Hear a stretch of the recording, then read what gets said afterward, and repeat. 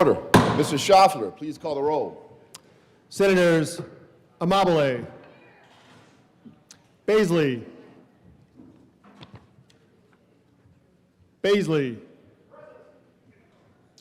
Ball, Benavidez, Bridges, Bright, Carson,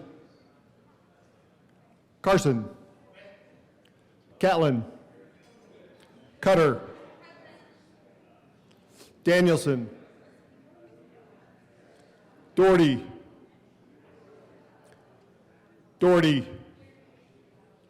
Exum, Frizzell, Gonzalez, Hendrickson,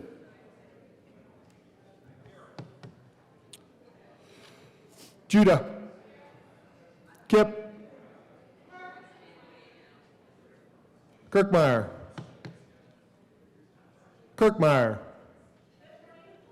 Colker, Lindstedt, Liston, Excused. Thank you, Ted. Marchman, Mullica, Pelton B, Pelton R, Rich, Roberts, Rodriguez, Simpson, Snyder, Sullivan, Wallace, Weissman, Zamora Wilson. Mr. President. Let's do this. The morning roll call is 34 present, 0 absent, 1 excused. We have a quorum. Senator Pelton B, would you please do your job and lead us in the Pledge of Allegiance? Please rise and join me in the Pledge of Allegiance. I pledge allegiance to the flag Of the United States of America and to the republic for which it stands, one nation, under God, indivisible, with liberty and justice for all. Approval of the journal. Senator Bridges. Thank you, Mr. President. I move that the Senate Journal of Thursday, May 7th, 2026 be approved as corrected by Her Excellency, the Senator, the Secretary. You've heard the motion. All those in favor say aye. Opposed, no. Ayes have it, and that motion is adopted. Senate Services. Correctly engrossed, Senate Bill 178, 185, and 193. Senate Resolution 9, correctly re-engrossed, Senate Bill 125, 184, 186, 187, 188, 189, and 191. Correctly revised, House Bill 1004, 1014, 1111, 1206, 1225, 1233, 1256, 1269, 1287, 1342, 1414, and 1428. Correctly re-revised, House Bill 1015, 1341, 1420, and 1423. Correctly enrolled, Senate Bill 12, 134, 146, 147, 160. Senate Resolution 9. Committee reports. Committee on Finance, after consideration on the merits, the committee recommends the following. House Bill 1223 be amended as follows. No, so amended be referred to the Committee on Appropriations with favorable recommendation. House Bill 1289 be amended as follows. No, so amended be referred to the Committee on Appropriations with favorable recommendation. Committee on Appropriations, after consideration on the merits, the committee recommends the following. Senate Bill 183 be amended as follows. No, so amended be referred to the Committee of the Whole with favorable recommendation. House Bill 1016 be amended as follows. No, so amended be referred to the Committee of the Whole with favorable recommendation. House Bill 1054 be amended as follows. No, so amended be referred to the Committee of the Whole with favorable recommendation. House Bill 1059 be referred to the Committee of the Whole with favorable recommendation and with the recommendation that it be placed on the consent calendar. House Bill 1075 be referred to the Committee of the Whole with favorable recommendation and with the recommendation that it be placed on the consent calendar. House Bill 1147 be referred to the Committee of the Whole with favorable recommendation. House Bill 1230 be referred to the Committee of the Whole with favorable recommendation. House Bill 1298 be referred to the Committee of the Whole with favorable recommendation and with the recommendation that it be placed on the consent calendar. House Bill 1328 be referred to the Committee of the Whole with favorable recommendation.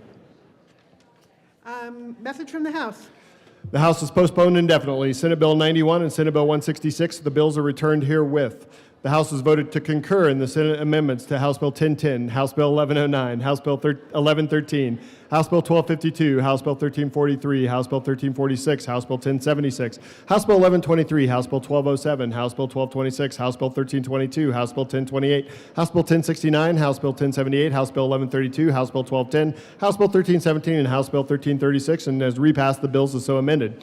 House has adopted the first report of the First Conference Committee on House Bill 1084 as printed in the House Journal April 29, 2026, and has repassed the bill as amended. The House has laid over Senate Bill 87 until May 14, 2026. The bill is returned herewith. The House has passed on third reading and transmitted to the Revisers of Statutes Senate Bill 149, amended as printed in House Journal May 1, 2026, and amended on third reading and as printed in House Journal May 7, 2026. House has passed on third reading and transmitted to the Revisers of Statutes House Bill 1425, amended as printed in House Journal May 6, 2026, and amended on third reading as printed in House Journal May 7, 2026. House has passed on third reading and transmitted to the Revisers of Statutes House Bill 1307, amended as printed in House Journal May 1, 2026.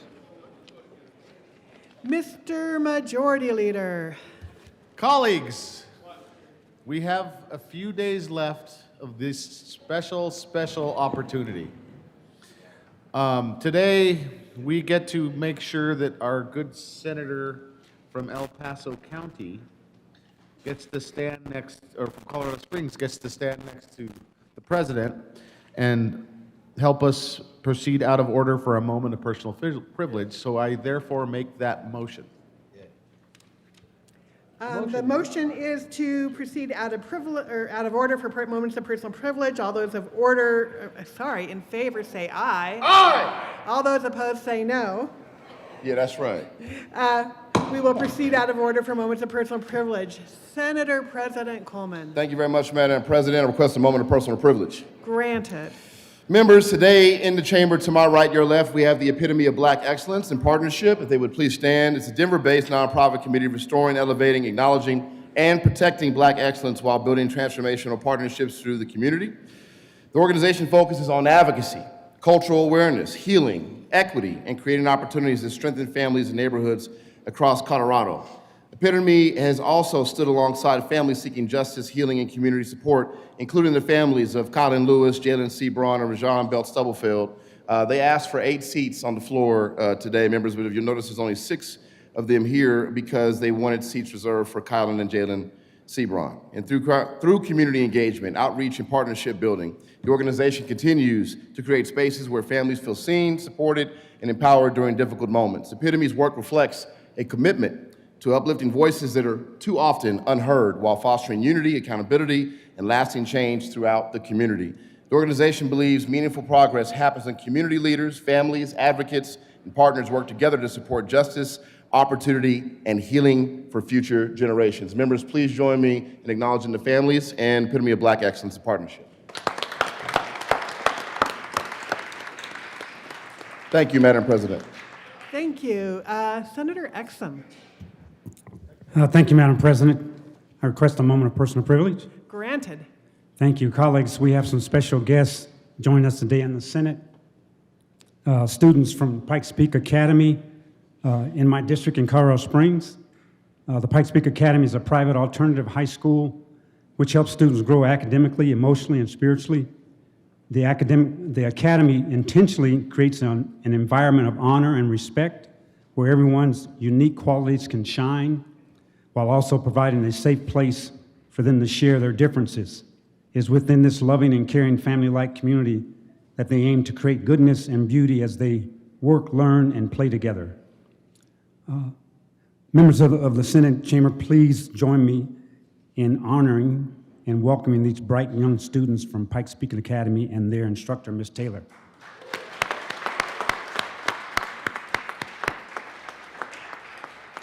Thank you, Madam President. Madam President. Oh, sorry. I'm messing with Mr. you, bro. We President. switched. I'm messing with you, bro. I'm sorry, man. Welcome to the Senate. Senator Peltonar. Thank you, Mr. President. May I have a moment of personal privilege? Granted. Thank you. We have some naturopathic doctors in the building today, and then we also have one of my hometown students, but she is up and going to school in Regis, pre-law. Her dad is my banker, so if you guys get a chance to greet them, I'd appreciate that. Thank you, Mr. President. Welcome to the Senate. Senator Sullivan. Thank you, Mr. President. May I have a moment of personal privilege? Granted. You can relax. It's not that moment. Yesterday, I don't know if you noticed, my granddaughter, my 4-year-old granddaughter, came in to the Capitol here. Last week was apparently Take Your Daughter to Work Day, and when she came home to my daughter, she asked why she didn't get to come to work with her, and my daughter works from home, and her husband works in a brewery warehouse, so it's really not conducive for 4-year-olds to be walking around. So they decided amongst themselves that the other one who does work is Grandpa, and she would come to Grandpa's work and do this. And then she had a second reason for coming in. 8 years ago, when I got elected, my daughter, who graduated from CU, is a buff, and she thought it would be really nice to get one of those little stuffed chip, the kids call them fluffies and loveys, and have it in my office so it could help brighten up the day there. And a couple of weeks ago, when my granddaughter came in, she had a new friend, and they were playing in my office and in the hall with the fluffy Chip. And when the day was all finished, Chip wasn't in my office anymore. And I didn't know what happened to him, and I looked all around, and I called Molly and asked her if maybe Chip had gone home with her, and she said, no, he wasn't home with me. And so I kept kind of looking around, and for a couple of weeks, Molly would ask me, has Chip come back to your office? And I said, no, he hasn't. I don't know where he is. So over the weekend, her and her mom and my wife put together quite a few signs. The signs that Molly has seen on lampposts and on walls that Chip was missing. And they had a picture of Chip. And Molly wanted to come down and put those, she started in the hallway where my office is and down the hall. And luckily, Ariana was able to print more of them up for us. And we were able to put the signs all up. And I just wanted to let everybody know that Chip was found. When I asked my granddaughter Molly where they found her, she said it was in the governor's office. I don't know where she gets that kind of talk, but it clearly was not in the governor's office.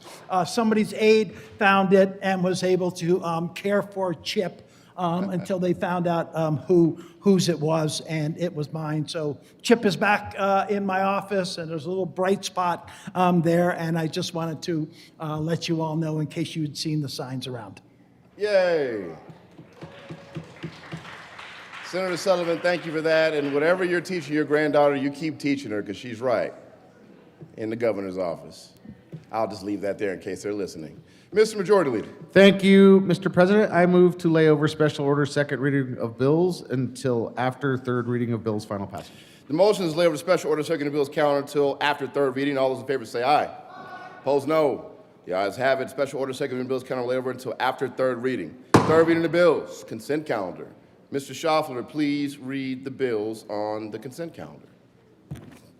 Senate Bill 185 by Senators Marchman and Baisley and Representatives Tutone and Kelty concerning measures to enhance the Office of Information Technology security procedures. House Bill 1428 by Representatives Sirota and Taggart and Senators Bridges and Kirkmeyer concerning measures to improve the administration of publicly funded programs to available to students who are not full-time in-person students and in connection therewith, requiring the Department of Education to report on online part-time enrichment educational programs and authorizing an extension of the designation of a Board of Cooperative Services to administer the statewide supplemental online and blended learning program. Mr. Majority Leader. Thank you, Mr. President. I move for the passage of all the bills on third reading of bills final passage consent calendar, which is Senate Bill 185 and House Bill 1428. The motion is the passage of all the bills on the third reading of the bills consent calendar. Are there any no votes? Senator Baisley.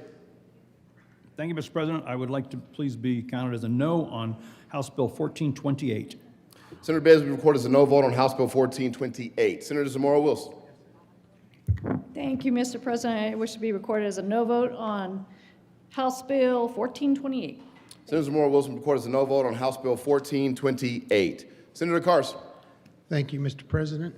I'd like to ask to be recorded as a no vote on House Bill 1428. Senator Carson recorded as a no vote on House Bill 1428. Further no votes?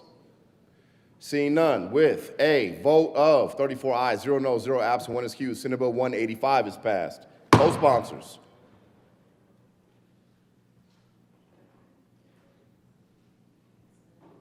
Co-sponsors on 185. Please add the president.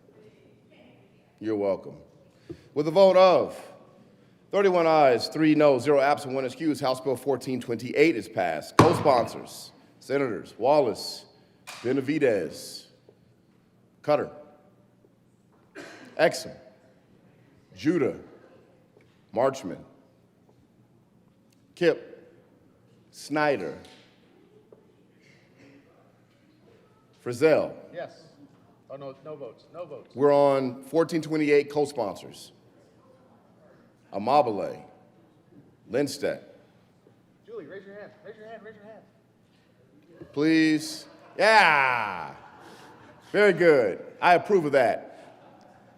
Please add the president. The majority leader will be fined $1 for the gesture made by Senadora Gonzalez for no reason. I like that. All right, third reading of bills. Mr. Majority Leader. Thank you, Mr. President. I move to lay over Senate Bill 193 to the bottom of the third reading and final passage calendar. The motion is to lay over Senate Bill 193 to the bottom of the third reading of the bill's final passage calendar. All those in favor say aye. Opposed, no. The ayes have it, and Senate Bill 193 will be laid over to the end of the third reading of the bill's final passage calendar. Mr. Schaffler, please read the title of House Bill 1342. House Bill 1342 by Representative Stewart K. and Lukens and Senator Marchman concerning knowing behavior that lures bears. Senator Marchman. Thank you, Mr. Chair. I'm so sorry. It's okay. Mr. You can fix it. President. Thank you. I move House Bill 261342 on third reading and final passage and ask for an aye vote. Further discussion. There is further discussion. Senadora Gonzalez. Kelly, this is for you. Excellent. Seeing no further discussion, the motion is to passage House Bill 1342. Are there any no votes? What? Senators, Mr. Minority Leader, Kirkmeyer, Frizzell, Zamora Wilson, Rich, Pelton B., Baisley, Bright, Pelton R., Carson, Catlin, with a vote of 23 ayes, 11 noes, 0 absent, and 1 excused, House Bill 1342 is passed. Co-sponsors, Senators Sullivan, Kip, please add the president. Mr. Schaffler, oh, and also please add Senator Cutter as a co-sponsor on 1342. Mr. Schaffler, please read the title of House Bill 1269. House Bill 1269 by Representatives Ricks and Joseph and Senators Marchman and Benavidez concerning transit access. Senator Benavidez. Thank you, Mr. President. I move House Bill 261269 on third reading and final passage. Further discussion. Seeing no further discussion, the motion to passage of House Bill 1269. Are there any no votes? Senators, Mr. Minority Leader, Rich, Zamora Wilson, Frizzell, Kirkmeyer, Baisley, Pelton B., Pelton R., Bright, Catlin, Carson, with a vote of 23 ayes, 11 noes, 0 absent, 1 excused, House Bill 1269 is passed. Co-sponsors, Senators Kip, Sullivan, Colker. Co-sponsors on 1269, Cutter, Gonzalez. Please add Senator Exum, and please add Senator Judah, and please add the president. Mr. Schaffler, please read the title of House Bill 1225. House Bill 1225 by Representatives Smith and Wilford and Senators Ball and Bright concerning requirements to foster distributed energy resources in the state. Senator Ball. Thank you, Mr. President. I move House Bill 261225 on third reading and final passage and ask for an aye vote. Further discussion. Seeing none, the motion is the passage of House Bill 1225. Are there any no votes? With a vote of 34 ayes, 0 noes, 0 absent, and 1 excused, House Bill 1225 is passed. Co-sponsors: Senators Bridges, Lindstedt,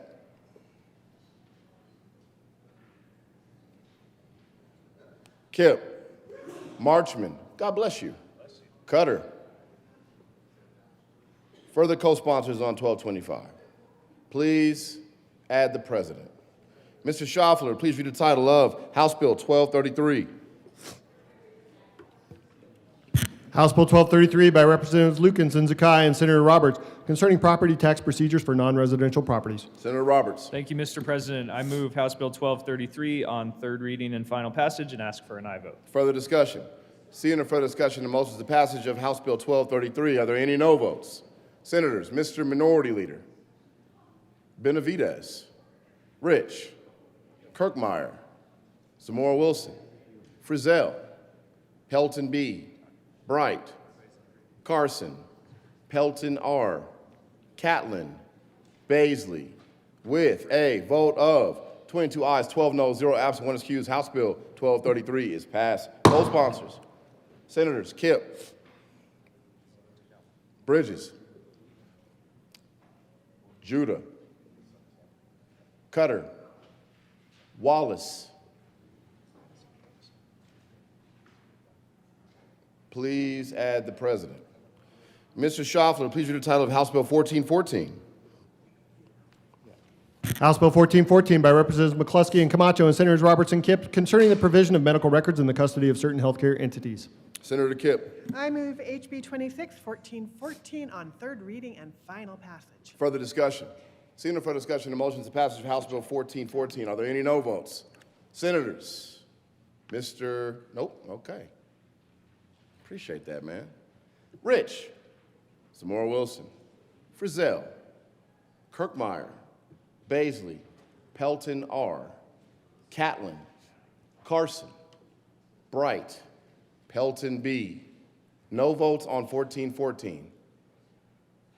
With a vote of 24 ayes, 10 noes, 0 absent, 1 excused, House Bill 1414 is passed. Co-sponsors: Senators Marchman, Benavidez, Cutter, Snyder, Cutter again, Coker. Please add the president. Mr. Schaffler, please read the title of House Bill 1256. House Bill 1256 by Representatives Jackson and Mabry and Senator Cutter concerning the procedure for releasing an individual from the Department of Corrections. Senator Cutter. Thank you, Mr. President. I move House Bill 261256 on third reading and final passage. Further discussion. Seeing no further discussion, the motion is the passage of House Bill 1256. Are there any no votes? Senators, Mr. Minority Leader Kirkmeyer, Frizzell, Zamora Wilson, Rich, Baisley, Pelton B., Pelton R., Bright, Catlin, Carson. With a vote of 23 ayes, 11 noes, 0 absent, 1 excused, House Bill 1256 is passed. Co-sponsors: Senators Amabile, Wallace, Kipp, Gonzalez, Judah, Benavidez, Weissman, Ball, Bridges. Please add the president. Mr. Schaffler, please read the title of House Bill 1004. House Bill 1004 by Representatives McCluskey and Caldwell and Senator Coleman and Simpson concerning a continuation of the income tax credit for a qualifying contribution to promote child care in the state. The greatest minority leader of all time. Thank you, Mr. President. On behalf of the Dream Team, we move House Bill 1004 on third reading and final passage and ask for an aye vote. Seeing no further discussion, the motion is the passage of House Bill 1004. Are there any no votes? Senators Zamora Wilson, Baisley, and Rich. With Dream Team. I am not Scottie Pippen. I'm definitely Michael Jordan. With a vote of 31 ayes, 3 noes, 0 absent, 1 excused, House Bill 1004 is passed. Co-sponsors: Senators Roberts, Mullica, Amabile, Judah, Kipp, Benavidez, Doherty, Bright, Exum, Gonzalez, Marchman, Coker, Wallace, Lindstedt, Sullivan, Snyder, Weissman, Ball, Cutter, Bridges. Mr. Schaffler. Yes, please add myself to my bill. Mr. Schaffler, please read the title of House Bill 1014. House Bill 1014 by Representatives Taggart and Basnicker and Senators Frizell and Ball concerning an extension of the Colorado Job Growth Incentive Tax Credit through state income tax year 2034. Senator Ball. Thank you, Mr. President. I move House Bill 261014 on third reading and final passage and ask for an aye vote. Further discussion? Seeing none, the motion is the passage of House Bill 1014. Are there any no votes? Senators Zamora Wilson, Baisley, with a vote of 32 ayes, 2 noes, 0 absent, 1 excused, House Bill 1014 is passed. Co-sponsors, Senators Kip, Mr. Minority Leader, Judah, Amabile, Lindstedt, Gonzalez, Roberts, Pelton B., Wallace, Coker, Exum, Pelton R., Carson, Cutter. Please add the president. Mr. Schaffler, please read the title of House Bill 1111. House Bill 1111 by Representatives Morrow and McCormick and Senators Kipp and Roberts concerning the creation of a program for the end-of-life management of pesticide products and in connection therewith creating the pesticide product disposal and container recycling enterprise to develop and administer the program and making an appropriation. Senator Roberts. Thank you, Mr. President. I move House Bill 1111 on third reading and ask for an aye vote. Further discussion? Seeing none, the motion is the passage of House Bill 1111. Are there any no votes?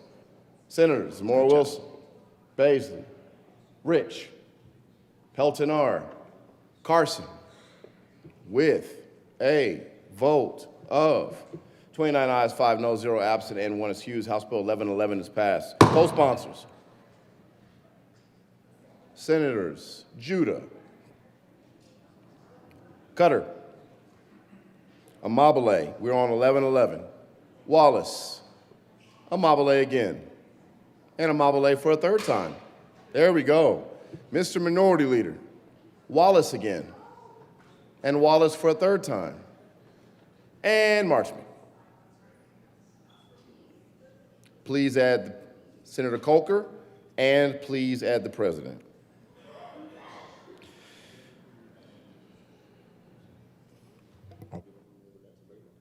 Mr. Majority Leader, we're on 1206. Thank you, Mr. President. I move to lay over House Bill 1206 until Monday. No, Monday, the 1206. What's the date? 8, 9, 10. Monday, May the 11th. The motion is lay over House Bill 1206 to Monday, May 11th. All those in favor say aye. Opposed, no. The ayes have it, and 1206 will lay over until Monday, May 11th. Mr. Schaffler, please read the title of House Bill 1287. House Bill 1287 by Representatives Basnicker and Brooks and Senators Colker and Judah concerning the continuation of certain regulatory functions of the Division of Real Estate and in connection therewith implementing the recommendation contained in the 2025 Sunset Report by the Department of Regulatory Agencies. Senator Judah. Thank you, Mr. President. I move House Bill 261287 on third reading and final passage. Further discussion? Seeing no further discussion, the motion is to passage of House Bill 1287. Are there any no votes? Senators Zamora Wilson, Rich, Baisley, Carson, with a vote of 30 ayes, 4 noes, 0 absent, 1 excused, House Bill 1287 is passed. Co-sponsors.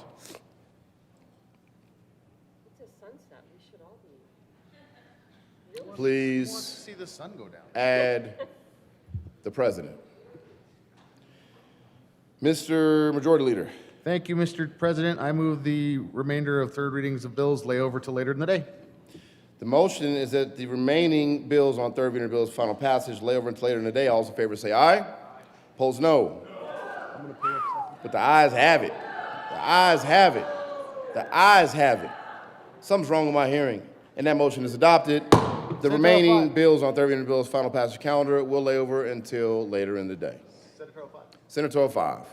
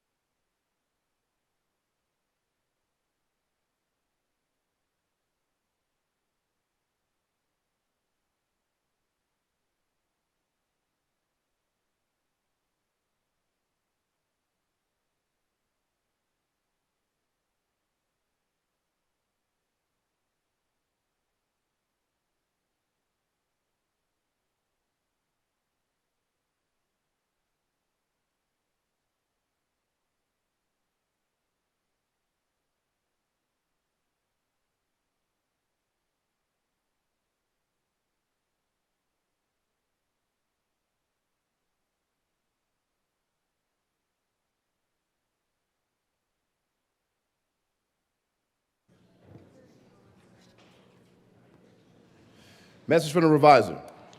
We herewith transmit without comment as amended House Bill 1307 and 1425 without comment as amended Senate Bill 149. Special orders. Second reading of the bills. Senator Roberts.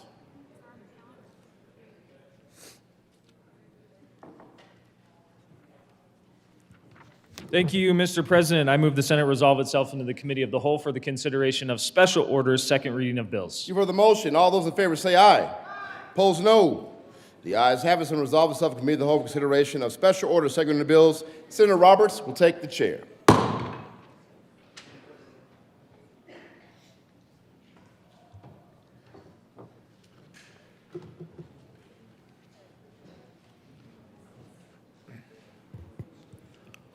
The committee will come to order. The coat rule is relaxed for everyone in the chamber. Will the clerk please read the title of House Bill 1276? House Bill 1276 by Representatives Velasco and Garcia and Senators Judah and Weissman concerning measures to protect the safety of individuals who are immigrants in Colorado and in connection therewith making an appropriation. Senator Weissman. Thanks, Mr. Chair. We move House Bill 1276 and the committee reports from Judiciary and Appropriations. To the Judiciary Committee report. In Judiciary, we did a number of substantial amendments. We struck the entirety of Section 2, re-engrossed the entirety of Section 9, re-engrossed. In Section 4, we removed references to environmental impact studies and also to license revocations because CDPHE doesn't really do those things vis-a-vis the facilities that we're talking about here. We also rewrote, compressed, and clarified the intent of Section 7. We ask for your support of the Judiciary Committee report. Any further discussion? Seeing none, the motion before us is the adoption of the Judiciary Committee report. All those in favor say aye. Aye. Those opposed, no. The ayes have it, and the committee report is adopted. To the Appropriations report, Senator Weissman. In Appropriations, we caught the appropriate clause up to the bill. There was an incorrect reference to general fund. The fund source is actually cash fund, so there's no general fund impact. We ask for a yes vote on the appropriations report. Seeing no further discussion, the motion before us is the adoption of the Appropriations Committee report. All those in favor say aye. Aye. Those opposed, no. The ayes have it, and the committee report is adopted. To the bill, Senator Judah. Thank you, Mr. Chair. Members, I just want to talk about what 1276 is about. And essentially, it's whether we are willing to hold ourselves accountable to the same standards we claim to stand for. It's about whether people in the state can trust their government with something that is basic as their safety, their dignity, and their personal information. And right now, that trust is unfortunately broken. In my district and many of yours, We have seen consequences of a system that prioritized cruelty, profit, and enforcement quotas over human lives. We have seen what happens when government becomes a pipeline for harm instead of safeguarding against it. And let's be honest about who we're talking about here. Immigration is certainly not binary. It is not documented or undocumented. It is DACA recipients, asylum seekers, students, survivors of violence, refugees, longtime Coloradans raising families, SIV recipients, and children navigating a system that has failed them. And these are not abstractions. These are our communities. At the core of this bill, we are making sure that if our political subdivisions share persons identifying information not related to a criminal matter, that both employee and employer can be held responsible. And inside detention facilities, the conditions are unacceptable by any standards. People are being denied adequate medical care, unsafe and inconsistent living conditions, like a lack of enough sanitation, like toilets, or in folks living in stuffed pods, living in conditions with extreme temperatures, like experiencing freezing cold temperatures from the AC and no proper warm clothing, and consistent light that makes it difficult to sleep, and barriers to accessing basic necessities like health care, edible food, or nutritious food. Individuals have reported needing to rely on outside money, sometimes $80 to $100 a week, just to afford enough food. That is not a system this is not a system that is strained. That is a system that is failing. And let me be clear, the majority of people in detention have no criminal history. I want to say that again. A majority of people in detention have no criminal history, and yet they are treated as disposable. So the question before us is simple. Are we going to uphold our values, or are we going to look the other way? I ask for an aye vote. Senator Weissman. Thanks, Mr. Chair. Members, not a lot to add on a moral level to the why of this bill, as just laid out by my colleague from Aurora, but a little bit to change in a technical way. So with that, I have a few amendments. There is an amendment at the desk. Will the clerk please read L26? Amendment L26. Senator Weissman. Thanks, Mr. Chair. We move L26 to 1276. To the amendment. Members, part of the bill speaks about a training requirement or module, if you will, to be established at the post board and then to be completed by certified peace officers. This just goes to the important difference between an administrative detainer and a proper Fourth Amendment warrant. The police chiefs asked for a little bit more time for peace officers to be able to complete this training, so this amendment moves that deadline from July 1 to December 31 of next year, 2027. We ask for a yes vote. Further discussion? Seeing none, the motion forces the option of L26. All those in favor say aye. Aye. Those opposed, no. The ayes have it, and the amendment is adopted. There is an amendment at the desk. Will the clerk please read L27? Amendment L27. Senator Weissman. Thanks, Mr. Chair. We move L27 to 1276. To the amendment. Members, this makes a small adjustment to a provision of existing law concerning the obligation of users of state information systems basically to certify that they're not using information for improper purposes. In legislation last year, we extended this to the judicial branch. That has been construed to mean the court's e-filing system, where if you are a licensed attorney in the state and you're doing any kind of filing, a complaint, an answer, and so on, the judicial branch has put this certification requirement on there. It's something that attorneys and even pro se users have had to encounter. I don't think that was ever the intended scope, really, of that part of the bill from the prior year, and there are other ethical obligations concerning improper use of that data that attend to licensed attorneys. So after some conversation with the judicial branch, we're willing to clarify that the certification doesn't need to continue to apply specifically to the e-filing system that attorneys use, although it would continue to apply as to other judicial branch data systems. So that's the why of L27. We ask for a yes vote. Seeing no further discussion, the motion before us is the adoption of L27. All those in favor say aye. Aye. Those opposed, no. The ayes have it. L27 is adopted. Further discussion of the bill? Seeing none, the motion before us is the adoption of House Bill 1276. All those in favor say aye. Aye. Those opposed, no. The ayes have it. House Bill 1276 is adopted. Will the clerk please read the title of House Bill 1419? House Bill 1419 by Representatives Sirota and Brown and Senators Amabile and Bridges, concerning the over-refund amount for state fiscal year 2024-25 of state revenues in excess of the state fiscal year spending limit under Section 20 of Article 10 of the state constitution and in connection therewith making an appropriation. Senator Bridges. Thank you, Mr. Chair. I move House Bill 1419 in the Appropriations Committee report. To the committee report. Small change to the ledge deck. Ask for an aye vote. Any further discussion? Seeing none, the motion before us is the adoption of the Appropriations Committee report. All those in favor say aye. Aye. Those opposed, no. The ayes have it. The committee report is adopted. To the bill. Any further discussion? Yes. Senator Kirkmeyer. Thank you, Mr. Chair.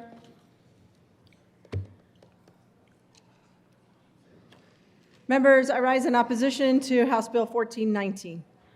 I just find it amazing that there isn't really hardly any discussion with regard to this bill in front of this committee and on this floor. In fact, the comment is that it's a small change to the ledge deck. Let me just read it to you. Because there was an amendment that was made prior to this in the House that said essentially, if in September of 26, the controller certifies pursuant to a statute that the state fiscal year 25-26 state revenues did not exceed the limitation on state fiscal year spending imposed by essentially the Taxpayer Bill of Rights, which is Section 20, Article 10 of the state constitution for fiscal year 25-26. If the state fiscal year, the revenues do not exceed the limitation on the state fiscal year, here's what happens. If the state does not collect a Tabor surplus in 25-26, the bill requires the state controller to determine the amount of 24-25 Tabor surplus that was over-refunded, and to reduce Tabor refund amounts for subsequent fiscal years beginning in 26-27 by no more than 1/2 of any over-refund amount identified.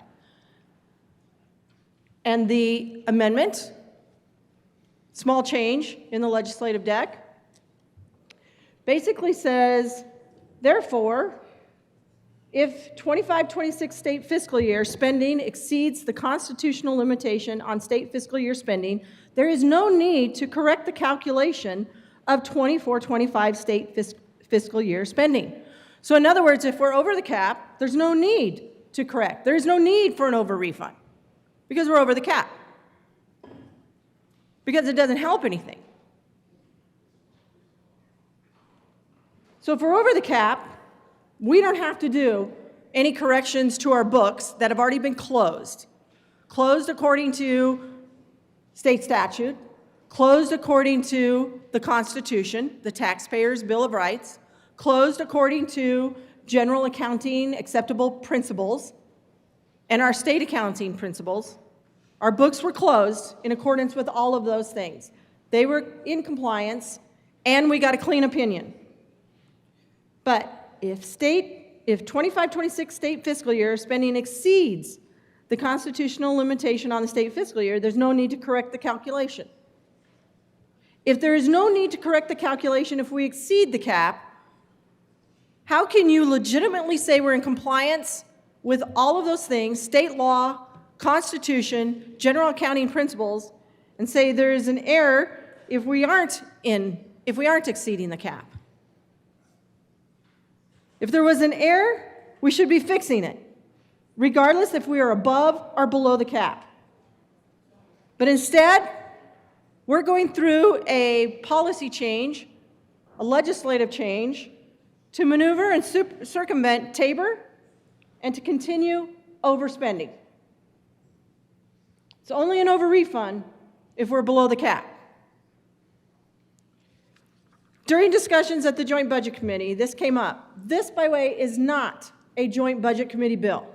I know there were people that think that, mostly because of who the sponsors are. 4 of them are from the Joint Budget Committee. This is not a Joint Budget Committee bill. What also happens in the legislation, in the legislative declaration, this act is requiring the Office of the State Controller to correct the accounting of state fiscal year 24-25 fiscal year spending to reflect H.R. 1 and to make corresponding changes to the future refund of state fiscal year spending that exceeds the constitutional limitation on state fiscal year spending. This bill is requiring the state controller to correct the accounting that was done in accordance with state law. They now have to go back and correct something that is not in error. That is not in error. That's what this bill is requiring. That is why, again, at the Joint Budget Committee, we got this memo, and I think everyone has it, or they should have had it, or I'm sure at one point you had it. We got this memo, and it is from the director of the Joint Budget Committee staff, Craig Harper. And it's dated all the way back in February of 2026. That's how long we've been talking about this, at least at the Joint Budget Committee. And here's what they said. Staff is not recommending that the committee sponsor the requested legislation. The refund, the 24-25 refund, does not appear to qualify as an over-refund under current statute. Hence, why we are doing 1419 as a maneuver. It's a maneuver to get around current statute and go back and almost like retroactively say, look, we're going to get around everything. Even though everything was done correctly, there is no error. We're going to get around it, and we're going to say, yeah, but you've got to go correct it when there was no error. I want you to think about the position that this puts our state controller in. The position that this puts our state controller and our state auditor in. The auditor audits our books. They were clean. We got a clean opinion. In fact, according to our staff recommendation, which comes from, again, the JBC Director Craig Harper, but it's also filled in with and supported by the Chief Economist and our Legislative Legal Services staff, and our Chief Economist, as I said, from Legislative Council, who have said, accounting rules do not allow the adjustment in 24-25 revenues as a result of H.R. 1. Black and white.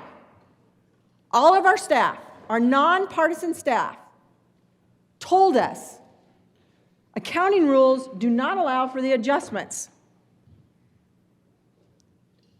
to 24-25 revenues. Doesn't allow for it. The refund for 24-25 was certified in accordance with the Taxpayer Bill of Rights, the Constitution. We followed the Constitution when we closed our books out in 24-25. The refund from 24-25 was certified by state statute. The controller, the auditor, they followed the law, they closed our books out appropriately, and said there was a refund. We got the refund.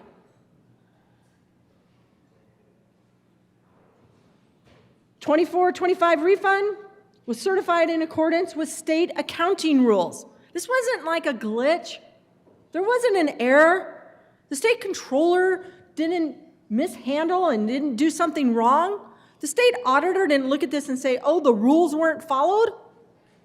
There is no error to correct.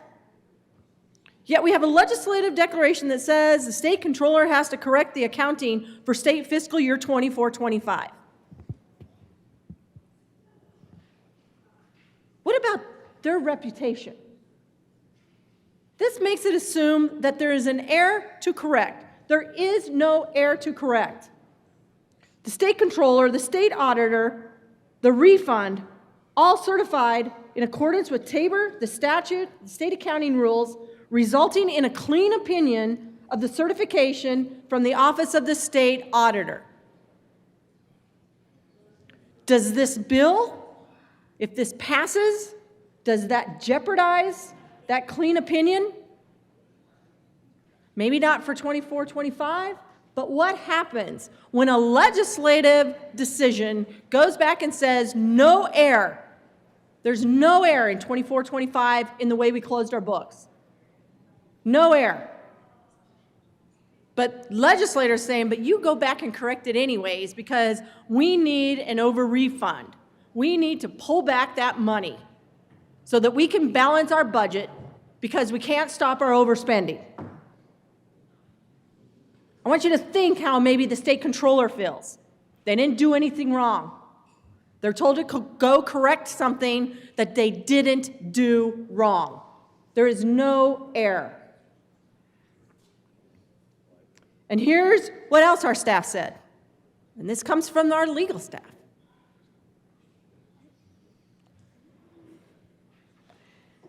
Without an error to correct, staff is concerned about the potential legal risks associated with the proposed reduction to future Tabor refunds.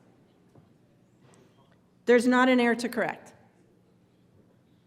We are putting at risk legal risks, going to court over this, because there is no error to correct.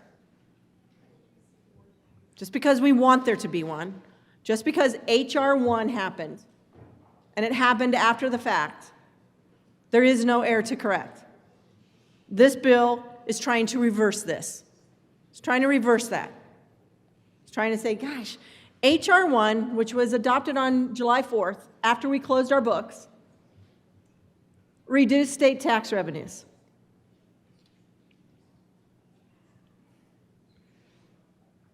We didn't account for that when we closed our books for 24, 25. And appropriately so. It was after the state fiscal year. After the state fiscal year. There was no way to account for that impact of HR 1 on the income tax collections because they didn't even know what it would be. But there was no way to account for it when we were closing out our books. And it very clearly, from our nonpartisan staff, accounting rules would not allow for that adjustment in the revenue anyways. It was after the fact. Everything was followed correctly.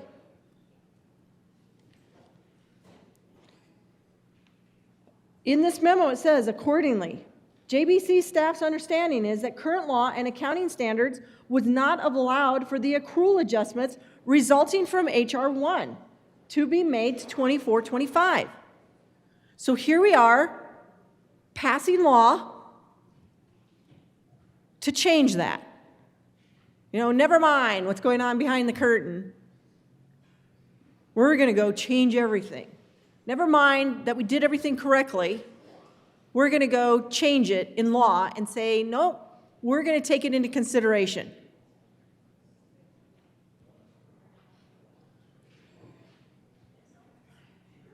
Staff gave us the warning. Recognizes that proposed legislation may be able to modify future Tabor refunds as requested. Yeah, we get to write bills. We get to write laws. We get to change things. We get to repeal things. May be able to modify future Tabor refunds as requested, although uncertainty remains regarding the potential legal exposure. We are willing, with this bill, to allow us to have legal exposure so that we can do some maneuvering and ensure that if in the case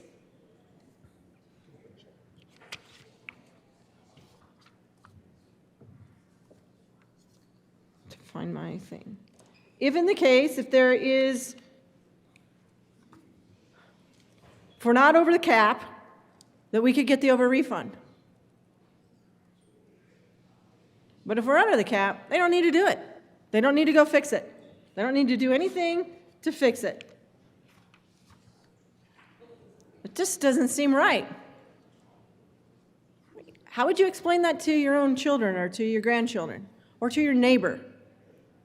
Well, if we're over the cap, things are fine. We're under the cap, then we need you to go correct things so that we can have additional money to spend in our budget. I just think that's wrong. I just believe that that is wrong. This bill can't change general accounting principle rules, can't change the accounting rules. It's a fact that the 24-25 refund was certified in accordance with Tabor, the Constitution, with statutes, with state accounting rules, resulting in a clean opinion. Those are all facts. There is no error to correct. That's a fact. Yet this bill would lead you to believe that there was an over-refund. For some reason, we're going to have to go in future years where there is a surplus and claw back money out of that and tell taxpayers, no, because of what we did in this bill in 1419, because we changed the law and went back and changed history essentially, we're going to reduce your Tabor surplus refund. We're going to reduce your refund check. It's not bad enough that we're trying to eliminate your Tabor refund check in perpetuity, but in case that doesn't pass, just so you know, we're going to reduce any future Tabor surplus, somewhere between $286 million and $309 million, because that's what the numbers that have been going on throughout this whole process and how they've been changing. I know during the Joint Budget Committee discussions, it was saying it looked like it's just a technical correction. Does that sound like a technical correction? If it's just a technical correction, if there was just a mistake made, a little technical, maybe we put a decimal point in the wrong spot, they could have fixed that without legislation. They can go back and make technical cleanups, even after we've closed out the bill. That would have probably shown up, and we probably wouldn't have gotten a clean opinion. They tried to assert that H.R. 1 impacts state revenues. Yes, it did. Don't disagree with you. We had a reduction in state tax revenue. Thank you. Taxes went down. That's a great thing. We did have taxes reduced. State tax revenue did go down. H.R. 1 did have that impact.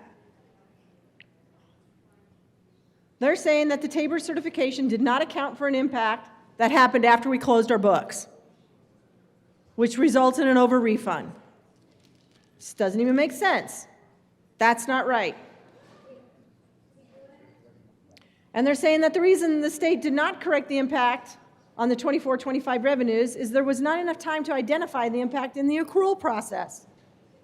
The executive branch is the one who started this.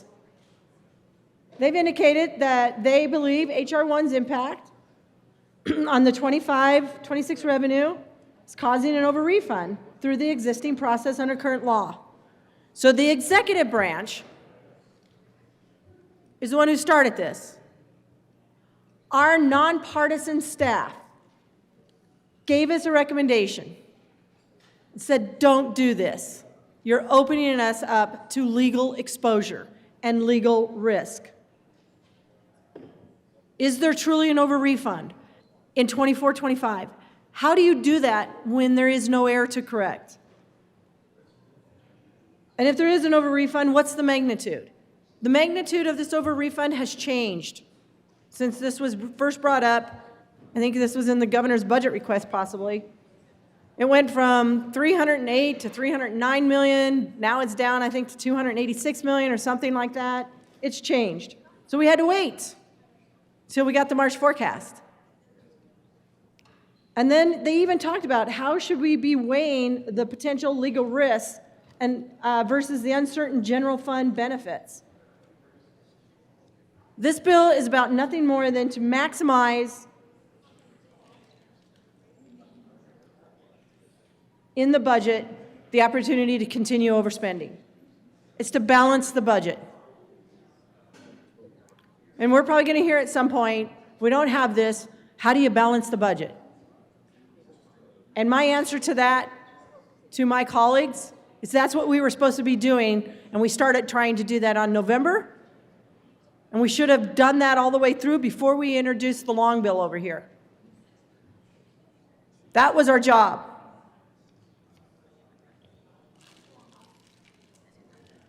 And there's all sorts of other arguments here, but the main thing is this.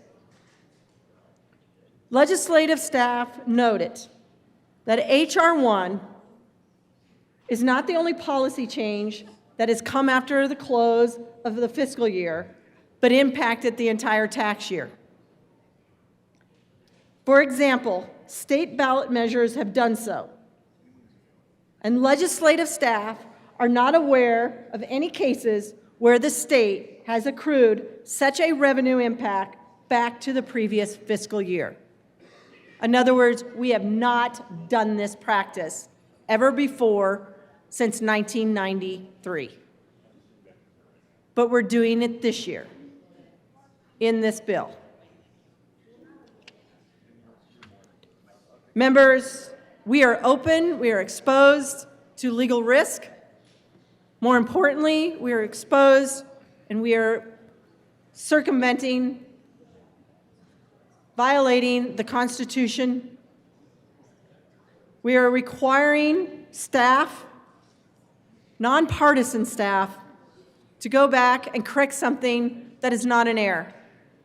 And it couldn't be more blatant than by the amendment and the change that occurred with the legislation in the House and then in the legislative deck.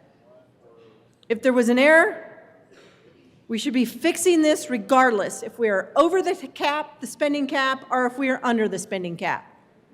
But if we are over the cap, we don't have to fix it. And that was the amendment. Members, I ask for a no vote on House Bill 1419. Senator Bridges. Thank you, Mr. Chair. Just real quick, I want to read initially from the fiscal note here. Under current law, if the state issues a TABOR refund for a state fiscal year, and the amount of that TABOR refund is greater than the amount of state fiscal year spending in excess of the limitation of state fiscal year spending for the state fiscal year over refund, the state reduces the amount of the next TABOR refund by the amount of the over refund. We were above the TABOR cap when we started paying refunds for 24-25.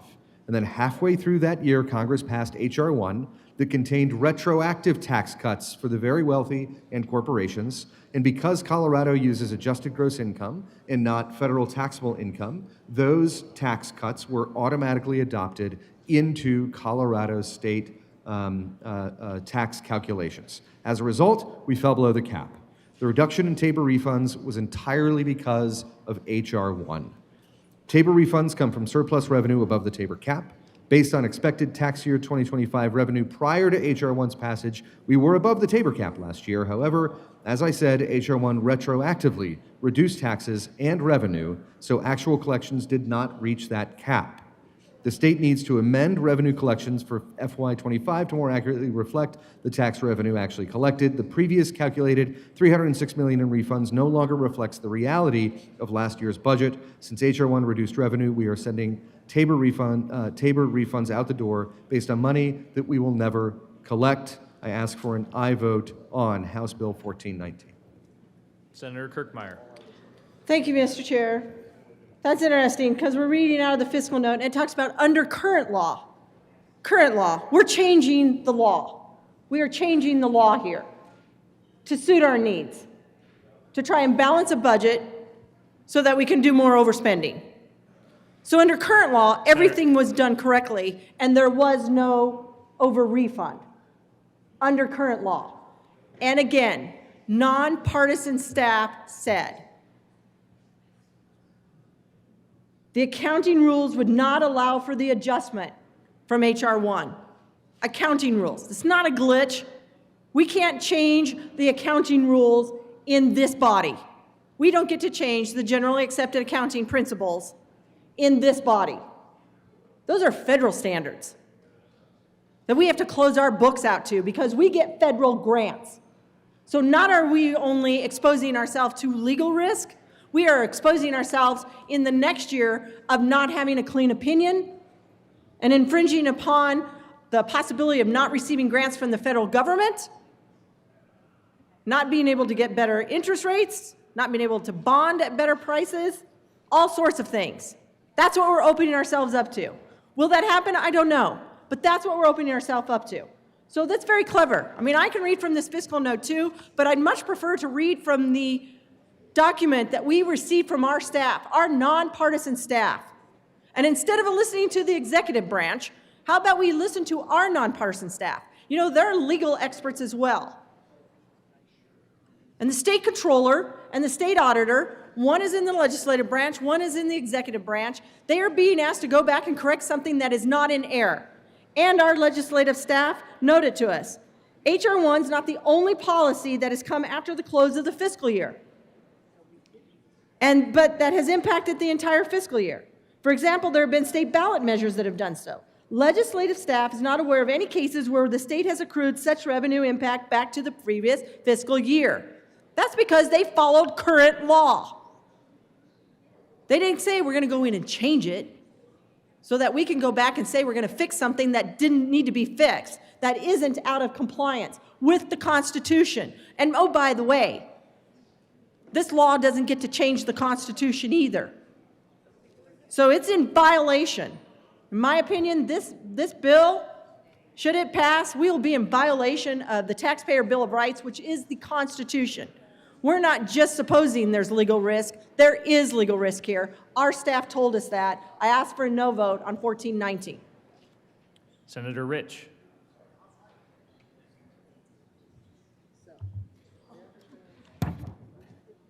Thank you, Madam Chair, Mr. Chair. I certainly appreciate everything that the good senator from Brighton had to say. And because of that, I have an amendment.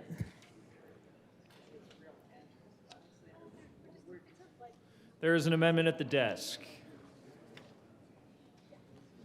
Will the clerk please read L11? Amendment L11, amend ring gross bill page Senator 5. Rich. Thank you, Mr. Chair. I move Amendment L011 to House Bill 1419. All right, to the amendment. Thank you, Mr. Chair. You know, when the good senator from Brighton said that we see a legal risk as real and fairly high, and that the nonpartisan staff memo emphasizes the legal issue, I think it's important for the voters to actually know what's going on here. We should not keep them in the dark about this because these Taxpayer Bill of Rights refunds belong to them. And this amendment ensures that any effort to retain Tabor refunds is subject to voter approval. Tabor clearly requires that any tax increase, and this would be a tax increase, if you're withholding money from someone that they're owed, that's an increase. And it should be approved by the people of Colorado, reducing or withholding Tabor refunds. Voters, not the legislature, should decide whether the state can retain excess revenues consistent with both the letter and spirit of the Taxpayer Bill of Rights. We should not do this in secret, and the voters later go, what in the world happened here? Because they do that quite often. I urge an aye vote on L011. Senator, further discussion on this amendment. Senator Carson. Thank you, Mr. Chairman. Well, the good senator from Grand Junction has put it exactly right. You know, if we're going to do this, let's ask the taxpayers, the voters of this state, whether they agree. It's their money. It's not our money in government. We don't create wealth in government. The people create the wealth. They give it to the government. So let's ask them if they want the government to keep a few $100 million extra of their money. This amendment makes perfect sense. It's very consistent with our rules and guidelines around the Taxpayer Bill of Rights in this state. And, you know, they have a right to have a say in this matter. You know, this is supposedly some, as the senator from Brighton said, some technical correction. And of course, they always, the blame is always put on H.R. 1 at the federal level. Well, we made a decision in this state that we were going to tie our Colorado tax system to the federal tax system. That's the law. That's how it works. It's always amazing to me, though, how we manage to still make our Colorado tax system so complicated. You know, supposedly we have a 4.4% flat tax in this state, and yet we still end up with page after page of Colorado tax forms. If you go to the website, it's just amazing to me. I mean, the whole idea of a flat tax is let's just make it simple and put it on one page. But that's an aside. On this amendment, it's very simple. Just let's see what the taxpayers and the voters have to say about this matter, and then we can move along. Thank you, Mr. Chairman. Senator Catlin. Thank you, Mr. Chairman. To go along with this argument that we're having today, I've gotten numerous emails from people that are really distressed and distraught about what we're talking about doing here today. People that understand and that depend on their refunds from Tabor. You know, and they're saying that anything we do to Tabor has to come to a vote. And we honestly need to listen to what was written and put into law, into our Constitution in 1992 when the voters spoke. We're making a change right here, right now. This amendment would bring this bill back to where it's compliant with Tabor. You know, I've got a friend that said, the Constitution is not a buffet. You don't get to choose which ones you want to follow and which ones you don't want to follow. And I'm beginning to believe that. But that's a good way of describing what the state of Colorado goes about doing every once in a while, is that, well, we're going to follow the ones we like, we're not going to follow the ones we don't like. We're going to write a new bill to change things so that it allows us to take money from people that had nothing to do with what happened. And from the arguments that have been made this morning, it appears that all we're trying to do is to say, if we don't make enough money, then you got to pay us out of the hole. That's an awful lot like some of the folks that I pass on my way to work. I can't make it, can you help me? But we're even doing it different than that. We're demanding, and we're going to do it to you. You know, the refunds that I've gotten in my life have not been a lot of money. But I did get them. And that's what we're talking about changing here, is that I'm owed one this year, but because of something that happened last year, I've got to be able to not accept as much money as I thought I would. The fairness of that strikes me as, you know, the little folks in the state of Colorado are the ones that are going to pay us out of the hole. Not us. You know, we won't know the difference, but they may. And that simple question of they may is powerful. We should follow the way the rules are written. We shouldn't be up here deciding we're going to change the rule because we don't like the rule. The way we do that in Colorado is we ask them, do you want to do this? If they do, the people have spoken, we go about it. But the point I'm trying to make is that we simply can't decide we want to change the rule, and particularly in the accounting world. You know, my accountant's on me a lot for not following the rule. And here we are saying to people that try to make a living in this building, we're going to make you do that.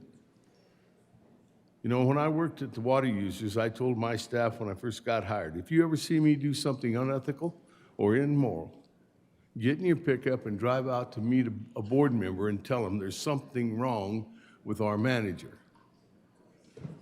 And that's what this one strikes me as. We are asking, maybe not even asking, but telling, we want you to change the rules.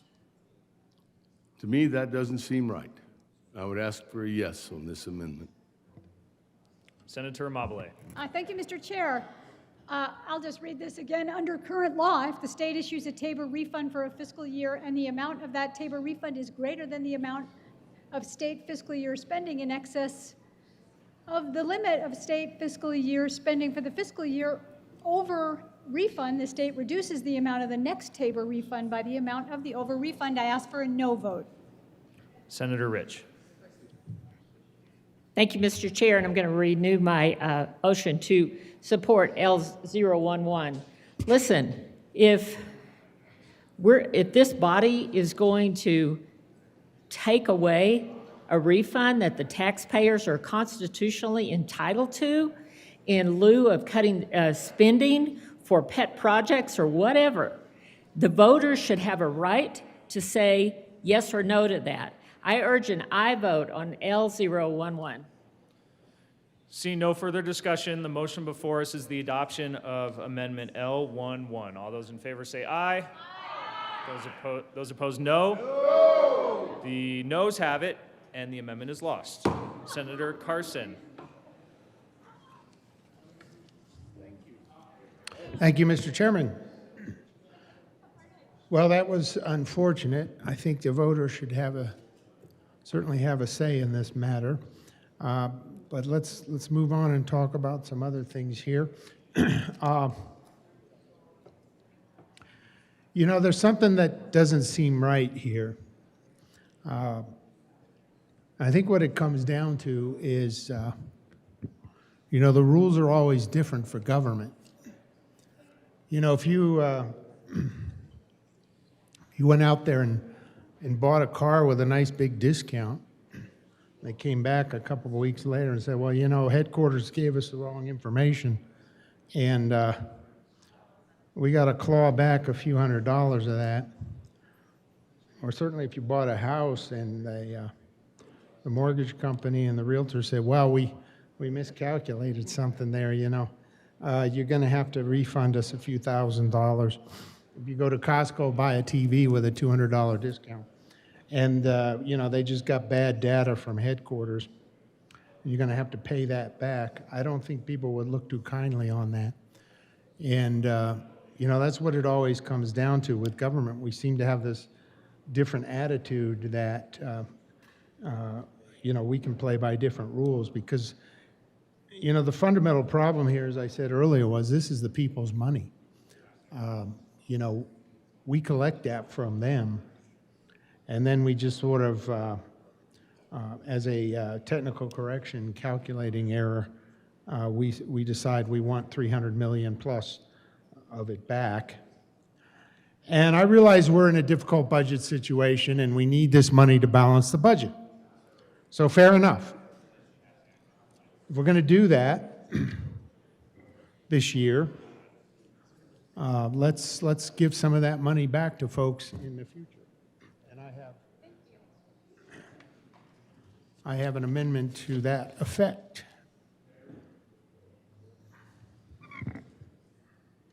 There is an amendment at the desk. Will the clerk please read L12? Amendment L12, amend Ring-Gross Bill, page 5. Senator Carson. Thank you, Mr. Chairman. I move Amendment L12 to House Bill 1419. To the amendment. So, this amendment increases TABOR refunds by $150 million in each of fiscal year 28, 29, and fiscal year 29, 30. So the citizens, the taxpayers, eventually receive the TABOR refunds that the state owes them. So basically, we got a situation with the budget this year. We've already passed the budget. You know, for whatever reason, we've approved the fact that we need the money. But let's make sure the taxpayers get it back then in the future years when hopefully we've done a better job of managing the state budget. You know, we shouldn't punish hardworking taxpayers by retaining money that rightfully belongs to them. The amendment lets the bill sponsors use these funds, $300+ million, for budget balancing in the coming year. but returns the money to taxpayers in the future. And that seems like a good compromise to me. We decided the taxpayers aren't going to get a say in the matter, so it's up to us to decide how we're going to allocate these funds, and if we're going to use them now, we need to pay them back. And so that is the essence of Amendment 12, and I would urge its adoption. Senator Bridges. Thank you, Mr. Chair. I ask for a no vote. The previously calculated $306 million in refunds no longer reflects the reality of last year's budget. Since H.R. 1 reduced revenue, we're sending TABOR refunds out the door based on money that we'll never collect. Ask for a no vote on this amendment. Senator Frizzell. Thank you, Mr. Chair. I rise in support of Amendment L12. And there's lots of reasons why I think that this is really important. We have seen the cost of living in the state of Colorado balloon exorbitantly. It's everywhere. It's every household expense. It's housing. It's food. It's transportation. It's insurance. It's health insurance. It's homeowners insurance. It's everything. It's everywhere. And I hear about it constantly. And yet, here we are, and we talked about this during the budget, when we were discussing the long bill. We talked about this, at least on our side of the aisle, we talked about this.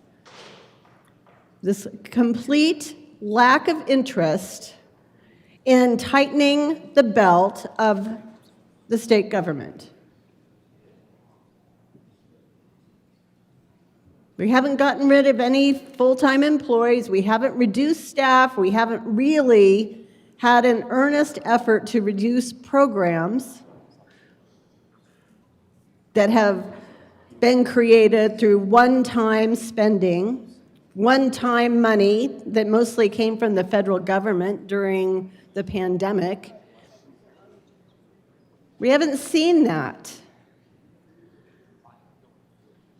Yet we're telling the taxpayers of the state of Colorado, we're saying, yeah, but you know what? We're not going to give you as much of your refund as you are entitled to because we can't control our spending. We're just going to take it from you. And we're going to change the law to do that. How amazing. So I rise in support of L12. This amendment, it increases the TABOR refunds by $150 million in the 2 years that have been under discussion so that people receive the money that the state has over-collected. This isn't just like some entitlement program. The state over-collected, and that money belongs to you, the taxpayer. It does not belong to the people in this building. It belongs to you, the taxpayer. I ask for an aye vote. Senator Kirkmeyer. Thank you, Mr. Chair. If we're going to keep reading from the fiscal note, which is basically to this bill, I'm going to keep reading from the staff's recommendation that we received at the Joint Budget Committee, and I know it's been passed out to several of you. Staff did not disagree with the logic of the request. H.R. 1 impacted all of the income tax year 2025, which usually would require the accrual of a part year review or revenue impact for fiscal year 24-25. Reflecting that impact would presumably decrease the TABOR surplus and resulting refund for 24-25. However, accounting rules, which this bill does not get to change, accounting rules would not allow the adjustment for fiscal year 24-25 revenues as a result of H.R. 1 because H.R. 1 was signed into law on July 4th. It was not known that H.R. 1 would become law at the end of 24-25, which ended June 30th.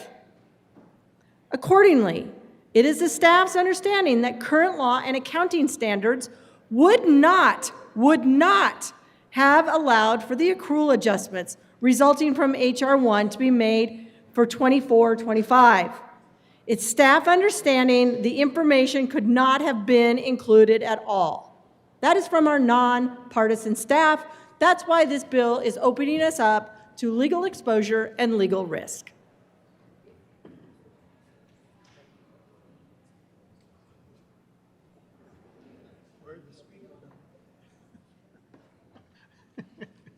There's nobody up there.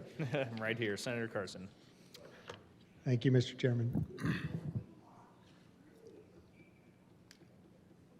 All right, just to talk a little more on Amendment 12.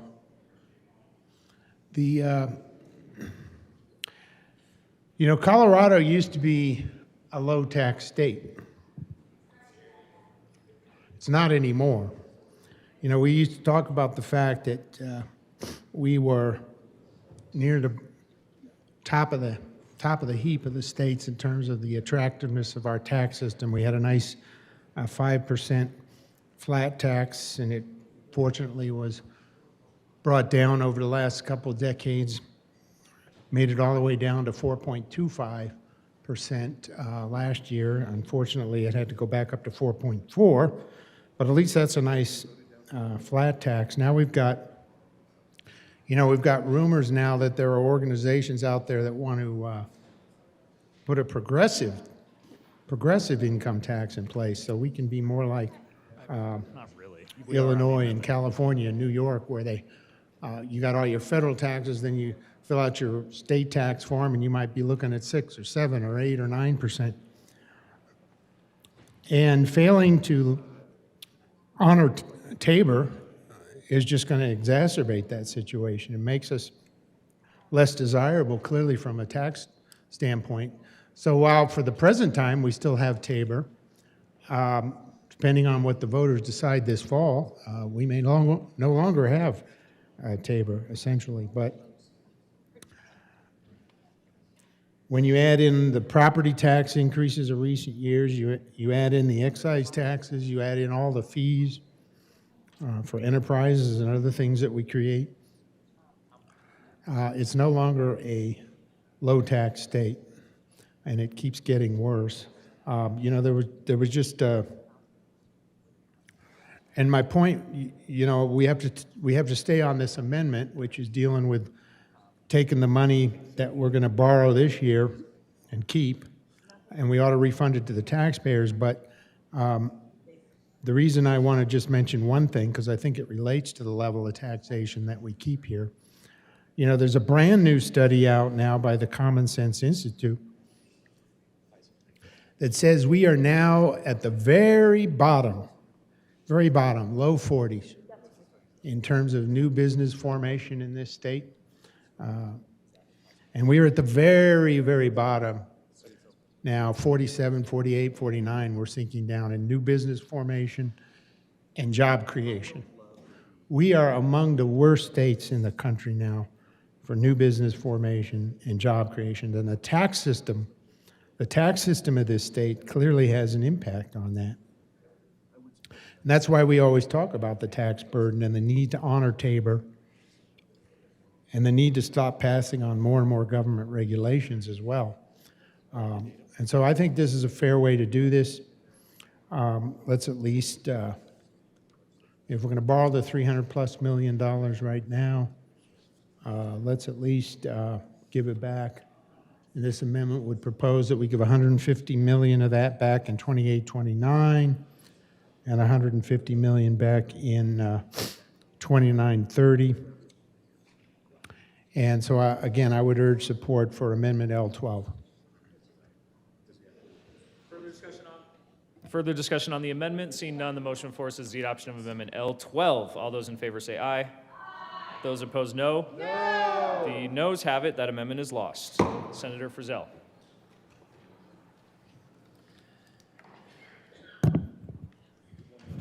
Thank you, Mr. Chair.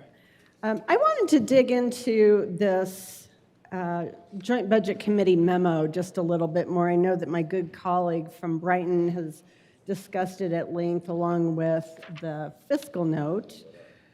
But I think it's a really important thing because this is nonpartisan staff, JBC staff, talking to the Joint Budget Committee about this concept of essentially clawing back what they consider an over refund. So I just want to look at it. And in case you haven't seen this, it's actually quite a long memo. It's 7 pages and doesn't even have a lot of charts and graphs. It really is chock full of really important information. So on page 2, it says, JBC staff is not recommending that the committee sponsor the requested legislation. Based on discussions with the Office of Legislative Legal Services, Legislative Counsel staff, and the Office of the State Auditor, the fiscal year 2024-2025 refund does not appear to qualify as an over refund under current statute. JBC staff recommends that the committee weigh the potential legal risks of the proposal to treat it as an over refund against the potential benefits of doing so. Wow. I think that that's kind of clear. It makes a lot of sense because it's kind of saying, just because you don't like something that's in the Constitution doesn't mean that you can just circumvent the Constitution. I think that's an important message. And then skipping forward to page 5, there's a whole lot of other information, and we've covered a lot of it, but I really want to concentrate on the legal risks of this particular piece of legislation in front of us. Over on page 5, there's this several pages, just counting here, but 2 full pages, just talking about how should one weigh potential legal risks versus uncertain general fund benefits. And it goes on to talk about, for the reasons outlined above, staff is concerned that treating the fiscal year 2024-25 refund as an over refund could create legal risk. However, the degree of legal risk is uncertain. That's fair. If the committee considers moving forward with the proposed legislation, then staff suggests weighing the potential legal risk against the proposal's budget balancing benefits.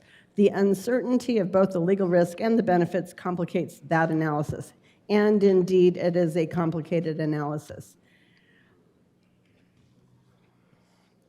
I think we typically say how important it is to listen to our nonpartisan staff. I certainly really appreciate the Office of Legislative Legal Services because I'm not an attorney. As I once told the good senator from Denver, the former chair of the the Judiciary Committee, when I first sat on there, I read a lot of John Grisham, but I'm probably not, that doesn't probably qualify me to actually act as an attorney. I was trying to be funny. I do try to be funny sometimes. Okay, thank you. Yeah, all right. So I think it's really important to listen to the amazing staff who serve as resources to us. Really important. And with that, I have an amendment. There is an amendment at the desk. Will the clerk please read L13? Amendment L13. Senator Frizzell. Thank you, Mr. Chair. I move Amendment L13 to House Bill 1419. All right, to the amendment. Thank you. So members, after listening to me gander on about the importance of accepting the advice that we are frequently given, this particular amendment requires that an over refund must be first proven legally viable by the Attorney General before this bill takes effect. Again, nonpartisan staff, including Legislative Counsel, staff, Office of Legislative Legal Services, Joint Budget Committee staff, and the state auditor have all of them warned that the tax reductions originating from H.R. 1 does not fit the criteria of an over refund. And my good colleague from Brighton spoke passionately about this. There was not a mistake wasn't made. So this doesn't fit the criteria of an over refund, and that withholding funds would not be legal. So moving forward without clear legal footing exposes the state to significant litigation risk and potential repayment of $300 million plus interest at a rate of 10%. Take a moment. Let's just take a moment to ensure that legal compliance is a basic safeguard and prevent more costly consequences down the road. I request your aye vote. Senator Carson. Thank you, Mr. Chairman. I rise to support Amendment L13 by the good senator from Castle Rock, and also echo the comments the senator from Brighton made about this whole issue of the legality here and the proper interpretation of the law. You know, it's important that we follow the legal precedents here, and if the nonpartisan staff, including the LCS, OLLS, JBC, and the state auditor, have all warned us that the tax reductions originating from H.R. 1 do not fit the criteria of an over refund, and that withholding funds would be illegal. So moving forward without clear legal footing exposes the state to significant litigation risks and potential repayment down the road of this $300 million plus interest at a rate of 10%. Now, this reminds me of something which happened recently with our president and his desire to put tariffs on everything, which I don't particularly agree with, but it is what it is. And now, not you, Mr. President, the president who likes his tariffs. And the U.S. Supreme Court has said, well, that wasn't legal. So you got to start figuring out a way to refund all those tariffs to the taxpayers. And so we got the same issue here with, you know, you don't follow the clear legal guidelines for taxes, and you may end up in a situation where it gets challenged in court, and then you have to repay the money with an interest rate. So taking a moment to ensure legal compliance is a basic safeguard that protects taxpayers and prevents far more costly consequences down the road. So all we're asking here is that we ask the Attorney General.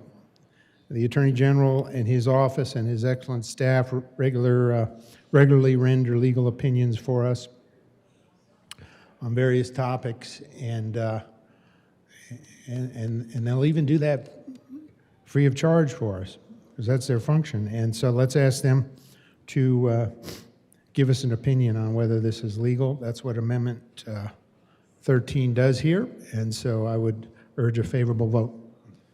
Further discussion, Senator Amabile. I ask for a no vote on this amendment. Thank you, colleagues. Seeing no further discussion, the motion before us is the adoption of Amendment L13. All those in favor say aye. Aye. Those opposed, no. No. The noes have it. That amendment is lost. Seeing no further discussion, the motion before us is the adoption of House Bill 1419. All those in favor say aye. Aye. Those opposed, no. No. The ayes have it, and that bill is adopted. Mr. Majority Leader. Thank you, Mr. Chair. I move the committee rise and report. The motion is for the committee to rise and report. All those in favor say aye. Aye. Those opposed, no. The ayes have it. The committee will rise and report.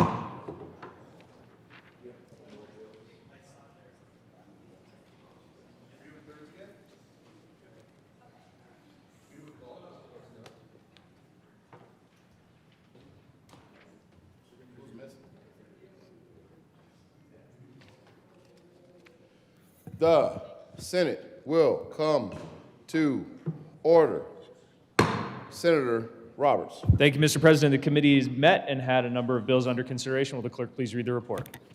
May 8, 2026. Mr. President, your committee of the whole begs leave to report has had under consideration the following attached bills being the second reading thereof, makes following recommendations thereon.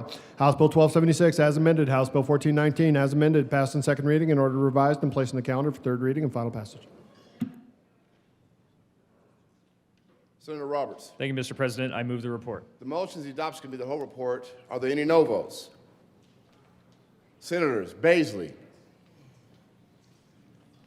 Zamora Wilson, Carson, Mr. Minority Leader, Frizzell, Kirkmeyer, Pelton B, Catlin, Bright. Please, do you need me to wait for? With a vote of 25 ayes, 9 noes, 0 absent, 1 excused, committee of the whole report is adopted. There's a piece of paper that I am supposed to be reading. Thank you, Madam Secretary. House Bill 1276 is amended, 1419 is amended, passed second reading, order revised, placed on for third reading and final passage. Mr. Majority Leader. Thank you, Mr. President. I move a call of the Senate. A call of the Senate has been requested and sustained. Mr. Schaffler, please call the names of all these amazing people, and for the sergeants, lock the doors, put chains on them as a matter of fact, and don't let anybody leave. Don't do all that. Senators Amabile, Baisley, Ball, Benavidez, Bridges,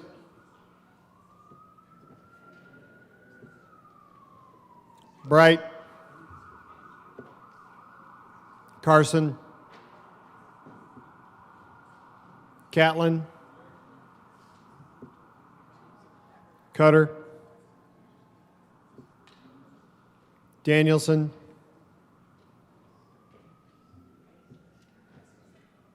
Doherty, Exum, Frizzell, Gonzalez, Hendrickson, Judah, Kip, Kirkmeyer, Colker, Lindstedt, Marchman, Mullica, Pelton B, Pelnar,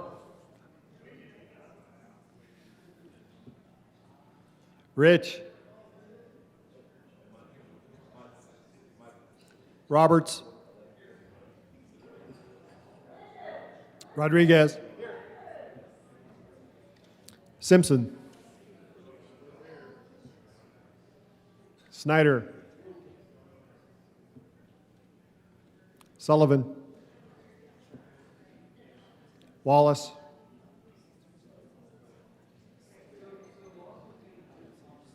Weissman, Zamora Wilson, Bridges, Danielson,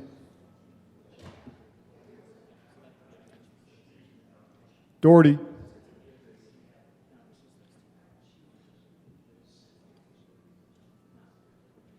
Gonzalez,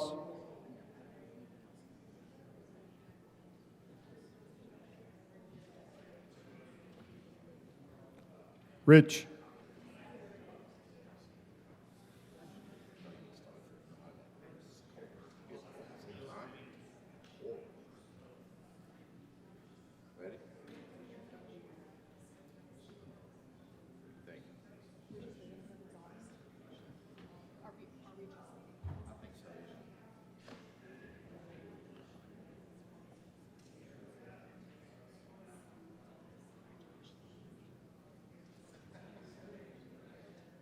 Wallace.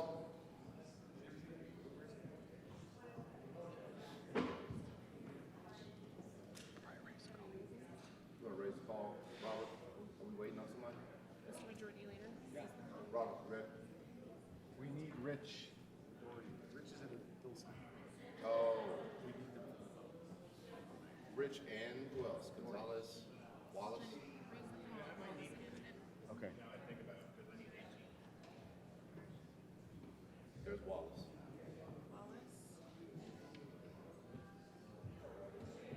Mr. Majority Leader. Thank you, Mr. President. I move the call be raised. The motion is to raise the call. All those in favor say aye. Opposed, no. The ayes have it and the call is raised. Conference committee reports. First report of the First Conference Committee on House Bill 1258. This report amends the re-revised bill to the President of the Senate and Speaker of the House of Representatives. Your first conference committee appointed on House Bill 1258 concerning death has met and reports it has agreed upon the following. 1, that the House accede to the Senate amendments made to the bill as amendments appear in the re-revised bill. 2, that under the authority granted the committee to consider matters not at issue between the two houses, the following amendments be recommended. Respectfully submitted. Brianna Titone, Chair. Representative Matthew Martinez, Representative Matt Soper. Senate Committee, Senator Dylan Roberts, Chair, Senator Nick Henderson, Senator Rod Pelton.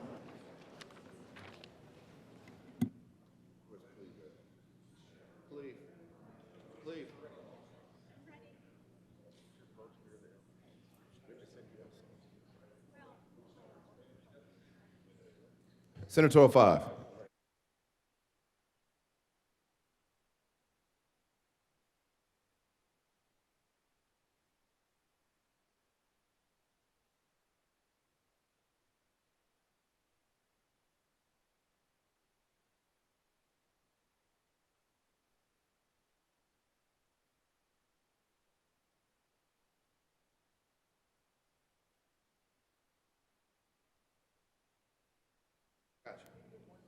Third reading of bills. Third reading of bills. Mr. Majority Leader. Thank you, Mr. President. I move the Senate proceed out of order, take up Senate Bill 193. The motion to proceed out of order, take up Senate Bill 193. All those in favor say aye. Aye. Opposed, no.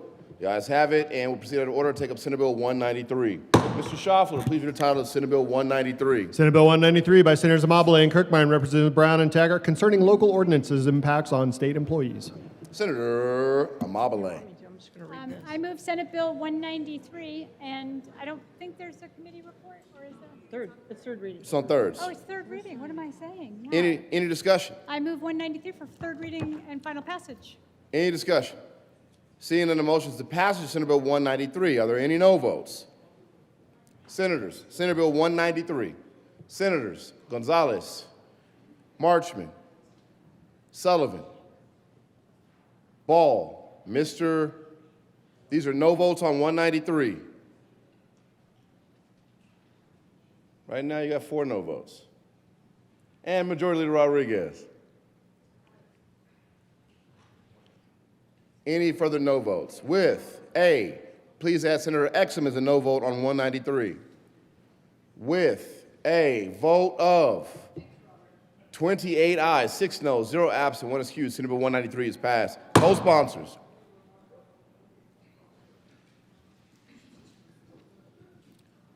Please add the President. That's not what you're doing. Mr. Majority Leader. Thank you. Oh, nope. Mr. Schaffler, please read the title of Senate Bill 178. Senate Bill 178 by Senators Mullica and Judah and Representatives Brown and Gilchrist concerning measures to address the affordability of health insurance. Senator Mullica. Thank you, Mr. President. I move Senate Bill 178 and request permission to offer a third reading amendment. Oh, hell no. You can't say Senator Mullica, please tell us why. We have the most amazing drafter of this bill. There were some numbering issues, very technical, and the bill also removes some cleanup language that was no longer needed.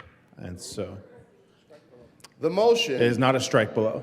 The motion is Senator Mullica's request to offer a third reading amendment. All those in favor say aye. Aye. Opposed, no. Oh, come on. The ayes have it, and that motion is adopted. Mr. Schaffler, please read L20. Amendment L20, amending Senator the Mulligan. bill. Thank you, Mr. President. I move Amendment L20. To the amendment. Explained it already, Mr. President. Seeing no further discussion, the motion is the adoption of L20. Are there any no votes? With a vote of 34 ayes, 0 noes, 0 absent, 1 excused, L20 is adopted. Further discussion on Senate Bill 178. Senator Judah. Mr. President, can I make a motion to fine the president for saying hell? The president will be fined $1 for saying hell and not heck. Thanks. I charge myself. Okay, no, for real. Members, 178 was on a very long path over the last 7 months, and I'm very proud of the work that we did on it. We were very intentional about bringing in opposition and proponents into the same room, which doesn't often happen. We knew that the urgency of this moment couldn't wait, and that we all had to come together recognizing that there were going to be growing pains for both sides, that there was going to be growing pains for the state of Colorado. 6 years ago, the good senator from Steamboat, we passed the Colorado option. And it shouldn't go unnoticed that we had help from my co-prime.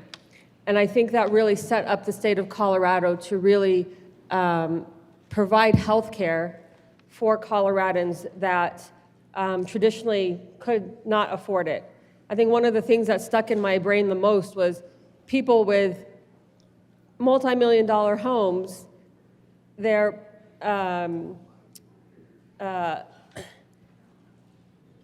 copay or their deductible was higher than their mortgage. And it blew my mind that that was where we were with healthcare in our state 6 years ago.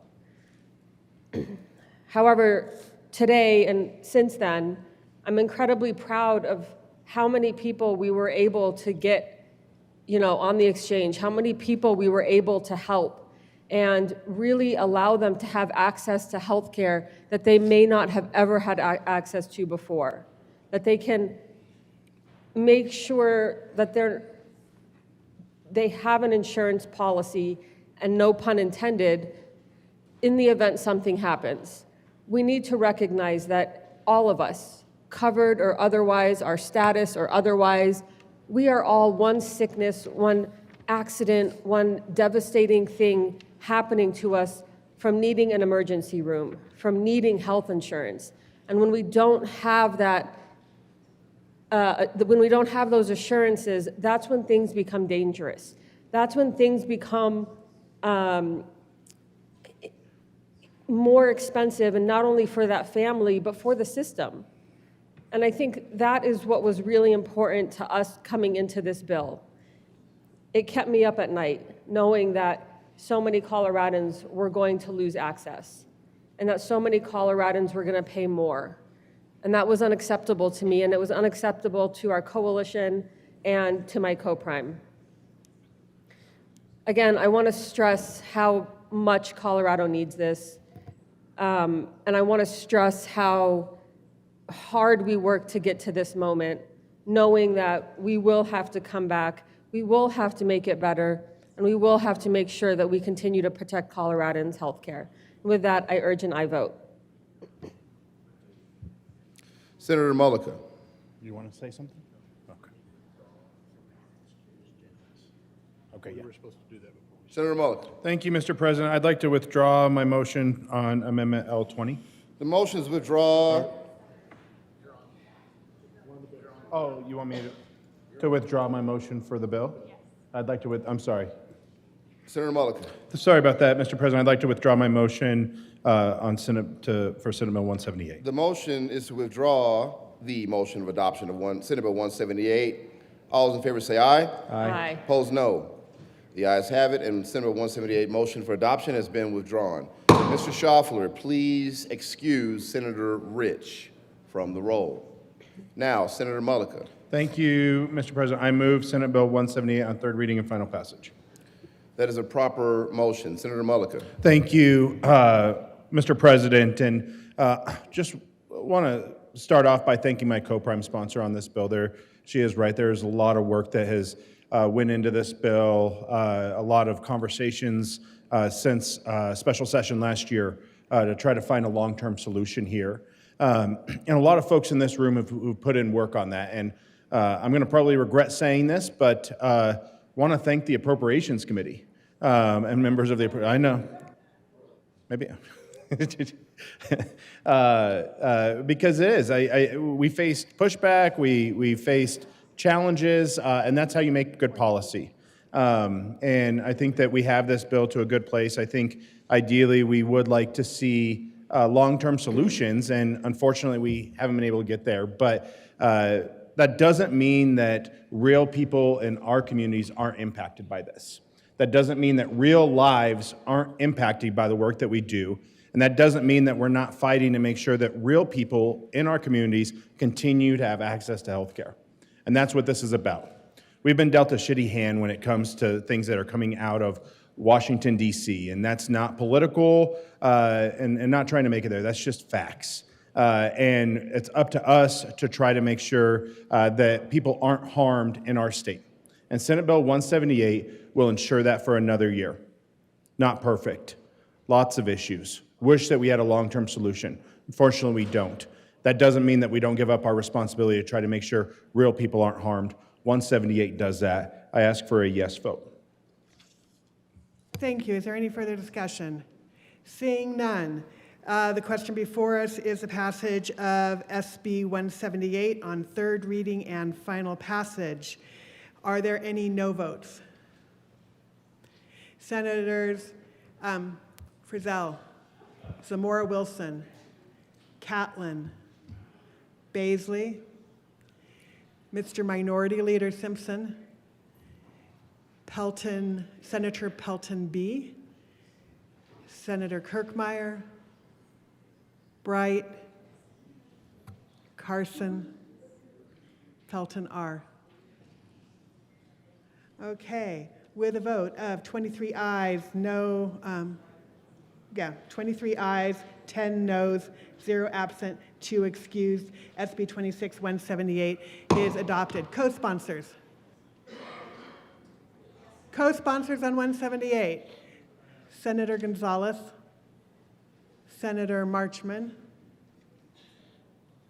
Any other co-sponsors? Senator Lindstedt, Senator Roberts, Senator Doherty, Senator Exum. Please add the president. Mr. Majority Leader. Thank you. Oh, sorry, and Senator Danielson, apologies, and Senator Cutter. Any other co-sponsors on 178? Going once, going twice. Okay, Mr. Majority Leader. Thank you, Madam President. Pursuant to Senate Rule 21C, I move the Senate grant leave to the Joint Budget Committee to meet while the Senate is in session.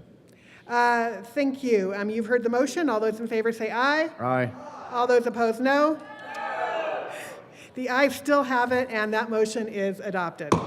Mr. Majority Leader. Thank you, Madam President. I move the Senate take up special order second reading of bills consent calendar, which includes House Bill 1059, 1075, 1298, 1345, and 1417 at the hour of 11:26 a.m. Thank you. You have heard the motion. All those in favor say aye.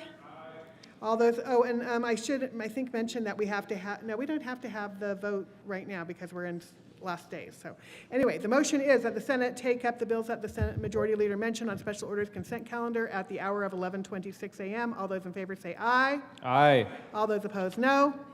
The ayes have it, and the motion is adopted. The Senate bill will take up the bills that the Majority Leader mentioned on the special orders consent calendar at the hour of 11:26 a.m.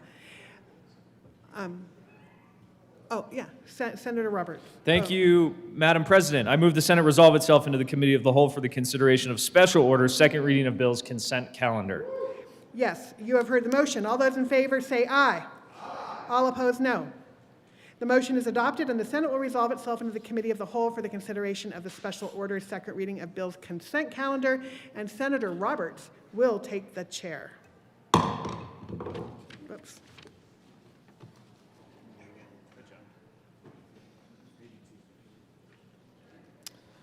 The committee will come to order. Will the clerk please read the title of all the bills on the special order second reading of bills consent calendar? House Bill 1059 by Representative Hartsook and Seward-R and Senators Frizell and Snyder concerning the cash funds created in connection with money retained by the Department of Revenue to mitigate the administrative costs incurred by the department in collecting certain charges. House Bill 1075 by Representatives Hamrick and Senators Frizell and Cutter concerning increasing funding for county child welfare prevention services and in connection therewith continuing the Colorado Child Abuse Prevention Trust Fund and the Colorado Child Abuse Prevention Board and making an appropriation. House Bill 1298 by Representatives Ryden and Kelty and Senator Cutter concerning the authority for criminal background checks for child welfare out-of-home placement providers and in connection therewith making an appropriation. House Bill 1345 by Representative McCluskey and Hamrick and Senators Coleman and Simpson concerning higher education funding and in connection therewith implementing the recommendations in the report on the higher education funding allocation formula. House Bill 1417 by Representatives Soper and Bacon and Senators Roberts and Rich concerning the disability-related accommodation requirement of a testing entity. Majority Leader Rodriguez. Thank you, Mr. Chair. I move for the passage of all the bills on special order second reading of bills consent calendar, which are House Bill 1059, 1075, 1298, 1345 in the education report, and House Bill 1417. Is there any discussion on the committee report?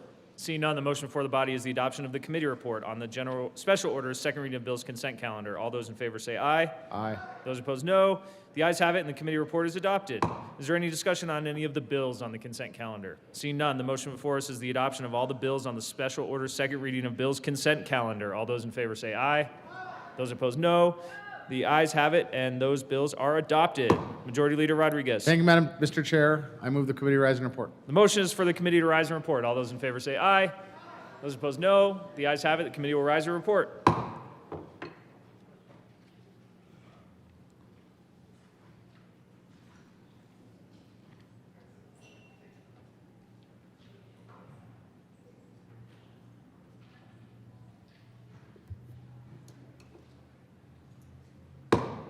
The Senate will come to order. Senator Roberts. Thank you, Madam President. The committee met and had a number of bills under consideration. Will the clerk please read the report? May 8, 2026. Madam President, your committee of the whole begs leave to report has had in consideration the following task bills being the second reading thereof, makes following recommendations thereon.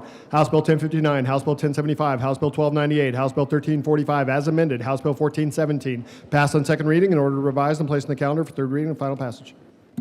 Senator Roberts. Thank you, Madam President. I move the report. Thank you. The motion is the adoption of the committee of the whole report. Are there any no votes? Seeing none, with a vote of 33 ayes, 0 noes, 0 absent, and 2 excused, the committee of the whole report is adopted. HB 26-1059, HB 26-1075, HB 26-1298, HB 26-1345 as amended, HB 26-1417 passed on second reading and ordered revised and placed on the calendar for third reading and final passage. Mr. Majority Leader. Thank you, Madam President. I move the Senate take up special orders second reading of bills, which is Senate Bill 82, House Bill 1139, 1263, 1421, 1195, 1236, 1315, Senate Bill 192, House Bill 1043, 1340, 1077, 1100, Senate Bill 183, House Bill 1016, 1054, 1147, 1230, 1328, and Senate Bill 190 at the hour of 11:31 a.m. The motion is that the Senate take up all of the bills that the Majority Leader mentioned on the special orders consent calendar at the hour of 11:31 a.m. All those in favor say aye. Aye. All those opposed, no. The ayes have it, and the motion is adopted. The Senate will take up Senate Bill, all the orders. Sorry, all of the bills the Majority Leader mentioned on special orders at the hour of 11:31 a.m. Special orders, second reading of bills. Senator Roberts. Thank you, Madam President. I move that the Senate resolve itself in the committee of the whole for the consideration of special orders, second reading of bills. You have heard the motion. All those in favor say aye. Opposed, no. The ayes have it, and the motion is adopted. The Senate will resolve itself into the committee of the whole for the consideration of the special orders, second reading of bills, and Senator Roberts will once again take the chair.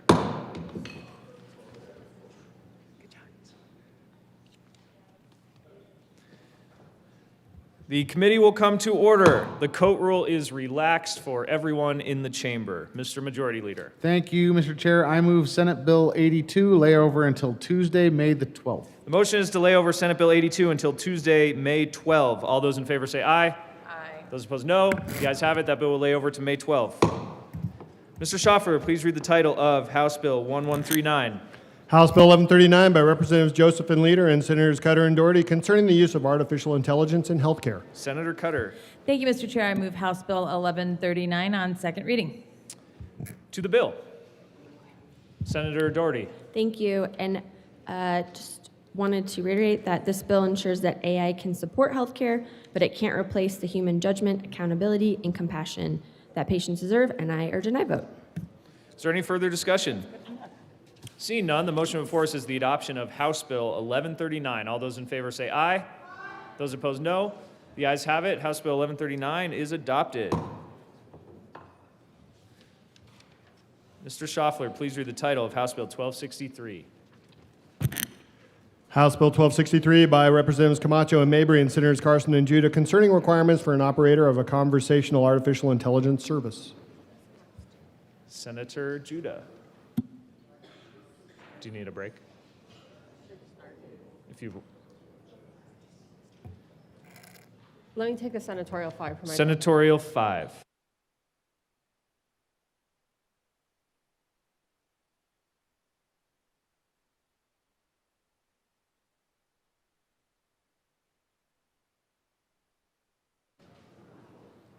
Senator Judah. Thank you, Mr. Chair. I move House Bill 1265 in the committee report. 1263, sorry.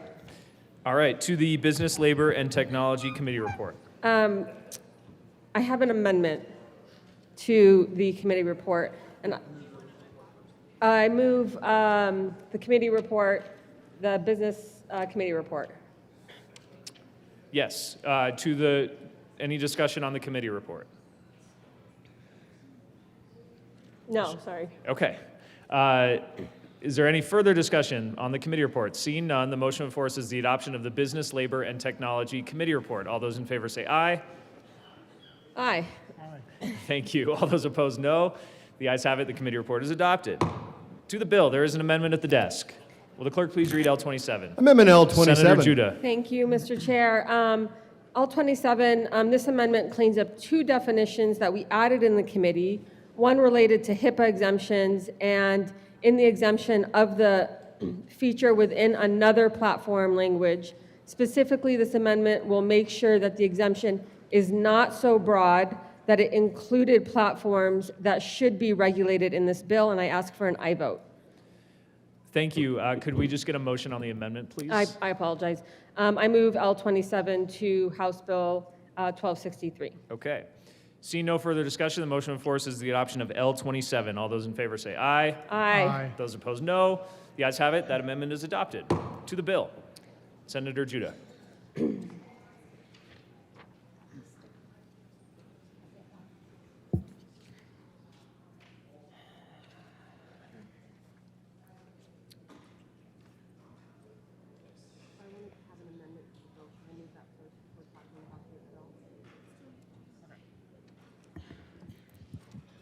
Mr. Chair, I have an amendment to the bill, and I'd like to move that first. Okay. There. I move L. Sorry, I want to make sure this is the right one.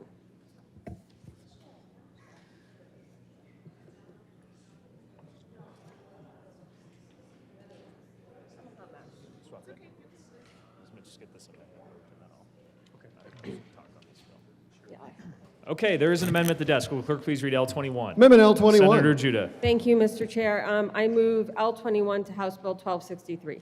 To the amendment. Thank you, Mr. Chair. This amendment just does 2 things. It aligns the standards of this bill with the standards in the use of AI in healthcare, and at the request of the Attorney General, we are removing the section of the bill that sets the fines at $5,000 per violation. This will ensure that the AG has the authority to grant him up to to grant him under the existing Consumer Protection Act, which allows for a fine up to $20,000 to be levied per violation, and I ask for an aye vote. Thank you. Is there any further discussion on Amendment L021? Seeing none, the question before us is the adoption of Amendment L021 to House Bill 1263. All those in favor say aye. Aye. All opposed say no. The ayes have it. The amendment is adopted. To the bill. Senator Judah. Thank you, Mr. Chair. Members, I'm a mom, and like every parent I know, I have spent a lot of time over the past couple years trying to understand what it means that the children in our lives are growing up alongside technology that did not exist when most of us were their age. And it's conversational AI or chatbots. At a dizzying speed, chatbots have become tools that nearly 2/3 of American teenagers are now using, and that roughly 1 in 3 are using every single day. As a parent, there is so much to navigate on a daily basis. So many decisions to make about how to raise our kids, how to be kind and responsible members of our communities, and those decisions have been made exponentially more complicated by the influence of social media and now chatbots. It is the firsthand experience and conversations with these other parents in my district confronting the same challenges that brought me to this bill. In my view, 1263 is an aid to parents, not solving these questions for us, but working alongside us so that we set our own guardrails for how our kids use this technology, and there's some baseline of protection already built in. So the bill does 3 specific things. First, a chatbot has to tell a user it is in fact a chatbot. Second, when a user, regardless of age, expresses thoughts of suicide or self-harm, the operator has to follow evidence-based protocols and share resources that connect a person with a real human being who can help. And third, when the user is a minor, the company has to take additional and specific steps to protect them, including not generating sexually explicit content involving children and not deploying the engagement maximizing design tricks we already know cause harm. These protections are not radical. They are baseline, not altogether dissimilar from what we would expect from any other consumer-facing product. And passing this bill, Colorado joins a clear and growing consensus of states that are learning the lessons of the social media era and choosing to act now, knowing that critical additional work will come as the technology continues. I would be remiss if I did not recognize the people who testified in committee, the family members, the parents who are victims to these chatbots, who have lost their children or who have ended up in therapy because of this predatory practice. I want them to know that this is what we are doing to protect our children, and that we are doing this to make sure that no other child has to fall victim to these predatory practices by way of technology that is evolving every 5 minutes. I remember 4 or 5 years ago, we were talking about how kids can get drugs or weapons off of Snapchat. And now here we are having to deal with kids committing suicide or self-harm because of a chatbot. This bill is what will start a very long process of protecting our children. And with that, I ask for an aye vote. Thank you. Senator Carson. Thank you, Mr. Chairman. I'm pleased to join my distinguished colleague from Aurora in bringing this bill. You know, artificial intelligence is bound to change all of our lives. In fact, I saw this morning on CNBC when I was reading it, scrolling across the screen, the question, is AI our common enemy? Well, in many ways, the changes could be positive with AI, but in other ways, they may be negative. And certainly one area of concern and caution is the potentially negative impact of conversational AI systems on young people.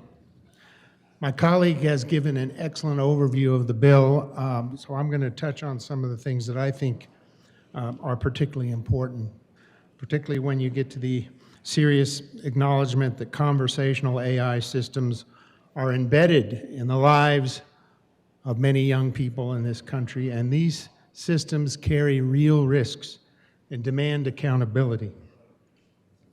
This bill defines conversational artificial intelligence services and establishes guidelines for tech companies and developers to follow when publicly accessible chatbots, particularly those that are available to minors. So first off, as my colleague said, operators must clearly and conspicuously disclose that the individuals are interacting with artificial intelligence, not a real person. It's not human. This applies across the board, not just to minors, but I think it's particularly important for minors that we get it very clearly out there to everybody to understand that these are not humans.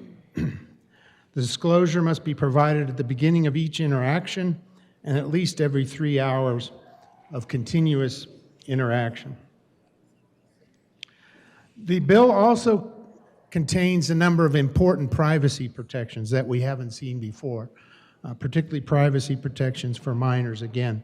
Protect the privacy of their information and the retention and use of their personal information so that this information is not constantly retained. There are options and choices that will need to be provided to the minors and to their parents, offering these privacy protections and account-setting controls to parents and guardians and trusted adults of the minors.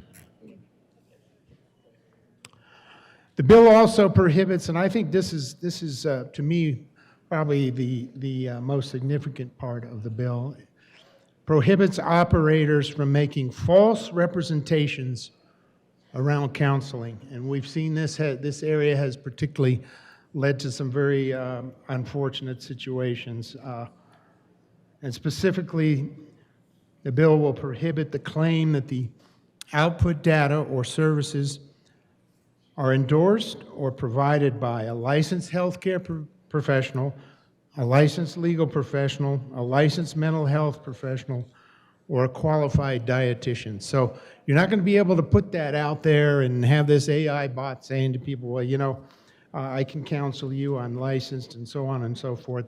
There are going to be requirements. That's not going to be allowed, and there will be requirements that if the issue of suicide comes up, referrals are going to get made so that people can get help, assistance out there. Now, the President's December executive order narrowing state AI regulation explicitly preserves state authority in the area of child safety. And this is the federal government saying that this is the lane that the states can move on. And as my colleague said it, a number of states out there have enacted legislation. I think this is going to be a very positive step for Colorado to get out in the lead position on this issue. This bill is a foundation. It's not going to be the last word. We know on AA policy in this state, AI is constantly changing, and it's certainly not going to be the last word on the protection of minors in the area of AI. And as my colleague said, I do also want to thank the witnesses and the families and many of those who have brought this issue forward. I know that some folks want the bill to go farther, and you know, my commitment, I think my colleagues' commitment is that we will continue to work on this issue. But I think, you know, this is the bill we have today.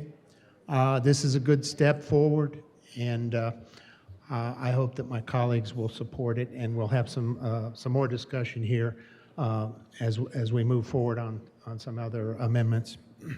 Thank you, Senator Carson. Further discussion by Senator Pelton B.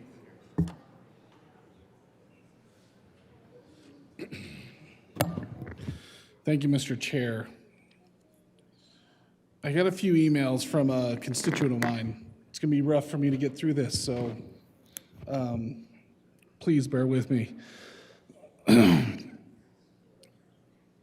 My constituent lost her daughter to a suicide due to social media harms. And she's been fighting at the national level and even in our very capital, and she's upset about this legislation. I'm just going to read the emails so you can kind of get what I'm getting to. Senator Pelton, I thank you for standing up for kids and families in Colorado. I'm releasing this statement today at the national level. As a citizen in Colorado, I'm deeply disappointed that parents who have lost children to online harms were not invited to the table when this legislation, House Bill 1263, was taking place. Legislation must protect children and not create a false sense of safety to parents. This opens doors for tech to self-regulate and shield tech from liability. It is painfully obvious that a chair and a microphone are readily available for big tech, and it is infiltrating the halls of our capital while Colorado grieving families were left outside the door. Families like mine carry the truth of how these harms happened. We carry the pain of what these platforms did to our children, and we understand that where interventions could have saved their lives. Nothing should outweigh that lived experience when drafting laws meant to protect kids. When lawmakers move legislation forward without the very parents who lost children to online harms sitting at the table, it sends a devastating message that influence of big tech matters more than the voices of families who have buried their children. This is a sad day not only for parents in Colorado, but families across the United States. Parents are not asking for special treatment. We're asking to be heard before another children is harmed. If legislation is truly intended to protect children, then survivor families must be part of the conversations, not to be excluded from it. She got this text message from a friend of hers, said, this is from Lori Schott. This email's from Lori Schott. She lost her daughter, Annalee Schott, to harms from social media. She got this message from a friend of hers. From the bottom of my heart, I want to thank you and Avery. Avery is Lori's husband. All of your new friends who are standing up for everyone everywhere. Our granddaughter just lost a sixth grader who she used to babysit for.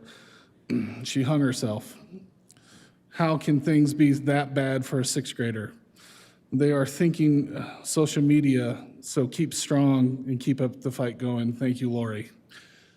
Members, I appreciate that we're trying to fix this, but parents like Lori and Avery Schott went through a lot in our community. I knew their daughter. My brother-in-law was her principal, and it's affected us as a community all throughout Logan County. This is a big deal. We need to make better legislation. I know that thank you. I know that there's a lot of things that we can do.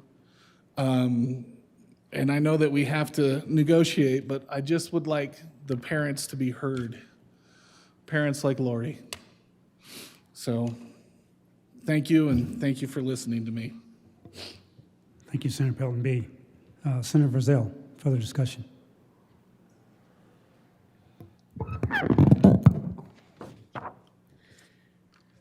Thank you, Mr. Chair.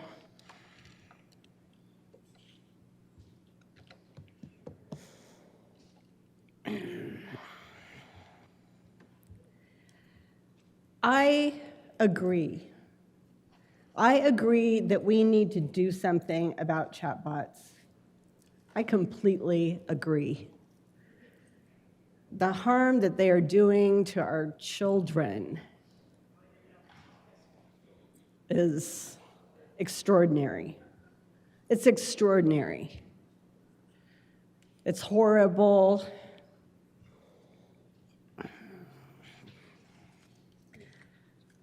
I like to think of myself as a bit of a technologist. I think that technology has changed our society so dramatically over the last 50, 60 years. I could say 60. It used to be, I remember when I started engineering school and practically had to take out a mortgage to get a Hewlett-Packard programmable calculator because they were very, very expensive and they were clunky. And now we have more functionality on our phones than I did in my clunky HP.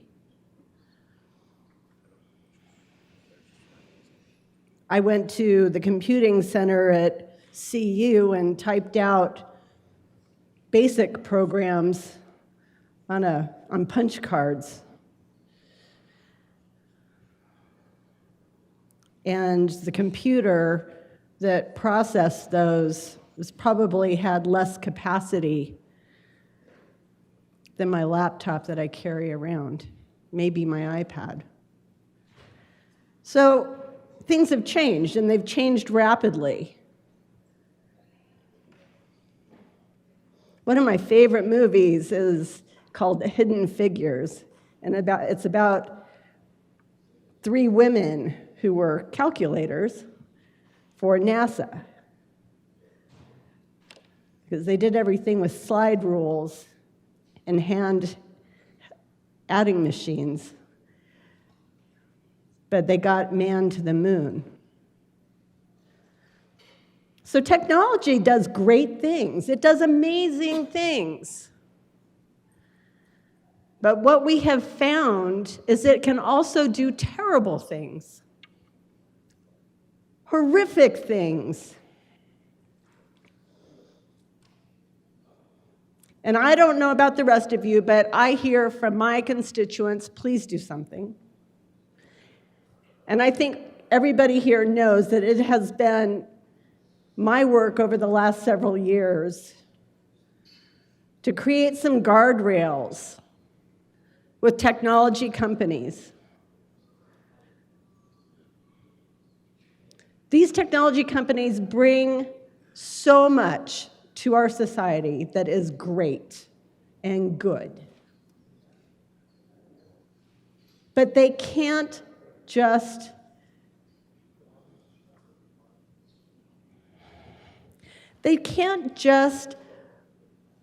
wipe their hands and say, you know, we're doing our best. They can't just throw up their hands and say, it's too hard. We're going to do what we can. But it's really hard. You know what? We have a much bigger problem if these companies don't have complete control over their own technology. And is that what they're saying? Because that's what I'm reading in this bill that came from a technology company.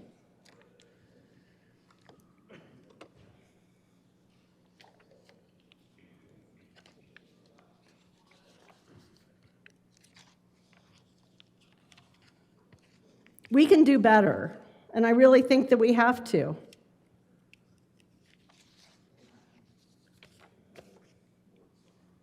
I don't think that technology companies should be allowed to determine all by themselves what safeguards are, quote, technically feasible or, quote, reasonable, unquote. Because when they say that they're going to determine what's technically feasible, that tells me that they have lost control.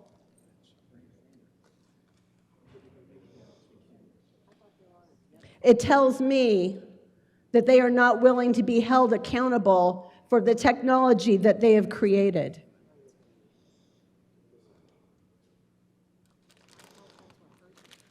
This bill does some really, really good things. But I also am very concerned that it creates a false sense of security for families, for parents, for individuals. All the while, dangerous chatbot products are widely accessible.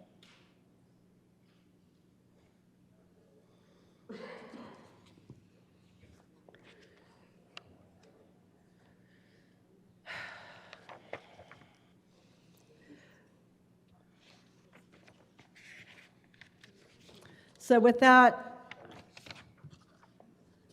members, I have an amendment. There's an amendment at the desk.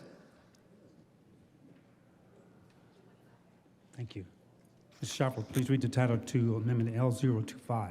Amendment L25, amend ring gross Senator bill. Rozelle. Thank you, Mr. Chair. I move Amendment L25 to House Bill 1263. To the amendment. Thank you.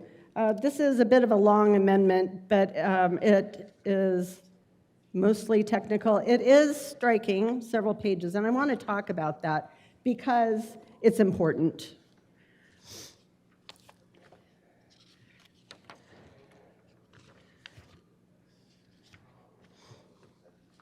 First of all, it's inserting language that says, the General Assembly finds and declares that the sexual exploitation of minors is already prohibited by existing federal and state laws, and that any standard governed by technically feasible measures, which is words that are used in the bill, is insufficient to address this harmful conduct.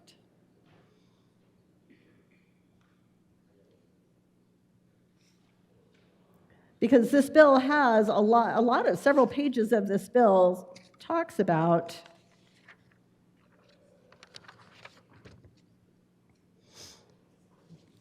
requirements on the operator. Well, these requirements already exist. We don't need to codify them further just to make ourselves feel better. What we do need to do is tell the tech companies that they can't run legislation giving themselves a pass. They can't run legislation absolving themselves of responsibility to users of any age.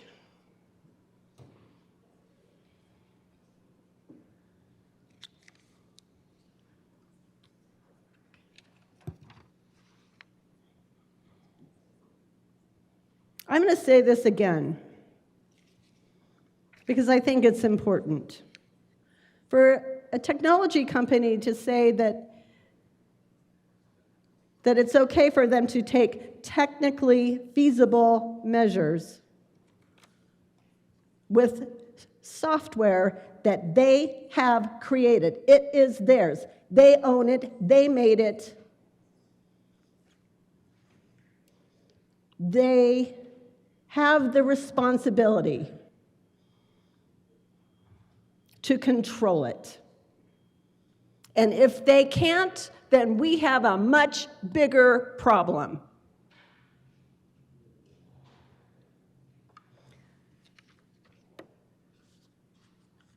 I ask for an aye vote.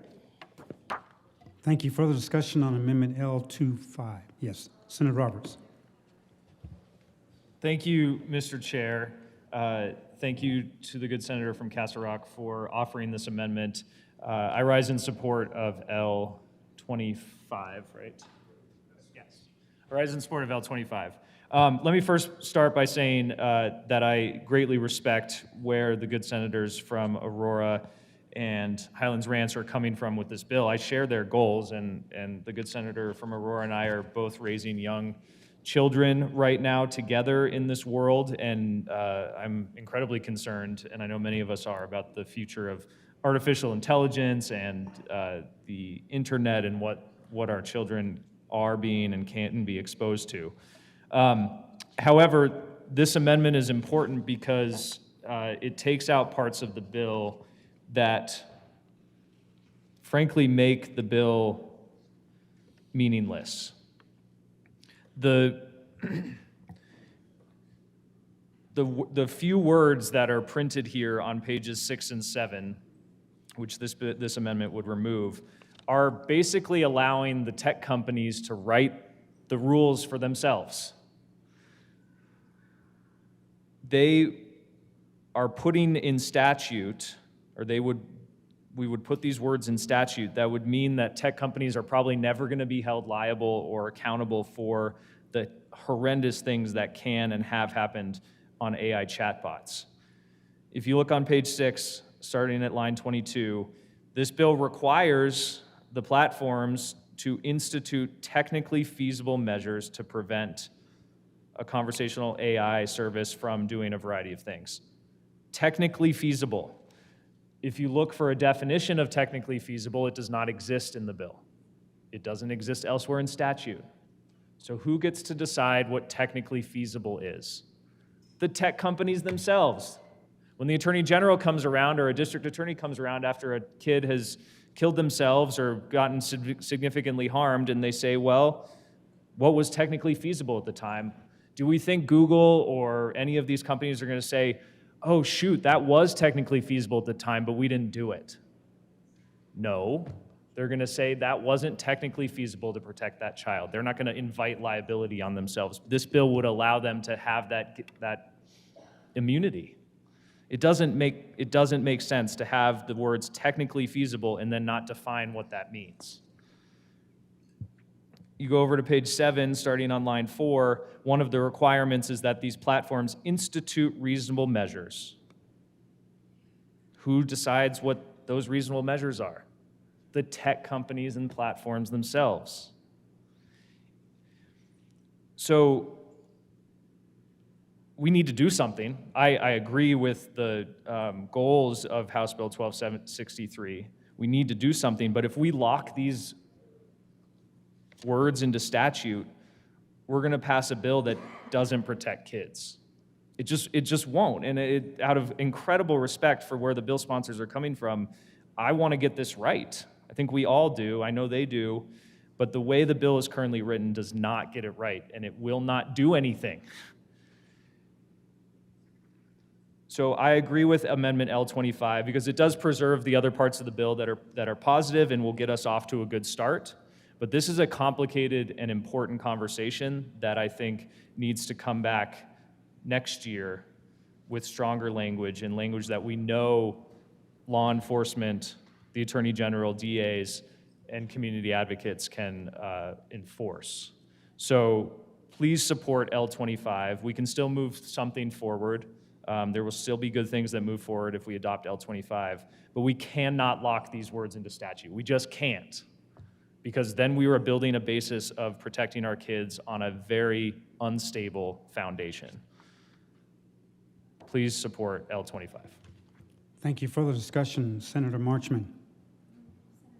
Oh, I'm sorry. Senator Judah, go ahead.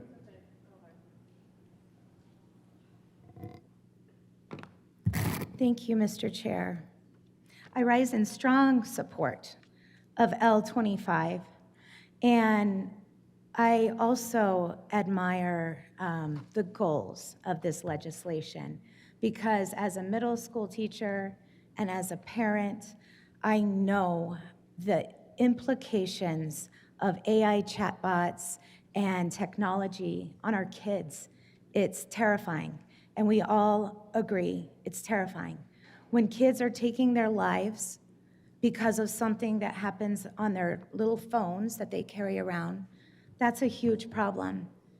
The reason I support this amendment is because I like to legislate from a place of do no harm. And this bill will do harm, as it came out of I almost called it the bacon, lettuce, and tomato committee, as it came out of Business, Labor, and Technology. The amendments that were adapted in there that are struck in Amendment L25 I'm going to follow up on what I heard my good colleague talk about regarding reasonable measures and technically feasible. But I want to go a little bit further. They also changed to a higher level of certainty for clear and convincing rather than reasonable. So that makes it a higher bar to prove that there was any damage done. And then they also, I worry as well about page 9. And I believe this might have been fixed by an amendment run on the floor. But it does talk about on and after January 1, an operator shall not knowingly or recklessly use any term. And again, that might have been in one of the amendments, but it was one of the things I was happy to get rid of in this section. So, you know, I really struggle with a number of the bills that have come forward this year under the guise of protecting children, but what they really do is set up tech to not be held liable for the damage they are doing to our kids. And it pains me that we could, in fact, do harm by passing this type of a bill. My favorite part of Amendment L25 is the very bottom. It, lines 24 and 25 say, amend the BLT report, page 2, strike lines 2 through 23. It gets rid of a lot of the measures that were adopted in committee that really did nothing more than protect the tech companies.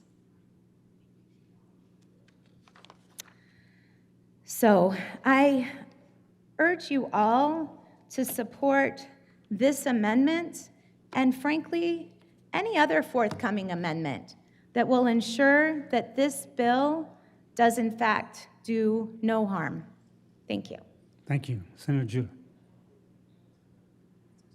Senator Ball. Thank you, Mr. Chair. And thank you to the good senator from Loveland and the good senator from Castle Rock for this discussion. I think this is a hard area to make law for a couple reasons. And I brought a bill earlier in session that had some of the same dynamics, Senate Bill 51. And one thing I do want to say up front is that the sponsors are coming from a good place. I mean, they care about kids. That's why they're running this bill. And I know that they have met with families. I know that they have heard many of the same stories that all of you have and talked to those people, and that is what is behind this legislation. And it is hard to balance protecting kids, privacy online, and then trying to regulate this crazy new technology that is happening extremely fast, and we don't know where it's going. That's a hard thing to do. And does this bill do a perfect job? I can't tell you that it does. I think that it does a good job, and I think it is 100% better than what we have right now, which is we don't have any rules. The harms that we're talking about are happening in part because there is no law. And this, I do think, will do something about it. To the comment about technically feasible, as an attorney, I think it's pretty obvious what that means. If you can do something, you have to do it, right? So if a tech company comes forward and says, we can't do that, all you need to do is show, yes, you have the capability to do this. I think that's clear. I think that's a meaningful standard. I think asking companies to do things that aren't technically feasible, to me, feels problematic. We should be asking them to do everything they can, and that is, by those words, what we are asking them to do. These debates, especially late in session, I think devolve a little bit into it's the parents versus tech versus whoever. And again, I don't think that's where this bill comes from. I don't think this is a tech bill. I don't think this is a get out of jail free card. I think this is sponsors who are seriously trying to tackle the same problem that we are all talking about. And I think the balance in this bill is good. I think it's very defensible. We're going to have to keep reevaluating our regulation of AI as it changes. In this space and many others, I hope this isn't the last conversation we have about this issue, but I do think this bill will do good. I think the technically feasible language is very clear, and I urge a no vote on the amendment and a yes vote on the bill. Thank you. Senator Judah. Thank you, Mr. Chair. Members, changes the notification options to require both a disclaimer that is displayed continuously and also props up every 3 hours. That's what this would do, it would change that. We intentionally gave both options so that the best notification for the type of platform can be achieved. It would also strike all of the provisions that will help to ensure minors are not exposed to sexually explicit content and allow for the status quo to govern. I have heard it said that we should remove these provisions because they are not robust enough. If this bill passes, members, I want people to understand, if this bill passes, it will be the strongest policy against chatbots in the entire country. If it passes, it will be the strongest.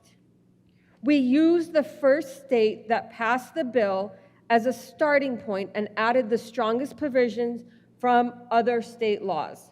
Doing nothing should not be our answer for not being able to do everything in one bill. And to be clear, a yes vote on this amendment is a vote to not protect children today simply because we want to see what might happen in the future.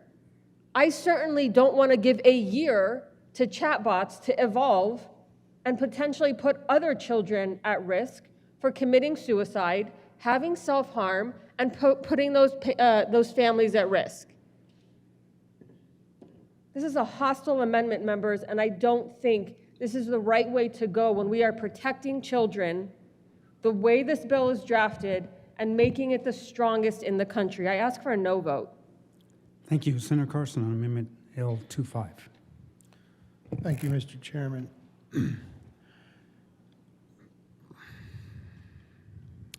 My children are 30, 27, and 22, and I thank God a lot of times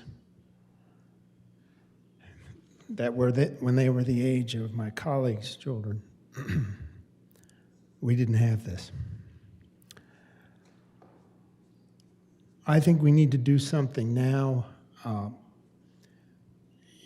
There's going to be a rulemaking process with the Attorney General. There's going to be public input.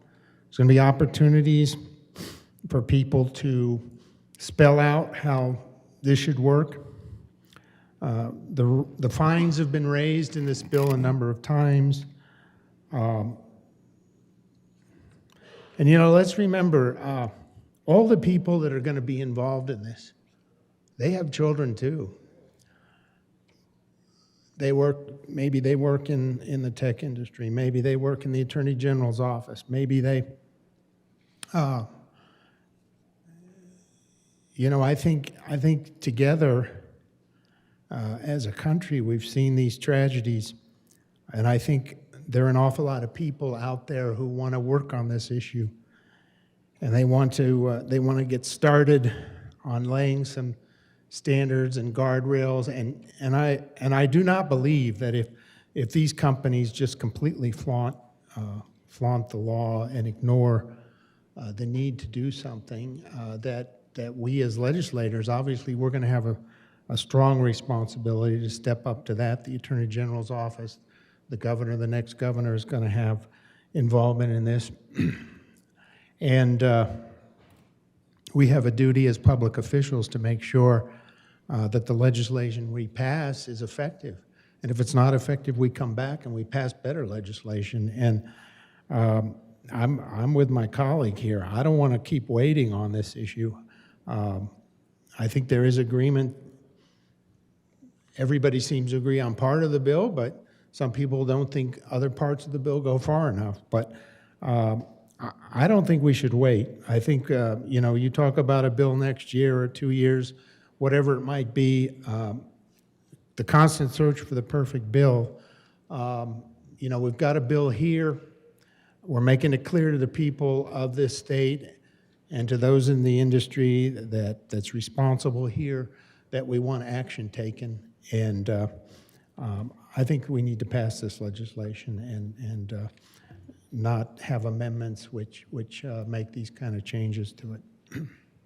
Senator Judah to Amendment L25. Yeah, thank you, Mr. Chair.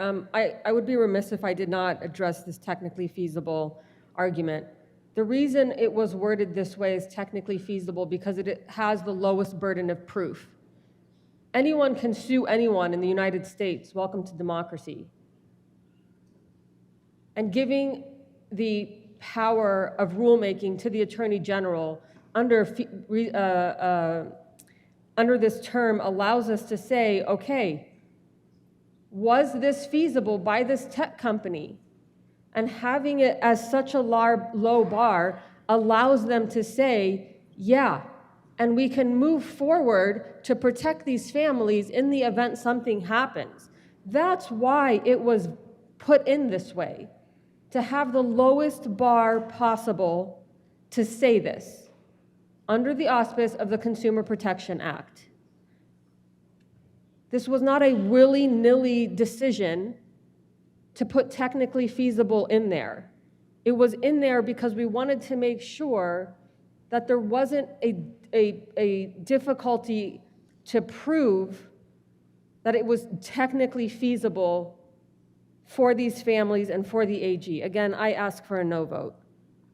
Thank you. Senator Frizzell, further discussion on Amendment L25. Thank you. Thank you, Mr. Chair. I want to be super clear that I am very grateful for the bill sponsors bringing this legislation because there are pieces, there's so much good in this bill. And after this amendment, what stays in the bill is genuinely good. It's chatbots have to tell users that they're machines. They must refer to for users who are in crisis to real help. They can't pretend to be doctors or therapists or lawyers, and companies have to report on how often they detected self-harm and what they did about it. Those are really clear provisions and really important provisions, and they really will help people. They will help children. And I proudly support those portions of the bill. But I'm just saying that our kids deserve more. They deserve more. They deserve a clear standard and not some feasibility carve-out for tech companies. They deserve enforcement. I've had a bill signing for Senate Bill 11, which was the warrant bill for social media companies that I've worked on for a few years with some great help. I've been part of it. These have been very important conversations and really hard conversations and a lot of work. And I got really familiar with what it is. What it is like to fight with these companies. And I've gotten to know families. And I've heard their heartbreaking stories. And one family member, a mother from Thornton, lost her daughter who committed suicide after interacting with a chatbot for an extended period of time. It really wasn't all that long, actually. And she said to me, because we talked about this bill, she came to that bill signing for Senate Bill 11, and she said to me, if I thought this bill would help, talking about this bill, House Bill 1263, which, by the way, she was really upset, because you know what? Nobody ever talked to her. She said, if I thought this bill would help, I'd be first in line to support it. But passing it protects the status quo that's currently harming our kids.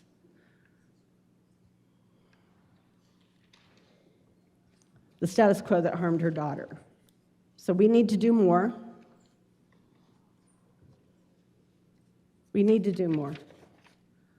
And we don't need to protect tech companies. I ask for your aye vote on this amendment. Thank you. Seeing no further discussion, the question before the body is the adoption. A division has been requested.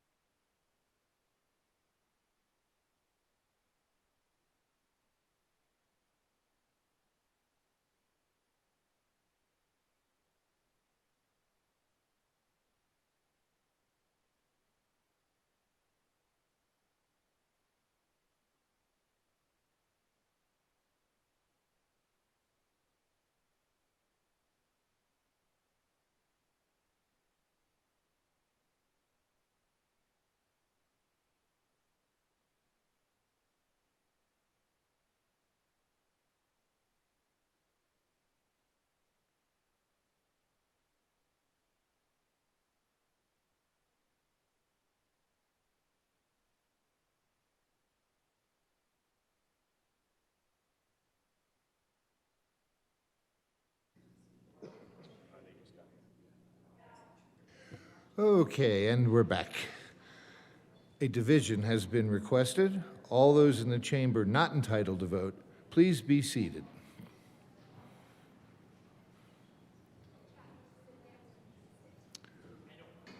Okay, all those in favor, the motion is the adoption of L025. All those in favor, please stand and remain standing without moving around until the chamber count is complete.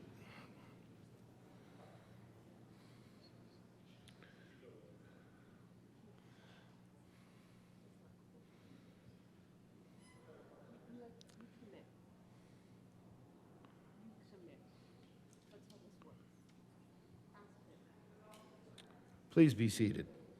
All those opposed, please stand and remain standing without moving around the chamber until the count is complete.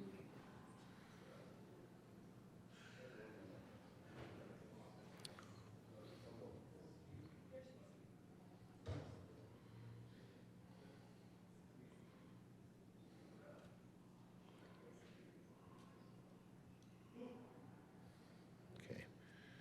The motion for the adoption of L025 is lost.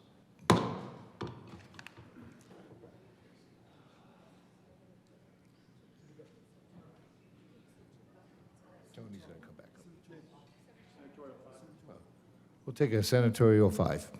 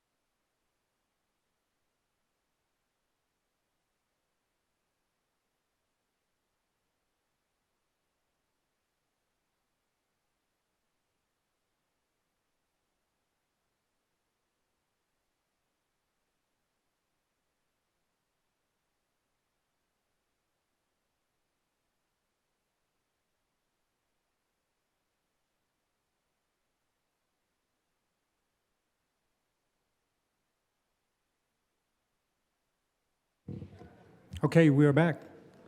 Senator Carson. Thank you, Mr. Chairman. For the time being, I withdraw my motion to approve House Bill, to move House Bill 1263. Okay, that is a proper motion. To call a vote? Okay, so we will lay over, Majority Leader Rodriguez. Thank you, Mr. Chair. I move 1263 lay over to the bottom of the calendar, as amended. Okay, House Bill 1263 will be laid over to the end of the counter as amended. And now we are to, Ms. Shuffler, please read the title to House Bill 1421. House Bill 1421 by Representatives Mabry and Caldwell and Senators Doherty and Frizzell concerning prohibiting certain compensation arrangements in the legal profession and in connection therewith creating the Colorado Legal Practice Integrity and Fee Sharing Prohibition Act. Senator Doherty. I move House Bill 1421 in the committee report. To the Judiciary Committee report. Senator Doherty. Thank you. In committee, we ran a technical amendment and another amendment that changed where any damages would go, and I urge an aye vote. Thank you. Any further discussion? Seeing none, the motion before the body is the adoption of the Judiciary Committee report to House Bill 1421. All those in favor say aye. All opposed say no. The ayes have it. The committee report is adopted. To the bill. Oh, there's an amendment at the desk. Ms. Shuffler, please read the title to L12. Amendment L12. Senator Doherty. I move Amendment L12 to House Bill 1421. To the amendment. Thank you. We need to change the repeal date from 2030 to 2029. After further discussions with stakeholders, we decided that 3 years is enough time to evaluate this policy change. Thank you. Good enough. Seeing no further question, the motion before us is the adoption of Amendment L12 to House Bill 1421. All those in favor say aye. All opposed say no. The amendment is adopted. To the bill. Senator Frizzell. Thank you, Mr. Chair. Members, the problem that we're trying to solve with House Bill 1421 is that recently there have been out-of-state, non-lawyer-owned private equity entities that have come in to take over existing law firms, mostly personal injury firms. And this is actually a violation of rules of professional conduct for attorneys. Under those rules, you are not allowed to share legal fees with non-attorneys. And the Colorado Supreme Court is really in charge of overseeing this, but they have failed to act. And so the Colorado Trial Lawyers Association has petitioned, but we're told that this is kind of a gray area and they didn't really want to engage. And so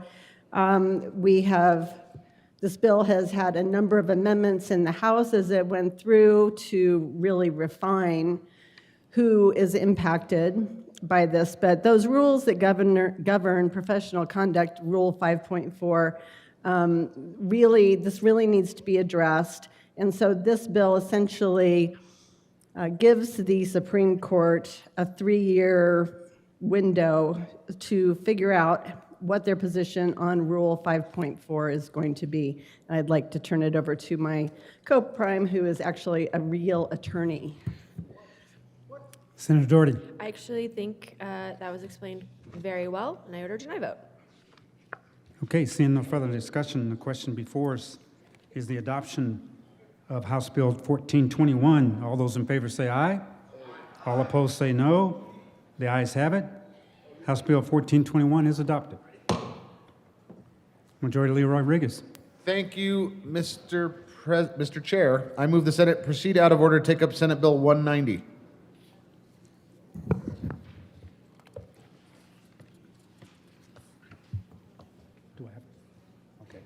The motion is to proceed out of order and take up Senate Bill 190. Do we have to vote on that? Okay. All those in favor say aye. Aye. All opposed say no.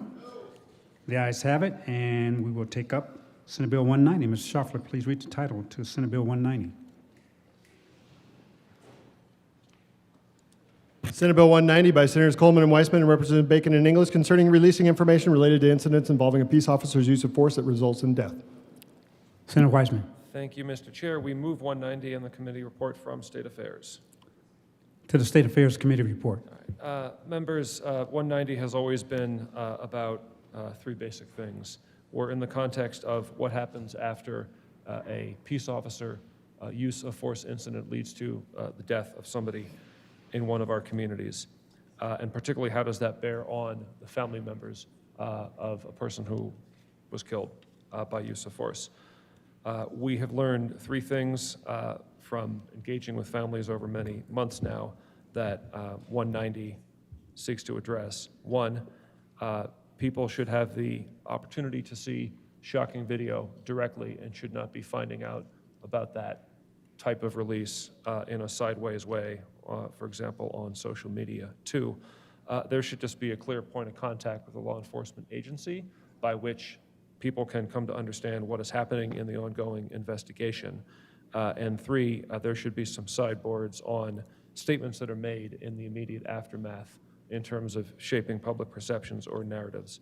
That is what 190 seeks to address. We don't change those fundamentals in the State Affairs Committee report. We simply try to set them forth in a bit of a different way. We ask for your support of the committee report. Thank you. Seeing no further discussion, the question before us is the adoption of the State of Veterans and Military Affairs Committee report to Senate Bill 190. All those in favor say aye. Aye. All opposed say no. The ayes have it, and the committee report is adopted. To the bill.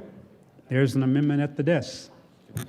Mr. Shuffler, please read the title to L5. Amendment L5, amend the State Veterans and Military Senator Affairs. Coleman. Thank you very much, Mr. Chair. We move L005. To the amendment. Mr. Chair, this amendment decouples the definition of victim, significant other, and victim's immediate family from VRA. At the request of the law enforcement stakeholders, we inserted after complaint on page 2, line 1, the following language: to the law enforcement agency involved in alleged misconduct. We also added language that creates an accountability mechanism to ensure statements made prior to the conclusion of an investigation do not prematurely influence the outcome of an investigation, as well as addressing a few spelling and technical errors. We ask for an aye vote on L005. Thank you. Any further discussion on L5? Seeing none, the motion before us is the adoption of L5 to Senate Bill 190. All those in favor say aye. Aye. Aye. All opposed say no. The ayes have it, and the amendment is adopted. To the bill.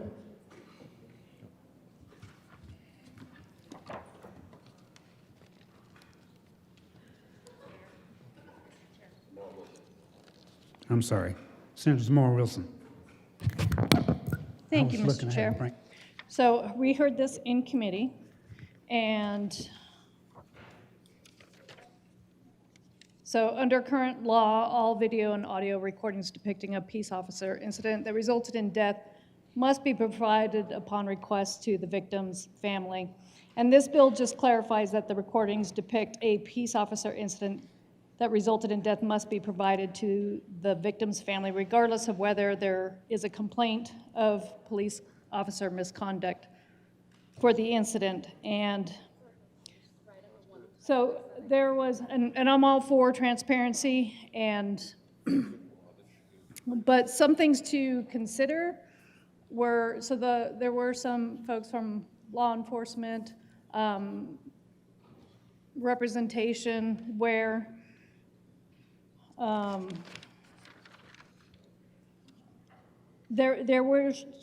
they wanted to make some amendments. One of the concerns is that this could be an unmandated cost,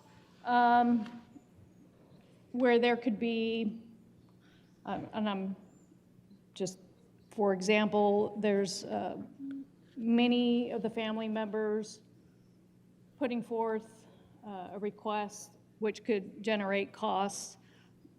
So that was a concern.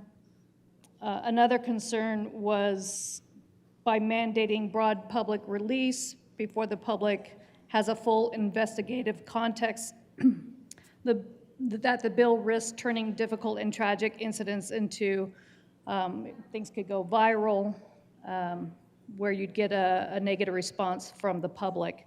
So these are just things I'm just communicating to you, what happened in committee, and that's it.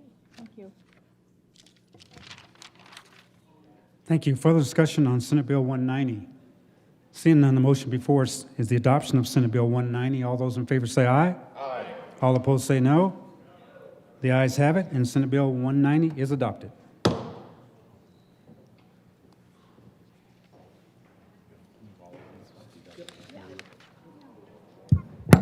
1195. Okay.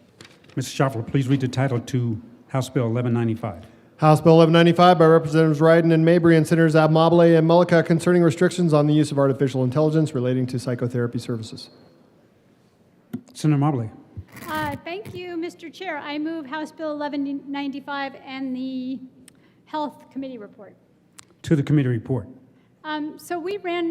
This bill has been stakeholdered and amended, and a lot of it has made the bill better, and some of it has made it a little less powerful. But we ran 11, 12, 13, I think that's it. just those three amendments in health, and I ask for a yes vote.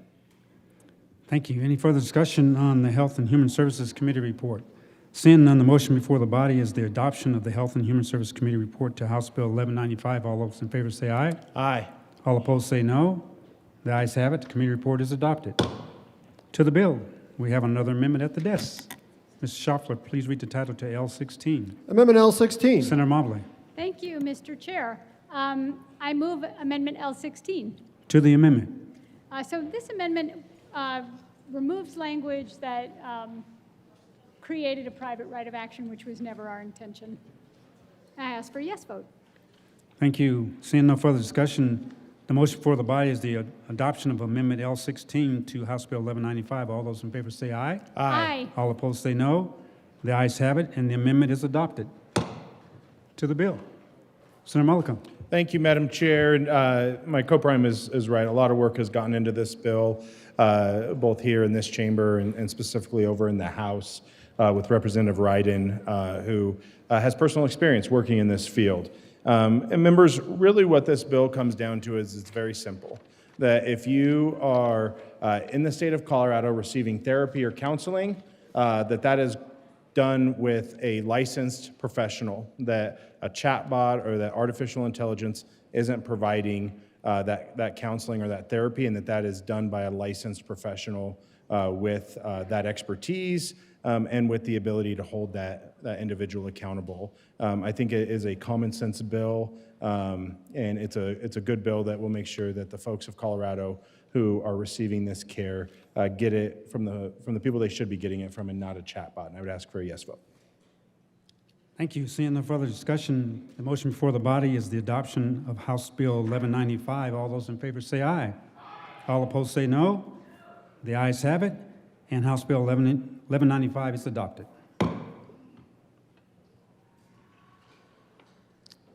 Going to the next one. Okay. Mr. Schaffler, please read the title to House Bill 1236. House Bill 1236 by Representatives Zakai and Mabry and Senators Ball and Henriksen concerning arbitration reform. Majority Leader Rodriguez. Thank you, Mr. Chair. I move House Bill 1236 lay over to Monday, May the 11th. Laying it over. House Bill 1236 will be laid over until Monday, May 11th. Go after a vote. Majority? Okay. The motion is to lay over House Bill 1236 till May 11th. All those in favor say aye. Aye. All opposed say no. That bill will be laid over to May 11th. Majority Leader Rodriguez. Thank you, Mr. Chair. I move House Bill 1315 lay over till Monday, May the 11th. Okay, the motion before us is to lay over House Bill 1315 till May 11th. All those in favor say aye. All opposed say no. The ayes have it, and House Bill 1315 will be laid over till May 11th. Majority Leader Rodriguez. Thank you, Mr. Chair. I move we lay over Senate Bill 192 until Monday, May the 11th. The motion for the body is to lay over Senate Bill 192 until May 11th. All those in favor say aye. All opposed say no. The ayes have it, and Senate Bill 192 will lay over until May 11th. Senator 05. Senator 05.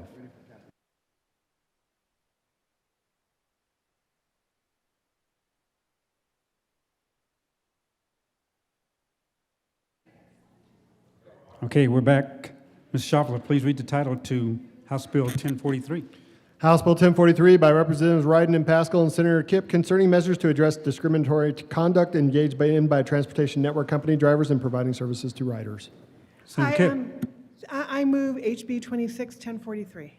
to the bill. Yeah, so basically what this bill does is it puts in additional reporting requirements around people with disabilities who are using TNCs, rideshare services like Uber or Lyft, et cetera.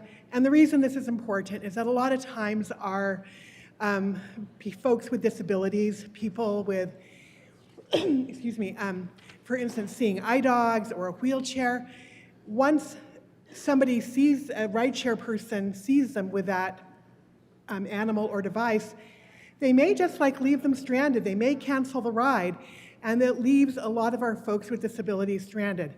This is really not how we want this to operate. We want to make sure that people are treated fairly and without discrimination. So this is really mostly a reporting piece that is making sure that allowing the TNCs, the transportation network companies, to hold folks accountable.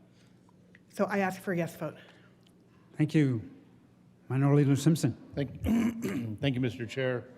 Heard this in committee last night and was supportive of the bill, and interesting to think about how folks with disability might be treated in this space with ride shares. And you could imagine without the I don't want to call it rigid reporting, but without the reporting measures in this bill, you could envision somebody that, again, maybe has a service dog that the rideshare group, at least some of them don't want to, so they post it as, potentially locking those folks out, and for any other disabilities that make it a little less convenient for the operator of the rideshare. So I sat through and listened to the testimony and think it kind of makes sense and will help folks in the disability community just be treated with fairness and equity. So very supportive. Thank you, Mr. Minority Leader. Seeing no further discussion, the motion before the body is the adoption of House Bill 1043. All those in favor say aye. Aye. All opposed say no. The ayes have it, and House Bill 1043 is adopted. Mr. Schaffler, please read the title to House Bill 1340. House Bill 1340 by Representatives Winter T. and Morrow and Senators Peltonar and Hendrickson concerning requirements for formerly irrigated agricultural land for which an agricultural irrigation water right in Water Division 2 is changed to another beneficial use. Senator Hendrickson. Thank you, Mr. Chair. I move House Bill 1340 and the Ag and Natural Resources Committee report. To the Ag report. In the Ag Committee, we adopted an amendment that is less prescriptive on how there can be a follow-up to ensure that revegetation actually occurs. In the bill that came over from the House, there was a 5-year look-back requirement built into the bill. This removes that and gives more flexibility to the water courts in defining what that looks like. Senator Peltonar. Thank you. And another part of the amendment had to do around the 1041 powers, kind of cleaned up some of that language to kind of get the counties on board now. CCI came to support with that amendment. Thank you. Seeing no further discussion, the motion before the body is the adoption of the Ag and Natural Resources report to House Bill 1340. All those in favor say aye. Aye. All opposed say no. The ayes have it, and the Ag report is adopted. To the bill. Senator Peltonar. Thank you, Mr. Chair. This bill is one that's been being worked on for 18 months or so. Down in the lower Arkansas Valley, there's been a lot of buy and dry water taken from the land up to the cities, to the Front Range, and revegetation hasn't occurred in every instance. Many, many years later, there's land that all it will grow is weeds, and the dirt blows, and it just makes a fire hazard. It just is a mess down there. Crowley County has been hit really hard, and this is just it doesn't affect anything happened in the past. This is from this point forward to help get revegetation established. And I'll turn it over to my co-prime. Thank you. Senator Hendrickson. Thank you, Mr. Chair, and thank you to my good co-prime from Cheyenne Wells. This was the last bill of mine that I will ever have had in committee. I know some of you are more excited than others about that. But it was really special to me because this is particularly important to the entirety of the Lower Arkansas Valley, which is home. And water courts currently, there is statutory requirements to perform revegetation, but that is ill-defined and it isn't happening in practice. And this is a problem in all of the water districts in our state. It is a most pronounced problem in Water District 2. And getting a hold of it, again, not retroactive, but to ensure that the damage doesn't continue and have exponential effects on the ecosystem, which is what we're at risk of having. This bill provides safeguards to put the brakes on the damages that we're seeing when water rights changes result in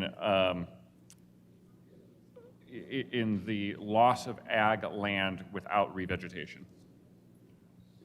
Senator Peltnar. Thank you. And one more thing that I think we really need to bring up is this is specific to District 2. So I just wanted to throw that point in there. But with that, I'd ask for your support of the bill. Thank you. Further discussion from the Minority Leader Simpson. Thank you, Mr. Chair. Thanks, sponsors. Man, this has been a conversation unfolding for the better part of 3 years.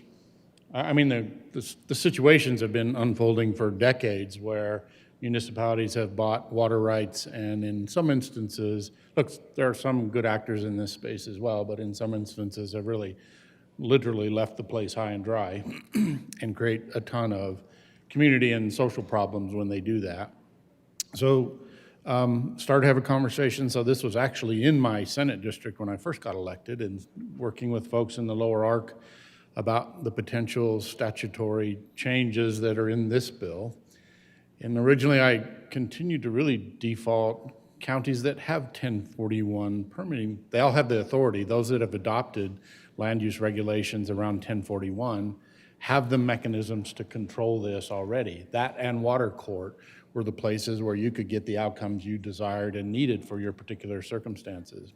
Look, I appreciate that's an expensive and time-consuming effort to go through. Having been through that myself in the San Luis Valley, I appreciate how challenging it can be. But to put it in statute, really, again, for the last 2 years, we've been trying to figure out how you craft something that can be applied equitably and recognize the nuanced differences in the different basins. Earlier this year, it finally came to a resolution to go, look, let's just focus this on the Lower Ark in Division 2. Okay, there are pros and cons of doing that. When you do this kind of regulation just in Division 2, guess what happens in the other 6 divisions? The pressure grows about that transfer of water from ag interest to municipal, because it might be incrementally easier there than it is in Division 2. And look, Division 2 and Division 1 and Division 7 and Division 3 are all like in the crosshairs regularly about how do you find water to support the economic engine of Colorado that exists on the Front Range that isn't ag driven. So it's a challenge to figure out how to strike the right balance in this space. In the San Luis Valley, in Division 3, the Rio Grande Water Conservation District that I manage has been actively taking productive agriculture out of production and not moving or transferring water. It's about leaving water in the system, in the aquifer in this instance in particular. And for 11 years now, we've been trying to figure out how do you revegetate ground that has been productively farmed, intensively farmed for more than 100 years. And I used to say, we're working to restore the native vegetative cover to those parcels.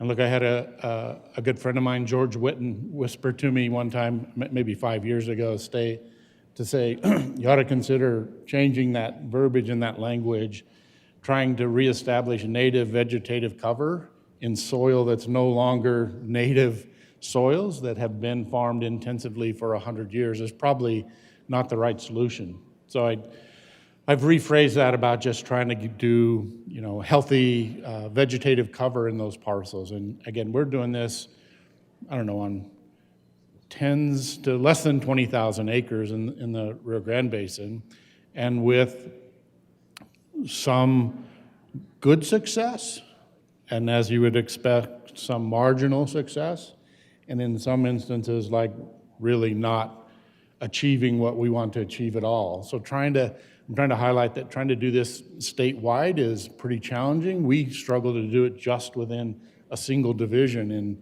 in 6 counties in the San Luis Valley, recognizing soil characteristics are so different.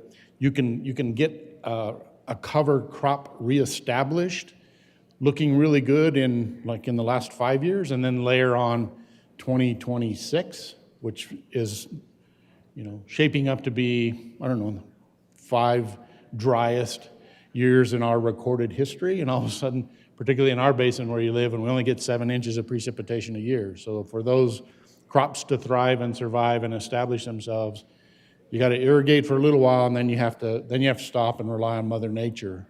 And so you could have established really good cover 3 years ago, and all of these instances eventually you have to take the irrigation part of it off and try to get it to look at least similarly to the native vegetative cover. And then to have a year like this, you'll find you'll take 5 steps backwards, and in some instances you got to start all over again, and that effort is not inexpensive. So that, just trying to highlight the nuances of trying to establish something like this on a statewide basis is admirable, but can be really challenging, and why this one ended up in just Division 2, but recognize I think most of the other divisions would like to be able to figure out a path forward where it's applicable to everybody. So I'm supportive of the bill. There were still a few things with some reservation, but there's still some things that I think could have potentially made it better, but I knew, again, when you're talking about trying to do it very specifically in Division 2, it wasn't going to be what I was thinking, what I wanted to do for Division 3 probably wasn't going to be applicable in Division 2. So appreciate the sponsors, the advocates, the folks in the lower arc that have spent an abundance of time, energy, and resource getting the bill to this place, and we'll be supportive and ask you all to support House Bill 1340. Thank you, Mr. Minority Leader. Seeing no further discussion, the motion before the body is adoption of House Bill 1340. All those in favor say aye. Aye. All opposed say no. The ayes have it, and House Bill 1340 is adopted. Minority Leader Rodriguez. Thank you, Mr. Chair. I move the Senate proceed out of order to take up House Bill 1016, because that's the kind of guy. Okay, the motion before the body is to take up House Bill 1016. All those in favor say aye. Aye. All opposed say no. The ayes have it, and we will take up House Bill 1016. Okay. Mr. Shuffler, please read the title to House Bill 1016. House Bill 1016 by Representatives Phillips and Taggart and Senators Frizzell and Amabile concerning the continuation of open educational resources policies and in connection therewith making an appropriation. Senator Frizzell. Thank you, Mr. Chair. I move House Bill 1016. To the bill. Thank you. No, we don't have a committee report. I don't see one. We should. There's appropriations. We have, and I also move the appropriations report. To the appropriations report. Senator Frizzell. Thank you, Mr. Chair. In the Appropriations Committee, my good co-sponsor and I ran an amendment to further reduce the cost of the Open Educational Resources Program. Ask for a yes vote. Thank you. Seeing no further discussion, the motion is the adoption of the Appropriations Committee report to House Bill 1016. All those in favor say aye. Aye. All opposed say no. The ayes have it, and the appropriations report is adopted. To the bill, Senator Frizzell. Thank you, Mr. Chair. Members, this is a really important program. And this bill continues the Open Educational Resources Program, which has become a really critical piece of affordability for our college students. What this is the Open Educational Resources Program provides high-quality learning materials that are public domain or under shared licenses, and this allows free use for our students So they don't have to buy textbooks. And my good co-prime sponsor and I were waxing nostalgic when we were presenting this bill in the Finance Committee, going back to those days when we had to sell blood to buy textbooks. Okay, we didn't do that. But they're so expensive. They're a major expense for college students. And then we also enjoyed sharing stories about how we would then, at the end of the semester, sell our textbooks and use that money for whatever, usually something fun. So, but the problem this is a really big problem for our college students today. And this program allows access. Well, first of all, it allows teachers to access these materials and formulate the curriculum for their classes, and the textbook materials would then be available as well. But it allows free access for students to textbooks online. And we ask for your I vote. But I'm going to back up a little bit. The original ask on this was, I believe, 1.1 million. In the House, it was amended down because obviously we have some budget issues, and it was amended down to an ask of 500,000. And now today, the fiscal note is 275,000. So we would request humbly your support of this because it's a really important thing for our college students all around the state of Colorado. Senator Mobley. I'll just add that we're saving students millions of dollars, community college students. Tens of millions of dollars every year. And this is an excellent program. Please vote yes. Thank you. Seeing no further discussion, the motion before the body is the adoption of House Bill 1016. All those in favor say aye. All opposed say no. The ayes have it. House Bill 1016 is adopted. Mr. Schaffler, please read the title to House Bill 1077. House Bill 1077 by Representatives Gonzalez R. and Wilford and Senators Lindstedt and Marchman concerning the average market rate of unprocessed retail marijuana and in connection therewith making an appropriation. Senator Marchman. Thank you, Mr. Chair. I move House Bill 1077 and the Finance Committee report. To the Finance Committee report. Senator Lindstedt. Thank you, Mr. Chair. In the Finance Committee, we did three things. We took a definitional change from the Department of Revenue. We narrowed the scope of the bill very significantly to only include two types of marijuana. And then we also did what I think is the most important amendment to the bill, which is make the AMR calculations transparent to the industry. And I urge an aye vote. Thank you. Seeing no further discussion, the motion before the body is adoption of the Finance Committee report to House Bill 1077. All those in favor say aye. Aye. All opposed say no. The ayes have it, and the Finance Committee report is adopted. To the bill. Senator Marchman.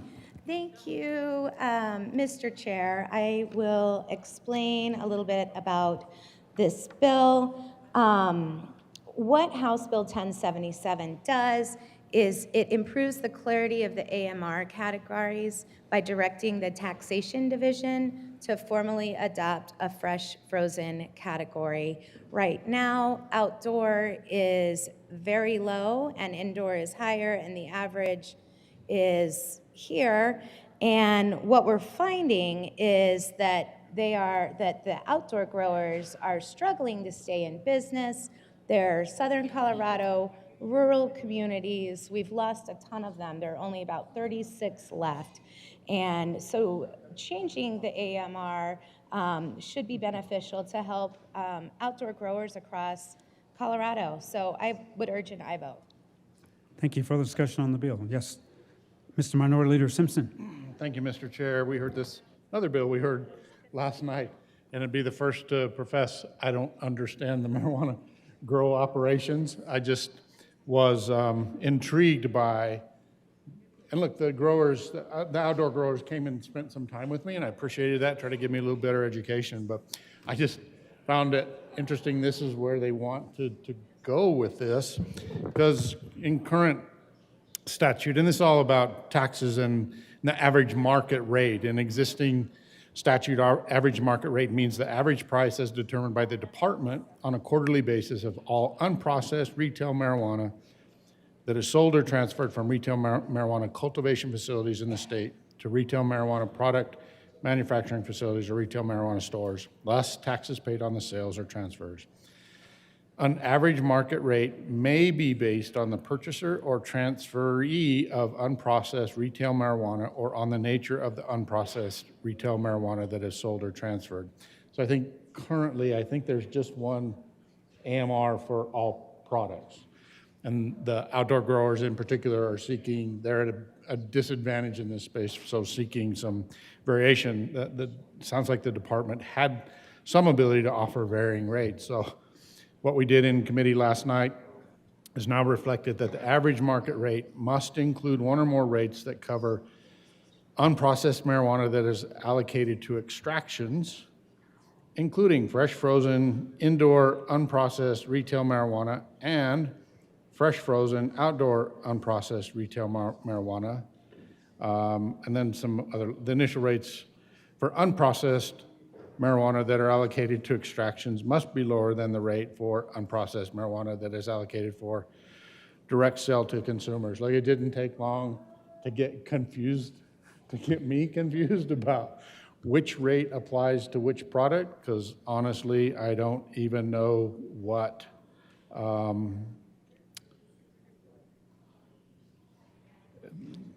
the extractions are. So anyway, it was an interesting conversation and testimony last night.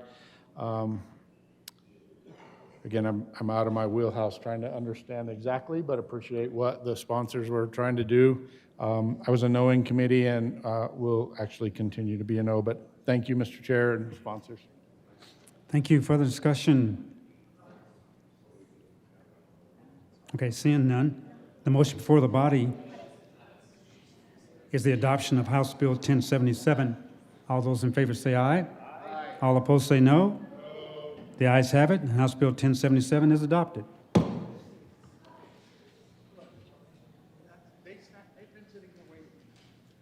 Take that, Snyder. Mr. Majority Leader. Thank you, Mr. Chair. I move the Senate proceed out of order to take up Senate Bill 183. Motion for the body is to proceed out of order to take up Senate Bill 183. All those in favor say aye. All opposed say no. The ayes have it, and we will take up Senate Bill 183. Mr. Shuffler, please read the title to Senate Bill 183. Senate Bill 183 by Senators Mullica and Kirkmeyer and Representatives Winter T. and Lindsay, concerning state funding for capital construction costs for a project being undertaken by the Colorado School of Mines and in connection therewith authorizing the state to issue finance purchase of an asset or certain certificate of participation agreements to finance a portion of capital costs associated with the renewal of critical building systems for the Colorado School of Mines Guggenheim Hall. Senator Mullica. Thank you, Mr. Chair. I move Senate Bill 183. And there's an appropriations report. And the Appropriations Committee report. To the Appropriations Committee report. No appropriation was required. This is just giving bonding authority for the Guggenheim Hall. Ask for yes vote. Thank you.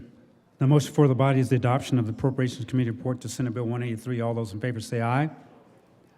All those opposed say no. The ayes have it, and the Appropriations Committee report is adopted. To the bill. Minority Leader Simpson. 3 bills in a row. It's a record for me. But I couldn't pass up the opportunity again for the body to recognize the vision and the foresight I had in this space to talk about earlier this year with the confirmation of a former Senate President Boulderite to the Board of Trustees at the Colorado School of Mines. I said from the well right here, watch out, Guggenheim Hall, where trustees meet, is liable to collapse. The roof will cave in. Well, it is Guggenheim Hall the money is going to, but it isn't for the roof. But I was pretty close about what would happen when the former Senate President ended up on the Board of Trustees at Colorado School of Mines. Thank you for that update. Any further discussion on Senate Bill 183? Seeing none, the motion before the body is the adoption of Senate Bill 183. All those in favor say aye. Aye. All opposed say no. The ayes have it, and Senate Bill 183 is adopted. I'll wait till 11. Okay. Mr. Schauffele, please read the title to House Bill 1100. House Bill 1100 by Representative Stewart R. and Espinosa and Senator Snyder concerning updates to guardianship for incapacitated adults. Senator Snyder. Thank you, Mr. Chair. I move House Bill 1100. To the bill. Thank you.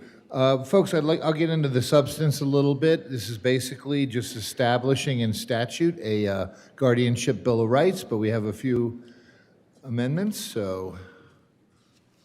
There is an amendment at the desk. Thank you. Mr. Schauffele, please read the title to L7. Amendment L7, amend re-engrossed bill. Senator Snyder.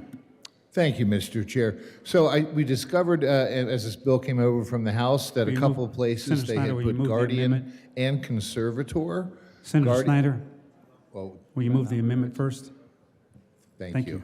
I move Amendment L007 to House Bill 1100. To Amendment 007. Senator Snyder. Thank you. As I was saying prematurely, there are a couple places where they had captured the word conservator. Here, this is really about guardianship. Conservators and guardians are quite different people under the law. Guardians deal with personal health decisions and housing issues and medical care. Conservators deal with financial matters and real property, things like that. And they're different parts of the statute. So we're just removing the word conservator from the bill. I ask for an aye vote. Thank you. Seeing no further discussion, the motion before the body is the adoption of Amendment 007. All those in favor say aye. Aye. All opposed say no. The ayes have it, and Amendment 007 is adopted. There is an amendment at the desk.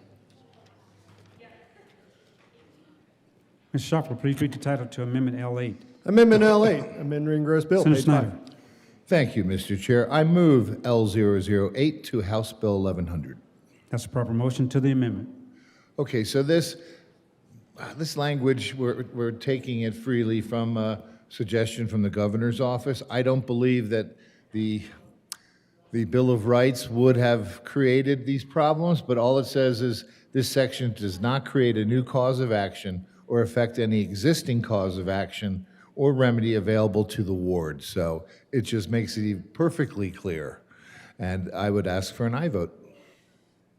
Thank you. Seeing no further discussion, the motion for the body is adoption of Amendment L8 to House Bill 1100. All those in favor say aye. Aye. All opposed say no. The ayes have it. Amendment L8 is adopted. To the bill, Senator Snyder. Thank you, Mr. Chair. So, real brief summary of the history of the Uniform Guardianship and Conservatorship Act, which was passed by the Uniform Law Commission National Assembly back in 2023, maybe 2022. Nevertheless, former Senator Bob Gardner picked this up and ran a bill. It's a very long bill, very comprehensive overhaul. I don't know if you all ever worked in the guardianship or conservatorship space, but it's a very delicate space. A lot of folks have very heartfelt feelings about it, whether they have a family member or a child who's going to be in need of guardianship services. Nevertheless, they got that bill, 190-page bill, through to the last committee and realized the fiscal note of around $4 million was not going to work. So they PI'd that bill. The next year, I picked it up, and we tried to pull out things out of that big bill that would not drive a fiscal note. Ultimately, we were unsuccessful. So that effort renewed again this year. They did the same thing. They pulled out the areas they thought would reduce the fiscal note. It's still, they got it down to about 1.5 million, and we knew that wasn't going to fly. So what's resulting is a strike below. Basically, it is a guardianship bill of rights. So it talks first about the ward. The ward has a right to be treated with dignity and respect, personal privacy, a lot of things along those lines. In fact, there's 21 different measures called out in that guardianship and that ward's Bill of Rights. It does allow some permissive language. The court may authorize a guardian to make decisions to the following on behalf of the ward, and it delineates what those are. And it says what the ward retains: the right to vote, maintain, to change their marital status, and other things. So it's a good balance. You know, I think if you follow the guardianship area and some of the IDD, The idea is to give people as much agency and as much involvement in their decision-making as they can. I think that's what a lot of people that have concerns with guardianship worry about, taking all their rights away. This really does strike a balance between allowing that person who's going to need some assistance, no doubt about it, but allowing them to participate in the decision-making as much as possible. So this is something that's been a couple of year efforts, and I would ask for an aye vote. Thank you. Seeing no further discussion, motion before the body is the adoption of House Bill 1100. All those in favor say aye. Aye. All opposed say no. The ayes have it, and House Bill 1100 is adopted. If you missed my pearls of wisdom, I can't change. No, she can't. Because it's all I got. It's my last year. YOLO. Mr. Majority Leader. Thank you, Mr. Chair. I move the Senate proceed out of order, take up 1328. Motion for the body is to proceed out of order to take up Senate Bill 1328. All those in favor say aye. Aye. All opposed say no. The ayes have it, and we will take up House Bill 1328. Did I say Senate bill? Sorry. Mr. Shuffler, please read the title to House Bill 1328. House Bill 1328 by Representative Stewart K. and Winter T. and Senators Mullica and Kirkmeyer concerning non-emergency medical transportation for Medicaid members and in connection therewith making and reducing an appropriation. Senator Kirkmeyer. Thank you, Mr. Chair. I move House Bill 1328 and the appropriations report. Health and Human Services. HHS report and? Yes, Okay, just that report. okay. To the committee report. Thank you, Senator Mr. Mulligan. Chair. In Health and Human Services, we made a change for the TNCs to make sure that we were being consistent across the board when they were operating in this area, and would ask for a yes vote. Seeing no further discussion, the motion for the body is the adoption of the Health and Human Services Committee report to House Bill 1328. All those in favor say aye. Aye. All opposed say no. The ayes have it, and the committee report is adopted. To the bill. There's an amendment at the desk.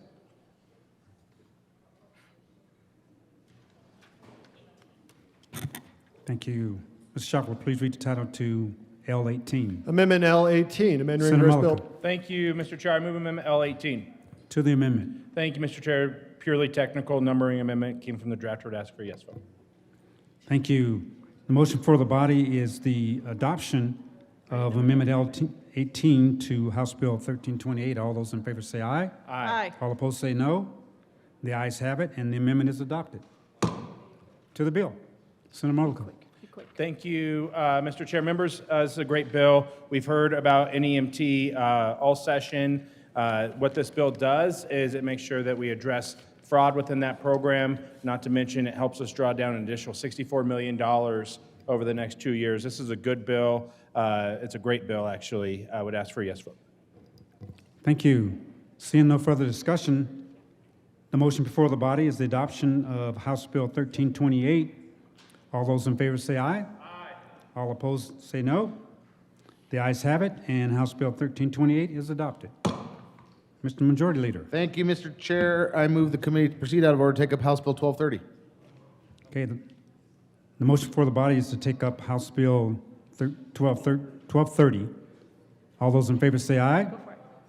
All opposed say no. The ayes have it, and we will take up House Bill 1230. Mr. Shuffler, please read the title to House Bill 1230. House Bill 1230 by Representatives Martinez and Velasco and Senators Robertson Kirkmeyer concerning the extension of the conservation easement tax credit through income tax year 2036. Senator Roberts. Thank you, Mr. Chair. I move House Bill 1230. To the bill. Thank you, Mr. Chair. Colleagues, this is a bill that extends the very successful and important conservation easement tax credit program in our state from 2031 to 2036, and we would appreciate your support. Seeing no further discussion, the motion before the body is the adoption of House Bill 1230. All those in favor say aye. All opposed say no. The ayes have it. House Bill 1230 is adopted. Are we going to 10? Ms. Shuffler, please read the title to House Bill 1054. House Bill 1054 by Representatives Rutinel and Velasco and Senator Wallace concerning worker safety protections. Senator Wallace. Thank you, Mr. Chair. I move the I move House Bill 1054 and the Appropriations Committee report. To the committee report. Thank you, Mr. Chair. In the Appropriations Committee, we added an amendment to very much clarify that the Attorney General's office has not asked for money to implement this legislation. They will not need money to do so per them, and they are, as things currently stand, they're not able to come back and ask, or they're not able to spend money without asking us to appropriate it. We put in an amendment simply stipulating that even further, and so we ask for an aye vote on the committee report. Is there any discussion on the committee report? Seeing none, the motion is the adoption of the Appropriations Committee report. All those in favor say aye. Aye. Those opposed, no. The ayes have it, and the report is adopted. To the bill, Senator Wallace. Thank you, Mr. Chair, and members for your consideration of House Bill 1054, which ensures Coloradans' right to a safe workplace is preserved in the face of the Trump administration's choice to stop enforcing federal protections. This past July, OSHA announced sweeping rollbacks to workplace safety protections that had been ensuring safety for workers for decades. These proposed rollbacks compound an already weak enforcement framework, including being down to 5 OSHA inspectors per 1 million workers in the US. Members, if we're expecting the federal level to come in and save us, we can think again. This administration's efforts toward chronic, intentional underfunding of public enforcement agencies like OSHA, as well as a marked reduction in federal workforce to enforce workplace health and safety requirements is simply abysmal. This combination of policy change and a reduced enforcement exposes millions of workers to preventable injuries and to fatalities. In the face of these dangerous rollbacks, HB 1054 will ensure that Coloradans have a right to a safe workplace. Its public and private enforcement authority will make those protections real on the ground. The bill codifies on the state level the right to a safe workplace as previously defined by OSHA in September of 2025. It also allows public and private enforcers to ensure that employers maintain safe workplaces by seeking immediate equitable relief, as well as deterring and penalizing bad actors. The bill also allows the Colorado Attorney General to adopt state-level workplace safety protections and guidance in the event the federal government further rolls back existing protections. Workers deserve robust protections, and where our federal government is failing them in that charge, Colorado will once again step up to ensure safety, dignity, and that our most vulnerable workers are not left behind. Where this administration is abdicating, we here in Colorado will seize the responsibility to stand with our workers. Thank you, and I ask for an aye vote. Is there any further discussion? Senator Zamora Wilson. Thank you, Mr. Chair. So yeah, we heard this in committee.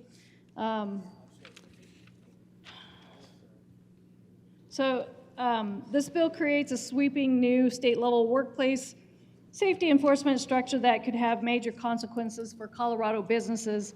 And rather than simply preserving existing federal standards, the bill allows the Attorney General to adopt state rules that are as stringent or more stringent than repealed federal standards, while also imposing a broad general duty on private employers to maintain safe workplaces. And that structure gives the state significant discretion to expand and enforce workplace safety rules outside the traditional federal framework. And for employers, this means compliance would no longer be limited to clearly established federal standards, but could shift into a new state-run system with additional obligations, state rulemaking, and overlapping enforcement mechanisms. In some of the testimony that we heard, multiple people, businesses were concerned. They had mentioned that this is going to move away from collaboration, and it's going to increase litigation. That was mentioned several times, that the regulations are going to increase. And you've heard me say it again, we are the 6th most regulated state in the country. Going for number 1, that's going to increase costs. It's going to increase litigation, and Coloradans, you're going to be paying for this.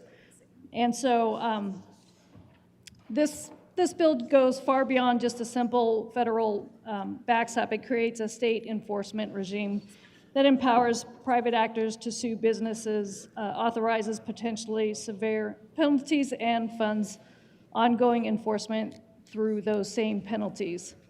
So I would urge a no vote on House Bill 1054. Thank you. Mr. Minority Leader.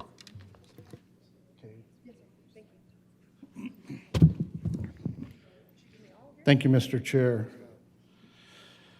So the first opportunity for me to hear this bill was actually in appropriations this morning. So had an interesting placeholder of, I don't have the fiscal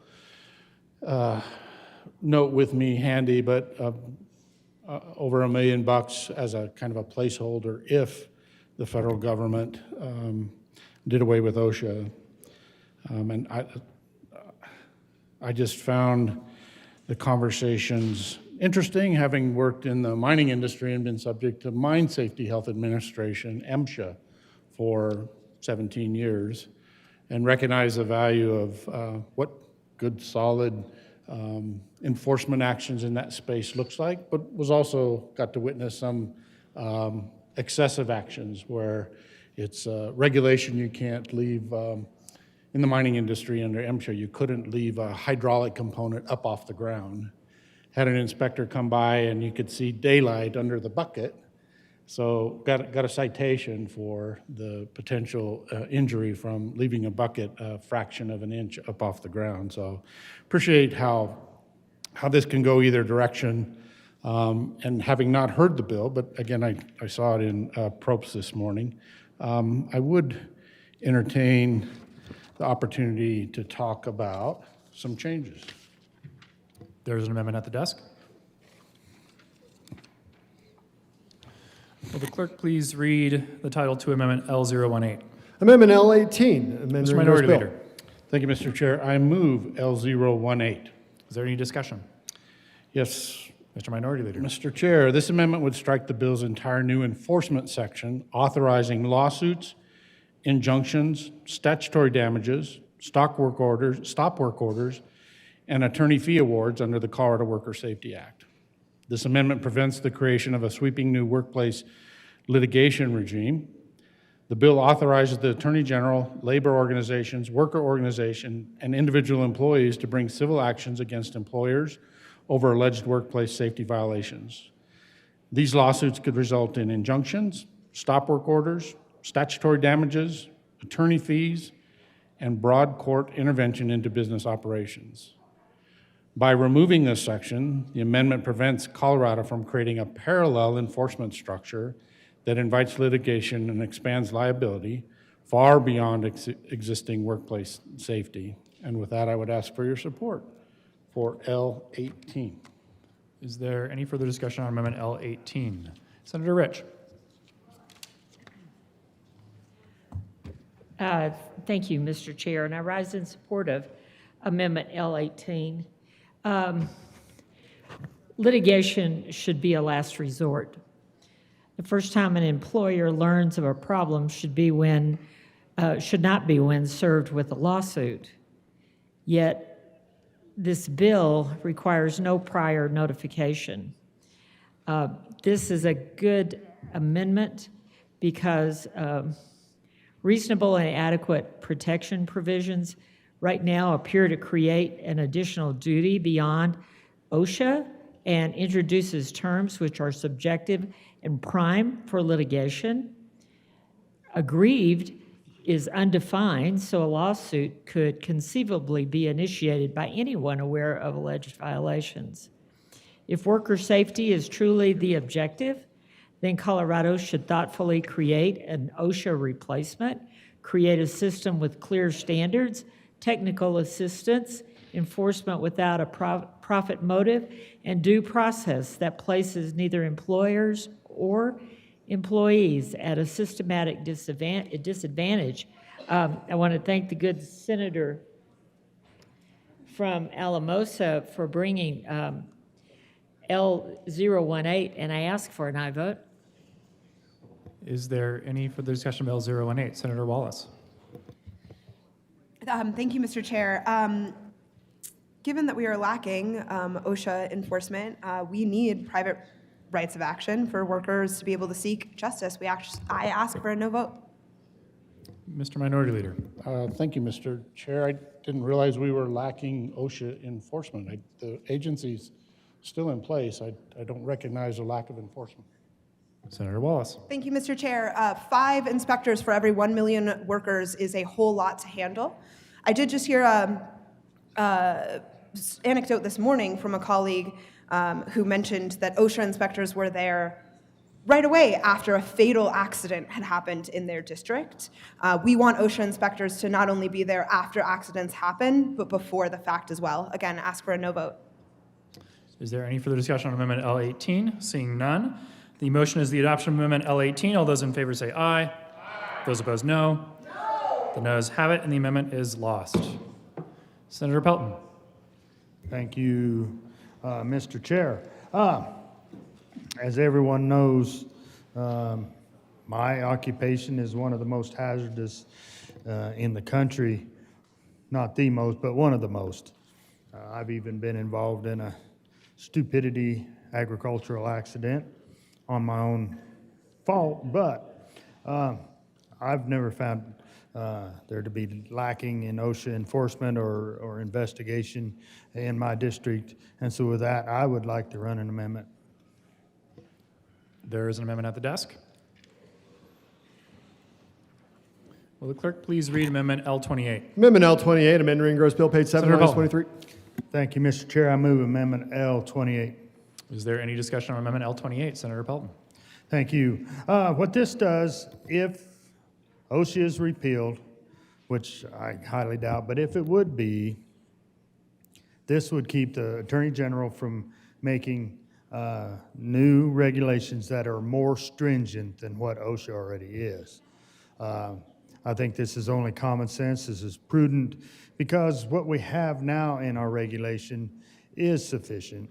And I would just ask that this amendment would be approved so that we would not go over and above, not use what we have right now as just kind of a launching pad to even get more stringent. So with that, I'd ask for support for L028. Is there any further discussion on Amendment L28? Senator Wallace. Thank you, Mr. Chair. I appreciate the good senator from Cheyenne Wells for bringing this. I would say that one, our statutes are severable for a reason, and two, there might be circumstances wherein we need more stringent regulations than what OSHA currently has on the books. This particular bill is codifying the general regulations, but perhaps there's things in the future that we might need to regulate further or go beyond, and should OSHA be repealed, I want this law to be able to stand and keep that. So I ask for a no vote. Is there any further discussion on Amendment L28? Seeing none, the motion is the adoption of Amendment L28. All those in favor say aye. Oh, a division has been requested.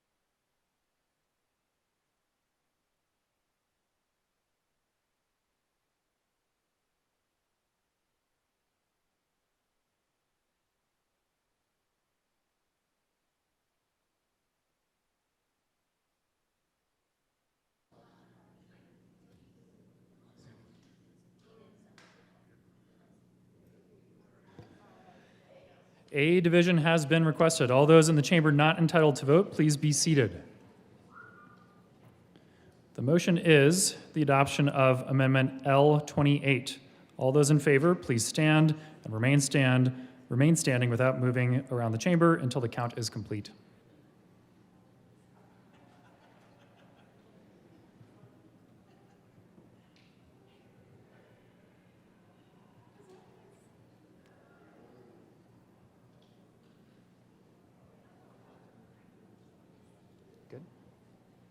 Please be seated. All those opposed, please stand and remain standing without moving around the chamber until the count is complete.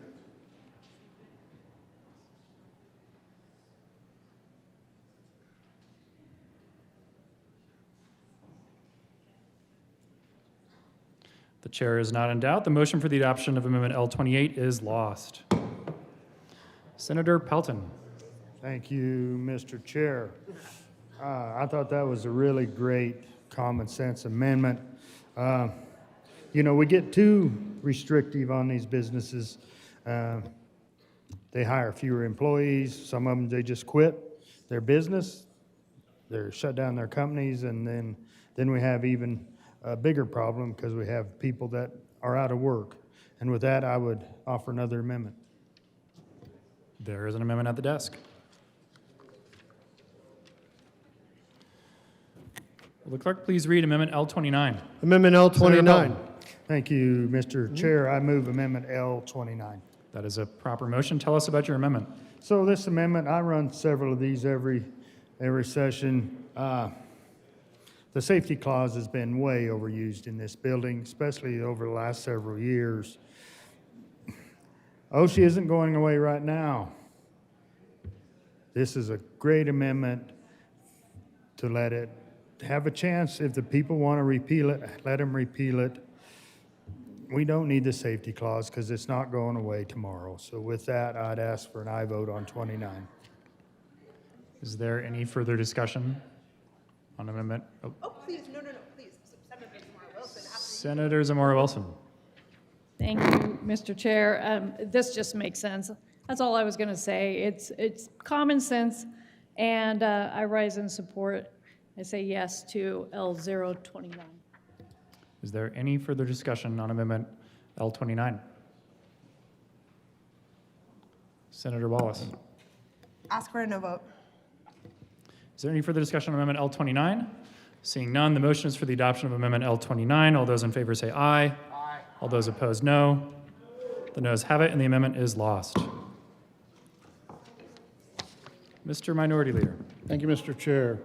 Appreciate the conversation today on House Bill 1054 and thinking about what the future might look like if, through the crystal ball, we recognize OSHA doesn't exist anymore. I would entertain offering another amendment. There is an amendment at the desk. Will the clerk please read Amendment L23? Amendment L23, amend Ring-Gross Bill, page 5. Mr. Minority Leader. Thank you, Mr. Chair. I move L23. That is a proper motion. Tell us about Amendment L23. Thank you, Mr. Chair. The amendment would ensure that only the Attorney General may enforce the bill, eliminating the private right of action for employees, worker organizations, and labor organizations. This amendment prevents a flood of private lawsuits against Colorado employers. Under the bill, individual employees and advocacy organizations are empowered to file civil actions over alleged workplace safety violations. This creates significant legal exposure for businesses and incentivized litigation over technical or disputed compliance issues. By centralizing enforcement within the Attorney General's office, this amendment ensures consistent enforcement standards and prevents potential abuse of the legal system, and ask for your support of L23. Senator Zamora Wilson. Thank you, Mr. Chair. I rise in support of L023. As I had mentioned before, the increase in regulations is going to be a cost. And we already are seeing businesses leave Colorado. You increase these regulations, more are going to leave. And this just prevents or mitigates the litigations, the mass litigations that would happen. So again, I rise in support for L023. Thank you. Senator Catlin. Thank you, Mr. Chair. I rise in support of Amendment 23 because regardless if you run a distillery or a machine shop or any other place that hires employees, this puts you at more risk. By allowing the Attorney General to be the ones to litigate these claims, it does put another step for those owners of these businesses. And believe me, we need these businesses. We can't really afford to have people decide, hey, I cannot live with the rules and regulations in Colorado, I'm going to move. We are having that right now, even in small towns like I live in. People are pulling up stakes and saying, I give up, I'm going to go somewhere else. We can go about trying to make Colorado an easier place to do business, or we can go about making it harder. And right now, my constituents thoroughly believe we're trying to make it harder. You know, I think us using our Attorney General makes as much sense as anything that we've offered up here today. I would ask for a yes vote on Amendment 23. Senator Wallace. Thank you, Mr. Chair. I appreciate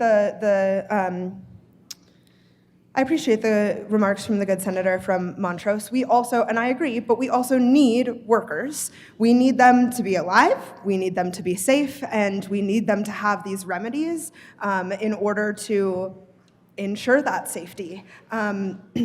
So this amendment would rid the bill of private enforcement, and we once again ask for a no vote.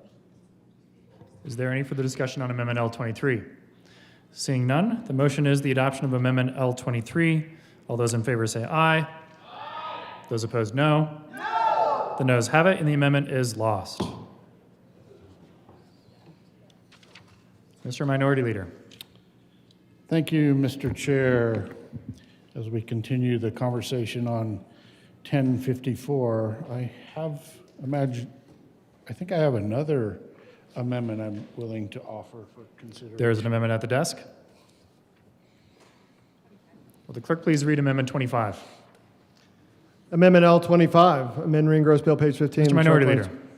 Thank you, Mr. Chair. I move L025. Please tell us about your amendment. Yeah, actually, we'll read this amendment. So it creates Section 13, effective date, applicability. This act takes effect only if the Federal Occupational Safety and Health Act of 1970, 29 U.S.C. Section 651, is repealed, in which case the act takes effect on the effective date of the repeal and applies to conduct occurring on or after said date. If the Federal Occupational Safety and Health Act of 1970 is repealed, the Attorney General shall notify the reviser of statutes of the date of the repeal. This amendment prevents Colorado from creating a duplicative state workplace safety regime while federal law largely remains in place. Under the bill, Colorado could create an additional layer of state workplace regulations if certain aspects of the OSHA Act are repealed. Unfortunately, this piecemeal regulatory approach could create a duplicative regulatory regime. This amendment ensures the bill operates only as a true backstop if federal OSHA protections are ever repealed as a whole, not as an overlapping and redundant regulatory system. Ask for your support of L25. Is there any further discussion on L25? Senator Zamora Wilson. Thank you, Mr. Chair. So I rise in support of L025. One of the things that I'm recalling, a person that gave testimony mentioned that this bill is going to create more confusion when it comes to just when we're talking about training, the training that's going to come out from this. And so right now, it's simplified. And when you have the state and federal, there could be multiple different trainings going on. Some may conflict. It could cause confusion. And so I think this amendment is will help mitigate that, and so I urge an aye vote on L025. Is there any further discussion on Amendment L025? Senator Wallace. Thank you, Mr. Chair. A lack of enforcement is essentially like a repeal, and it is also dangerous. Let's not wait for more bad to happen. Our workers need protections now. They can't wait for safety. We have an opportunity to protect them. Let's step up and take it. I ask for a no vote. Is there any further discussion on Amendment L25? Seeing none, the motion is the adoption of Amendment L25. All those in favor say aye.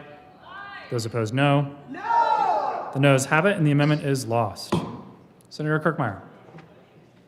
Thank you, Mr. Chair. In going through the fiscal notes that were attached to this bill, I'm trying to figure out how we jumped from February 12th, which had a 1.3 FTE and $184,000 conditional fiscal year 1 note, to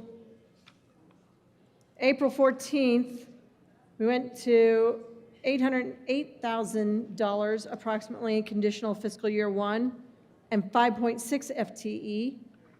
And in May 4th fiscal note, we went to $1.4 million and 9 FTE. So I'm trying to figure out how we went from $184,000, approximately 1.3 FTE, to $1.4 million and 9 FTE in the conditional fiscal year. And the reason I'm asking is this. There was an amendment put on in appropriations that said, and this is how they're getting around the fiscal note, that said if the Attorney General determines that additional resources are needed to effectively administer this Part 2, the AG shall request the additional resources. So I'm wondering what happened, because again, looking at the fiscal note, I get under the assumptions, there were only 2 sentences in the very first fiscal note. In the second fiscal note, however, under the assumptions, it pretty much is verbatim language with the exception of they use the common policies to determine the cost. That shouldn't have jumped it from 5.6 FTE to 9 FTE, however. So I would guess I would like to have some explanation as to why the conditional fiscal year 1 jumped all the way up to $1.4 million from even $808,000. Do you have any explanation on that? No? You'd have to talk to the fiscal drafter about that, but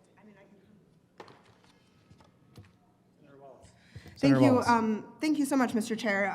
The Attorney General's Office and the Department of Law disagree with this. They think that they know that they can implement this law as it stands within their current budget. This morning in appropriations, we took the opportunity to do what we already know is the law and the case in this building, which is that if an appropriation is needed, the department will have to come back to us to ask for that appropriation. I can't talk about the flux between fiscal notes, but I will say that there is serious disagreement within the department that is going to be implementing this of any of that. Is there any further discussion on House Bill 1054? Seeing none, the motion is the adoption of House Bill 1054. All those in favor say aye. Aye. All those opposed, no. The ayes have it, and the bill is adopted. Will the clerk please read the title to House Bill 1147? House Bill 1147 by Representatives Brown and Basnicker and Senator Cutter concerning processes related to host homes for individuals with intellectual and developmental disabilities and in connection therewith making an appropriation. Senator Cutter. Thank you, Mr. Chair. I move House Bill 1147. To the bill. So host homes are private residences where individuals with developmental disabilities reside with a caregiver or a provider. And these folks open their home to offer personalized care and support, meals, hygiene, transportation, medication management. And it's really important, a part of the program for, part of the continuum for adults with IDD adults to achieve independence. So current laws and regulations aren't sufficient to ensure that IDD adults have access to host homes that are free from abuse, neglect, rights violations.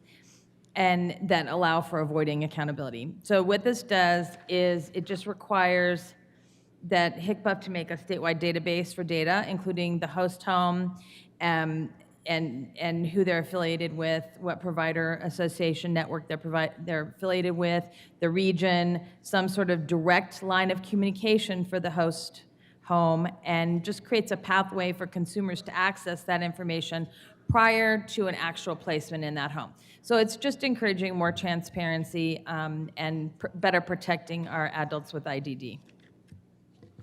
Is there any further discussion on House Bill 1147?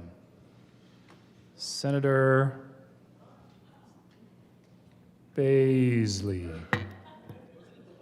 Thank you, Mr. Chairman. I appreciate the accommodation. Yeah, just heard this in committee as I was subbing for others, and I was support then, and I support the bill now as primarily because it includes the funding that they need for updating this database and to improve the service surrounding it.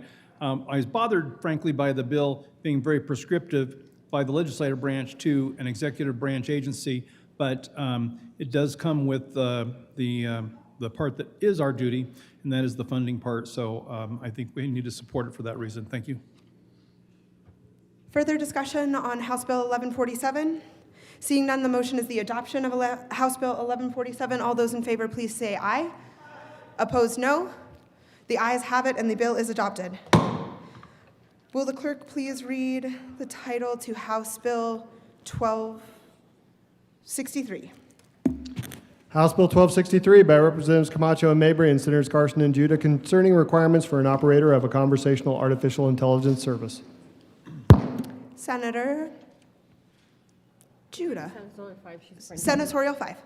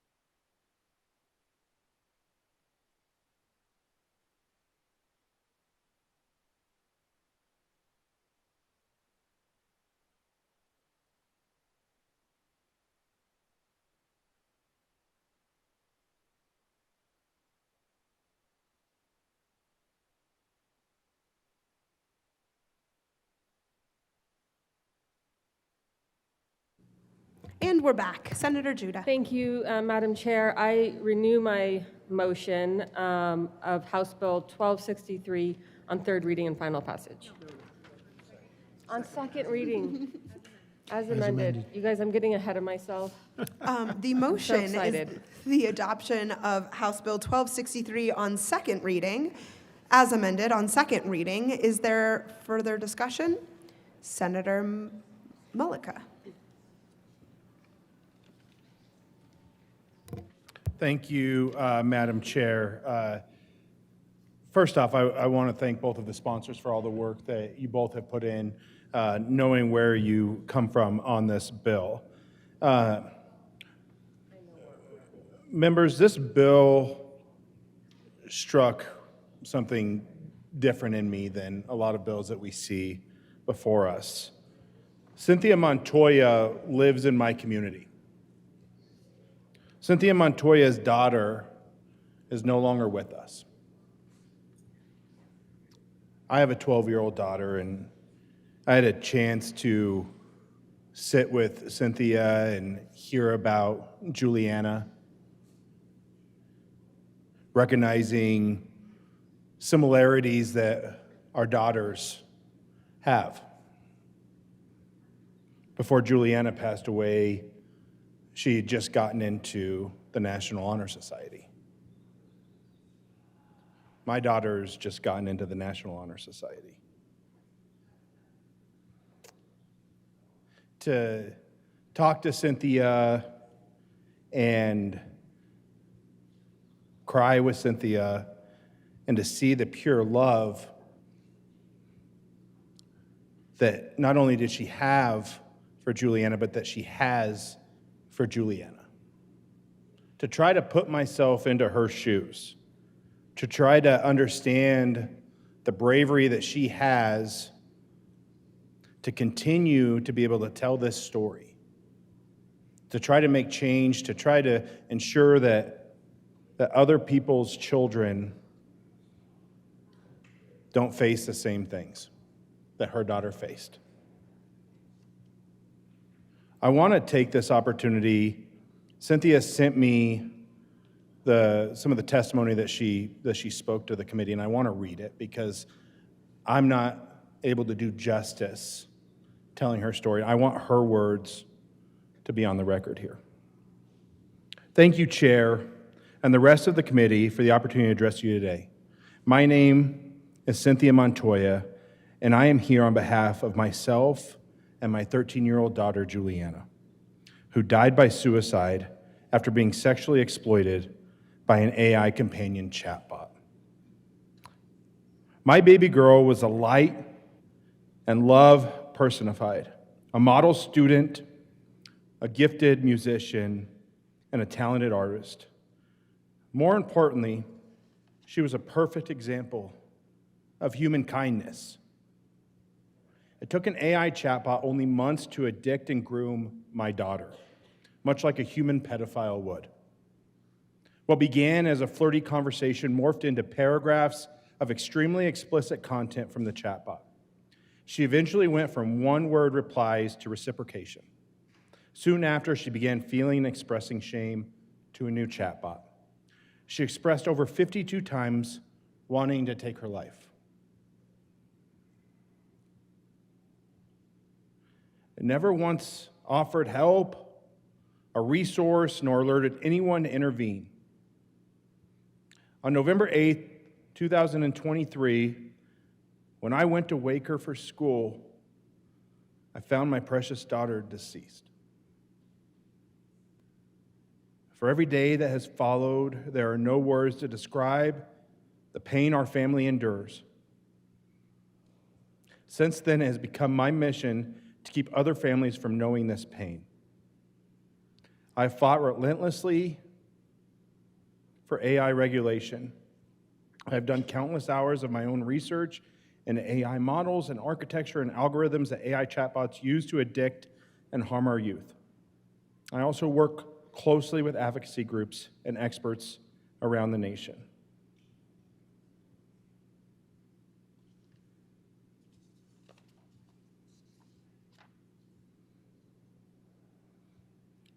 Cynthia lives down the street from me. She lives in my community.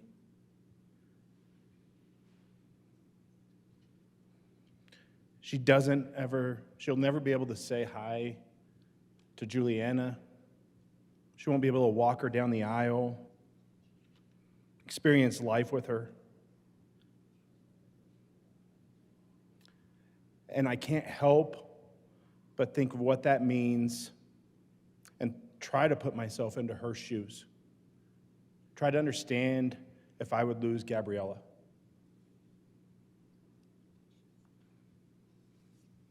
Look, this bill, I think, is attempting a good thing. I don't think it goes far enough, though. And with that, I have an amendment. There is an amendment at the desk. Will the clerk please read amendment number 32? Amendment L32. Senator Malika. Thank you, Madam Chair. I move Amendment L32. To the amendment, Senator Malika.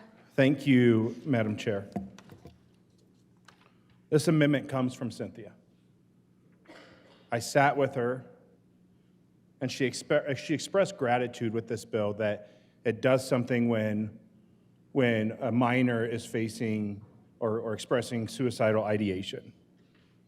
And it cuts off the conversation, and it sends that minor resources for crisis.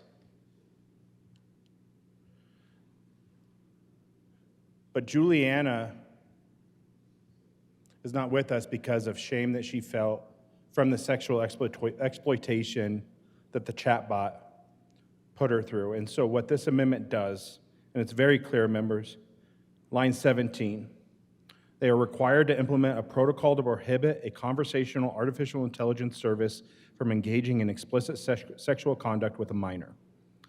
Implement a protocol for a conversational artificial intelligence service to stop engaging in response to a user prompt regarding explicit sexual contact with a minor. Layman's terms, members, no matter if the chatbot starts one of those conversations or if the minor starts one of those conversations, this bill requires that engagement to stop. This amendment will require that. This is what Cynthia asked for. This makes this bill a better bill. I ask for a yes vote. Senator Judah. Thank you, Madam Chair. Members, I want to thank the good senator from Thornton, and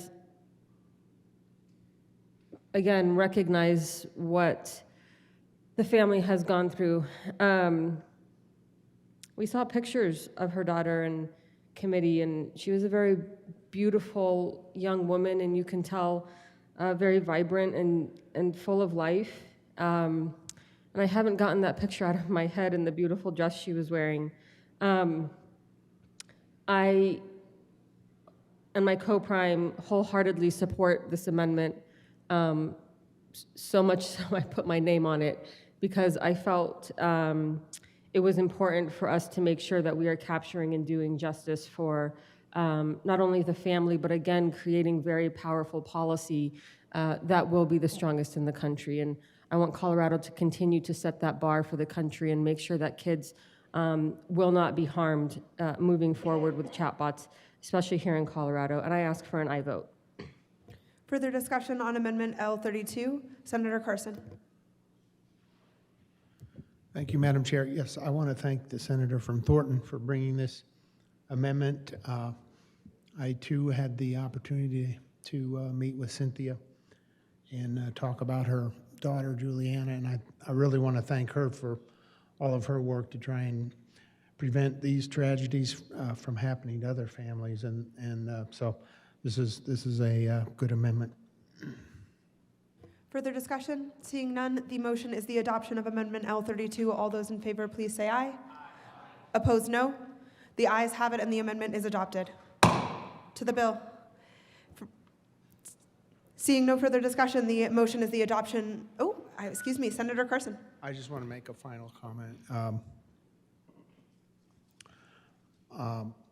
want to thank all my colleagues for engaging on this bill. I think obviously it's one that everybody's very engaged. I want to particularly thank my colleague from Castle Rock for her amendment, and I think that it sends a very strong message, the number of members here who voted for that.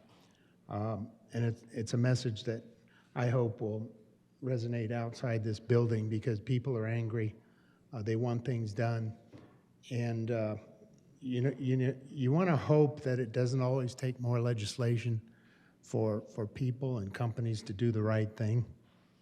And if they don't do the right thing, not only will they get more legislation and more regulation, but they'll get lawsuits too.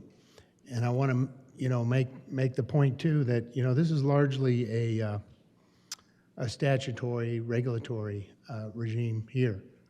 But these companies are subject to many, many lawsuits going on in the country today. Wrongful death lawsuits, medical misrepresentation, consumer protection, defamation and misinformation, data privacy, product liability even. And so, if this failure to act continues, they're going to be subject to more and more of these lawsuits, and sometimes that's what it takes. And so, I'm glad we've had this opportunity today, and I would urge my colleagues to approve this bill, and let's move forward and work with all of those who've been harmed by this activity out there, and with the folks who are committed to make changes. We want to work with them. Senator Frizzell. Thank you, Madam Chair. We've had a really meaningful conversation about this bill today, and I'm very, very grateful to the sponsors for bringing it. I think we do have to do something.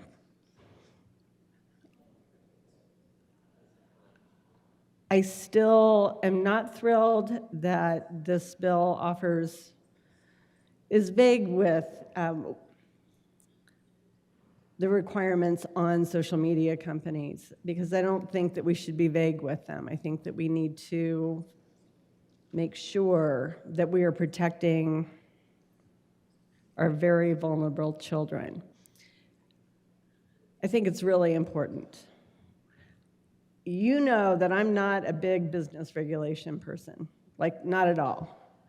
But this is about people's lives and their mental health, and a system that I believe has gone horribly, horribly wrong. I just wanted to get up here and say those words and urge your aye vote on this bill today, because we do have to do something. And this is what we have in front of us. And I hope that we will continue to work together to create better solutions for our citizens. Thank you. Senator. Go ahead. Senator Catlin. Thank you, Madam Chair. I heard this bill in committee and some of the testimony. Well, I heard all of the testimony, and yes, it's heartbreaking. But you know, I've wondered in my district, in my hometown, in the places that I represent, what is wrong? Why are these young people hurting themselves? What has caused that to happen? And you know, I'm not tech savvy. In fact, the only time I like technology is when it works. Most of the time it doesn't work when I try to use it.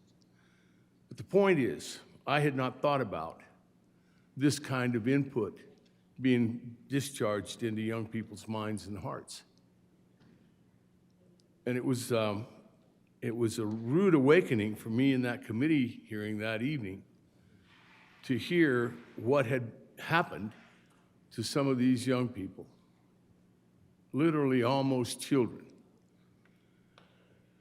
And, you know, I thought, I just had not thought about it. It was a real shock to me. I voted yes on this bill.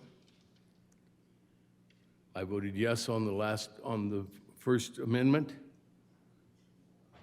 But I can see that we need to do something. If that starts today, good. But I do want us to realize that those young minds and young hearts are more valuable than anything else we've done today, or than anything else we've done in the last 100 and so many days. Any one of those that we can save is well worth it. We need to start. My kids are grown. But there are a lot of people in this room and in this state that don't have children that are grown. We need to try something. Today's the day. Please vote yes. Mr. Majority Leader. Senatorial 5. Senatorial 5.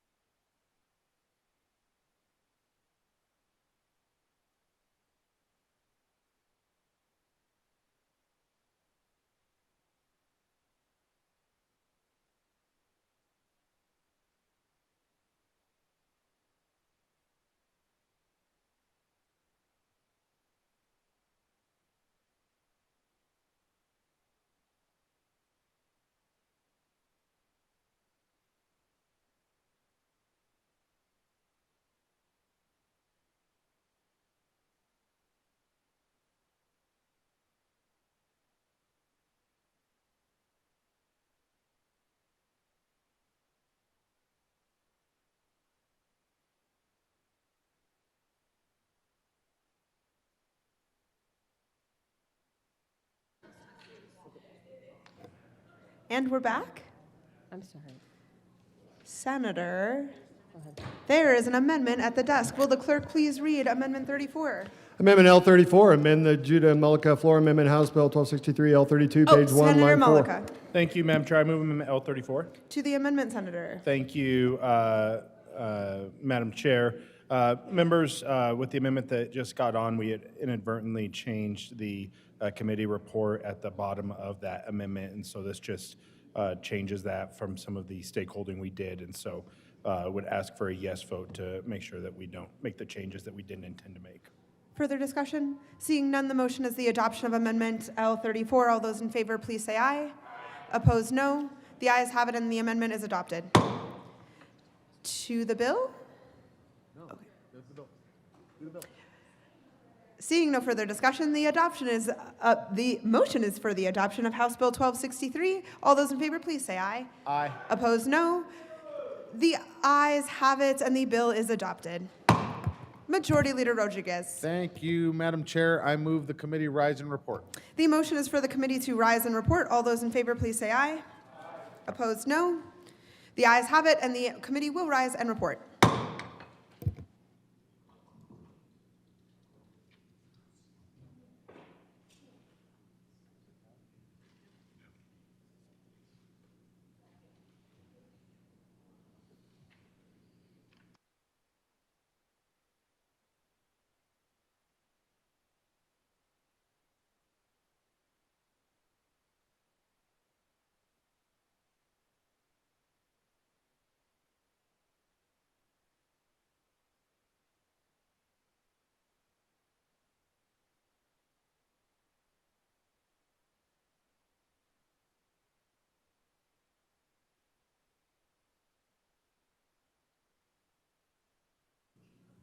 Thus, Senate will come to order. Mr. Schauffele, please add Senator Rich to the roll.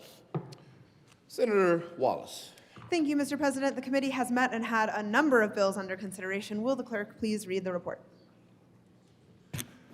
May 8, 2026. Mr. President, your committee of the whole begs leave to report has had under consideration the following attached bills being the second reading thereof. Makes following recommendations thereon. Senate Bill 190 as amended. Senate Bill 183 as amended. Passed on second reading in order engrossed and placed on the calendar for third reading and final passage. House Bill 1139. House Bill 1421 as amended. House Bill 1195 as amended. House Bill 1043. House Bill 1340 as amended, House Bill 1016 as amended, House Bill 1077 as amended, House Bill 1100 as amended, House Bill 1328 as amended, House Bill 1230, House Bill 1054 as amended, House Bill 1147, House Bill 1263 as amended, passed on second reading in order to revise and place on the calendar for third reading and final passage. House Bill 1236, House Bill 1315, Senate Bill 192 laid over until May 11, 2026, retaining their place in the calendar. Senate Bill 82 laid over until May 12, 2026, and retaining its place in the calendar. Senator Wallace. Thank you, Mr. President. Excellent work. Mr. Schaffler, I move the report. The motion is adoption committee of the whole report. Are there any no votes? With a vote of 34 ayes, 0 noes, 0 absent, and 1 excused, committee of the whole report is adopted. Senate Bill 190 is amended, 183 is amended, passed second reading, gross place calendar for third reading, final passage. House Bill 1139, 1241 is amended, 1195 is amended, 1043, 1340 is amended, 1016 is amended, 1077 is amended, 1147, 1263 is amended, passed second reading, order revised, place calendar third reading, and final passage. House Bill 1236, 1315, and Senate Bill 192 laid over until 5/11/2026, retaining its place in the calendar, and Senate Bill 82 laid over until 5/12/2026, retaining its place in the calendar. Message from the House. The House has adopted and transmits herewith House Joint Resolution 1028 as printed in House Journal May 8, 2026. The House has postponed indefinitely Senate Bill 162. The bill is returned herewith. Senate 205.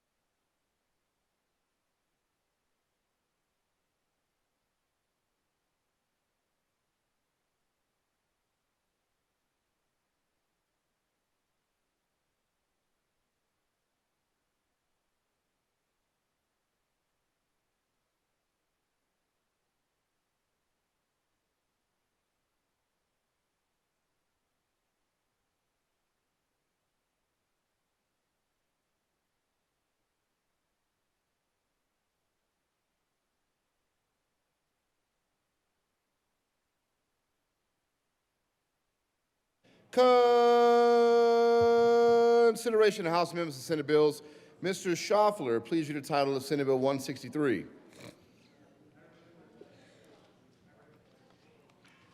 Senate Bill 163 by Senator Roberts and Representative Smith, concerning the regulation of gambling activities in the state and in connection therewith expanding the scope of the licensing duties that the Colorado Limited Gaming Control Commission may delegate to the Division of Gaming, allowing individuals to voluntarily exclude themselves from sports betting in the state and allowing the Director of the Division of Gaming to approve optional wagers and minor modifications for certain table games. Senator Roberts. Thank you, Mr. President. I move the Senate concur with House amendments to Senate Bill 163. Please tell us why. They made a few technical changes around the fingerprinting portion of the bill, and to make it a little more clear, I ask for an aye vote. The motion is in the Senate concur with House amendments to Senate Bill 163. Are there any no votes? With a vote of 34 ayes, 0 no, 0 absent, 1 excused, that motion is adopted. Senator Roberts. Thank you, Mr. President. I move for the repassage of Senate Bill 163 as amended. Further discussion. Seeing none, the motion is the repassage of Senate Bill 163 as amended. Are there any no votes? Senators Zamora Wilson, Sullivan, Bridges, Carson, Baisley. With a vote of 29 ayes, 5 no, 0 absent, 1 excused, Senate Bill 163 is repassed. Co-sponsors on 163. Mr. Schaffler, please read the title to Senate Bill 113. Senate Bill 113 by Senators Amabile and Ball and Representatives Carter and McCormick, concerning requiring a recovery residence to obtain a license from the Behavioral Health Administration. Senator Amabile. Thank you, Mr. President. I move to concur with the House amendments to Senate Bill 113. Tell us why. They made some good amendments over there, and I liked them. I think that my co-prime like that. also liked those amendments. We liked the amendments they put on, and we asked for a yes vote. Seeing no further discussion, the motion is the direct veto of this bill. I'm just joking. Seeing no further discussion, the motion is the Senate concur with House amendments to Senate Bill 113. Are there any no votes? With a vote of 34 ayes, 0 no, 0 absent, 1 excused, that motion is adopted. Senator Ball. Thank you, Mr. President. I move the repassage of Senate Bill 26-113 and ask for an aye vote. Seeing no further discussion, the motion is the passage of Senate Bill 113. Are there any no votes? Senators Zamora Wilson, Rich, Baisley, Pelton R., Pelton B., Carson. With a vote of 28 ayes, 6 no, 0 absent, 1 excused, Senate Bill 113 is repassed. Co-sponsors. Senator Wallace. Always best to make sure. This is on 113. You are already a co-sponsor.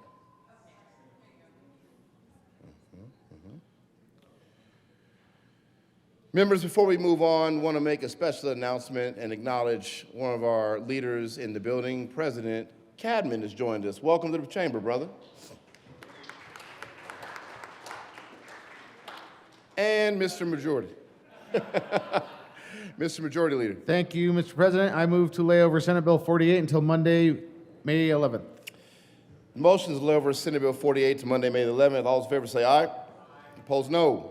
The ayes have it. And Senate Bill 48 will be laid over to Monday, May 11th. Mr. Schaffler, please read the title of Senate Bill 006. Senate Bill 006 by Senators Amabile and Kirkmeyer and Representatives Brown and Taggart, concerning parity for the use of non-opioid pain management drugs and in connection therewith making an appropriation. Senator Kirkmeyer. Thank you, Mr. President. I move to concur with the House amendments to Senate Bill 26006. Please tell us why. Thank you. Yes, they passed an amendment that delayed implementation for the individual and small group plans until January 2027, and delayed implementation for the large group plans until January 1, 2028. The motion is that the Senate concur with House amendments to Senate Bill 006. Are there any no votes? With a vote of 34 ayes, 0 no, 0 absent, 1 excused, that motion is adopted. Senator Kirkmeyer. Thank you, Mr. President. I move for the repassage of Senate Bill 26006. Ask for an aye vote. The motion is repassage of Senate Bill 006. Are there any no votes? Senators Zamora Wilson, Baisley, Sullivan, Carson, Lindstedt, Mulliken. With a vote of 28 ayes, 6 noes, 0 absent, 1 excused. Senate Bill 006 is repassed. Co-sponsors. Mr. Schaffler, please read the title of Senate Bill 177. Senate Bill 177 by Senators Ball and Benavidez and Representative Gilchrist and Mabry concerning a property owner's ability to petition a court for limited access to an adjoining property to make repairs. Senator Ball. Thank you, Mr. President. I move that the Senate concur with the House amendments to Senate Bill 177. Please tell us why. One amendment was added in the House on Senate Bill 177 to make clear that when granting the limited ability to fix your property by entering the property of a neighbor who refuses access, a judge can also make that dependent on a bond or insurance to ensure that if anything is harmed either in the property or to that person, that the individual will be compensated. The motion is the Senate concur with House amendments to Senate Bill 177. Are there any no votes? With a vote of 34 ayes, 0 noes, 0 absent, 1 excused, that motion is adopted. Senator Ball. Thank you, Mr. President. I move the repassage of Senate Bill 26177. Seeing no further discussion, the motion is the repassage of Senate Bill 177. Are there any no votes? Senators, Mr. Minority Leader Kirkmeyer, Frizzell, Zamora Wilson, Rich. Senator Cabin will be fined $1 for raising his hand. Pelton B. Bright, Carson, Pelton R. Baisley, Catlin. With a vote of 23 ayes, 11 noes, 0 absent, 1 excused, Senate Bill 177 is repassed. Co-sponsors. Mr. Schaffler, please read the title to Senate Bill 36. Senate Bill 36 by Senators Gonzalez and Weissman and Representative Bacon and Zakai concerning increasing operational efficiency of existing prison population management measures and in connection therewith making and reducing an appropriation. Senator Weissman. Thank you, Mr. President. We move to concur in House amendments on SB 36. Please tell us why. In the House, they clarified that the PPMM measures will switch off when the population has maintained above 4% for 30 days instead of above 5%. Okay, ask for a yes vote. The motion is the Senate concur with House amendments to Senate Bill 36. Are there any no votes? I'm sorry, 177. No, 36. Yeah, this is for concurring with House amendments to Senate Bill 36. Senator Bridges. With a vote of 33 ayes, 1 no, 0 absent, 1 excused, that motion is adopted. Senator Weissman. You want it? No, I don't. Senator Weissman. All right, we move for the repassage of SB 36 as amended. Seeing no further discussion, the motion is repassage of Senate Bill 36. Are there any no votes? Senators, Mr. Minority Leader Rich, Zamora Wilson, Frizzell, Kirkmeyer, Pelton B., Roberts, Baisley, Bright, Carson, Pelton R., Catlin. With a vote of 22 ayes, 12 noes, 0 absent, 1 excused, Senate Bill 36 is repassed. Co-sponsors. Please add Senator Exum as a co-sponsor. You got it, brother. Mr. Schaffler, please read the title of Senate Bill 20. Senate Bill 20 by Senators Brighton, Ball, and Representatives Sirota and Gonzalez concerning measures related to child care provider licensing and in connection therewith increasing reliance on trained personnel from the Department of Early Childhood, imposing certain requirements in connection with regulation by local governing authorities and creating a task force. Senator Ball. Thank you, Mr. President. I move that the Senate concur with the House amendments to Senate Bill 20. Tell us why. There was a minor change to the composition of the task force that was made in the House that we agree with. Very good. Motion, Senate concur with House amendments to Senate Bill 20. Are there any no votes? With a vote of 34 ayes, 0 noes, 0 absent, 1 excused, that motion is adopted. Senator Bright Ball Bright. Senator Bright, please help us. Thank you, Mr. President. I move for the repassage of Senate Bill 20. Seeing no further discussion, the motion is repassage of Senate Bill 20. Are there any no votes? Senators Zamora Wilson, Baisley, with a vote of 32 ayes, 2 noes, 0 absent, 1 excused, Senate Bill 20 is repassed. Co-sponsors. Senator Bridges. Mr. Schaffler, please read the title of Senate Bill 138. Senate Bill 138 by Senators Doherty and Mullica and Representative Stewart Kay concerning measures to reduce the administrative burden on the healthcare system. Senator Mullica. Thank you, Mr. President. We move to concur with the amendments in the House. Please tell us why. Senator Doherty. Thank you. There's a few technical fixes to ensure HCPF has enforcement authority, change some section references to be accurate, required the hospital to tell HCPF which third-party screening tool they use, and the clarification of scope for HCPF ruling, and I urge a vote. Very good. The motion the Senate concur with House Amendments 2, Senate Bill 138. Are there any no votes? With a vote of 34 ayes, 0 no, 0 absent, 1 excuse, that motion is adopted. Senator Mullica. Thank you, Mr. President. I move Senate Bill 138 on third reading and final passage. The motion is the repassage of Senate Bill 138. Are there any no votes? Yep. Senators Zamora Wilson, Rich, Baisley, Carson, with a vote of 30 ayes, 4 no, 0 absent, 1 excuse, Senate Bill 138 is repassed. Co-sponsors. Consideration of conference committee reports. Mr. Schaffler, please read the title of House Bill 1184. House Bill 1184 by Representative Lucan Zamaro and Senator Cutter concerning the continuation of the Colorado Forest Health Council and in connection therewith implementing the recommendation of the Department of Regulatory Agencies and the Department's 2025 Sunset Report. Senator Cutter. Thanks, Mr. President. I move we adopt the conference committee report for House Bill 1184. Further discussion? In the bill, there was, the drafter accidentally specified the wrong member, or somebody did, and so we just needed to change the reference to a specific appointed member. Seeing no further discussion, the motion is for the adoption of the first report of the First Conference Committee on House Bill 1184. Are there any no votes? With Senator Zamora Wilson. With a Senator Baisley is also a no on the first report of the First Conference Committee on House Bill 1184. With a vote of 32 ayes, 2 no, 0 absent, and 1 excuse, the first report of the First Conference Committee on House Bill 1184 is adopted. Mr. Schaffler, please read the title to House Bill 1258. We have to repass the bill. Repassage. Senate 1205.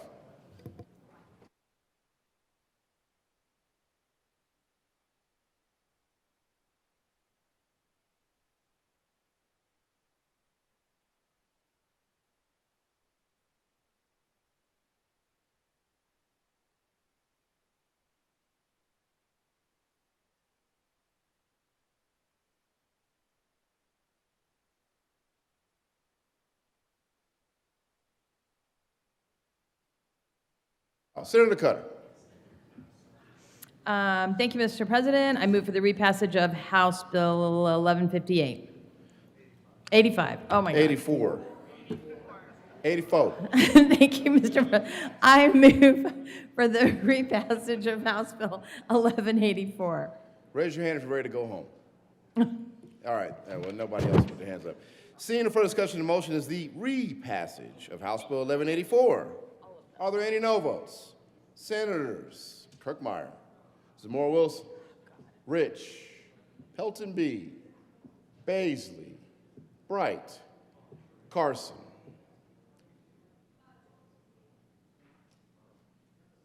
$11.84. All good? With a vote of 27 ayes, 7 no, 0 absent, 1 excused, House Bill 1184 is repassed. Co-sponsors.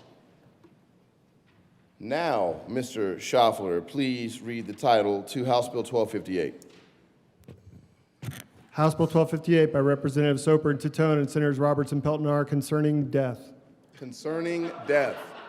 Again. What a title. Senator Henriksen. Thank you, Mr. President. After a lengthy consideration of the merits of the works of Nietzsche, we decided to concede to the House position therefore receding from our own and adopting the House version of House Bill 1258. Seeing no further discussion, the motion is for the adoption of the first report of the first conference committee on House Bill 1258. Are there any no votes? Senator Bridges, just for the sake of it. Mr. Minority Leader, just because. I feel like we should do a title ruling. Someday you I feel guys like will everything die. fits underneath this. Yeah, that's a good argument. With a vote of 32 ayes, 2 noes, 0 absent, and 1 excused, the first report of the first conference committee on House Bill 1258 is adopted. Senator, for the repassage. Senator Pelton R. Thank you, Mr. President. I move for the repassage of House Bill 1258. Seeing no further discussion, the motion is a repassage of House Bill 1258. Are there any no votes? Look at that strong handshake. With a vote of 34 ayes, 0 noes, 0 absent, and 1 excused, House Bill 1258 is repassed. Co-sponsors.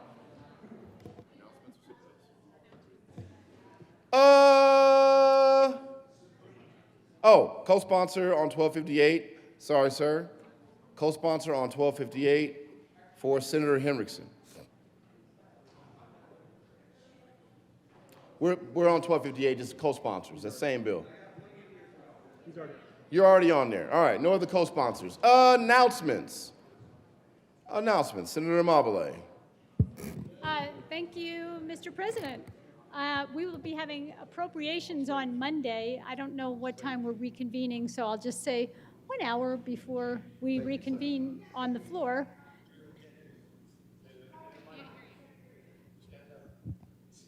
How? Whoa, who said that? How? Who said that? Yo, all right, listen.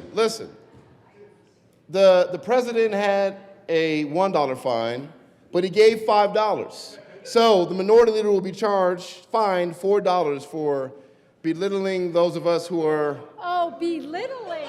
Oh, that's a No. $5 fine. All right. The president will be fine himself $1 for accidentally. I don't know what's going on here. Yeah. $6, man. This is $5. All right, Senator Amabile. Okay, we will have appropriations 1 hour before the next time that we convene.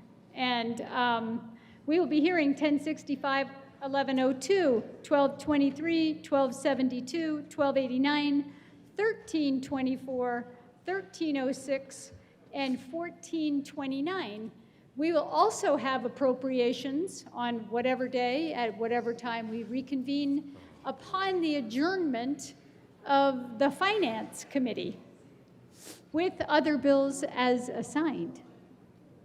Very good. Further announcements.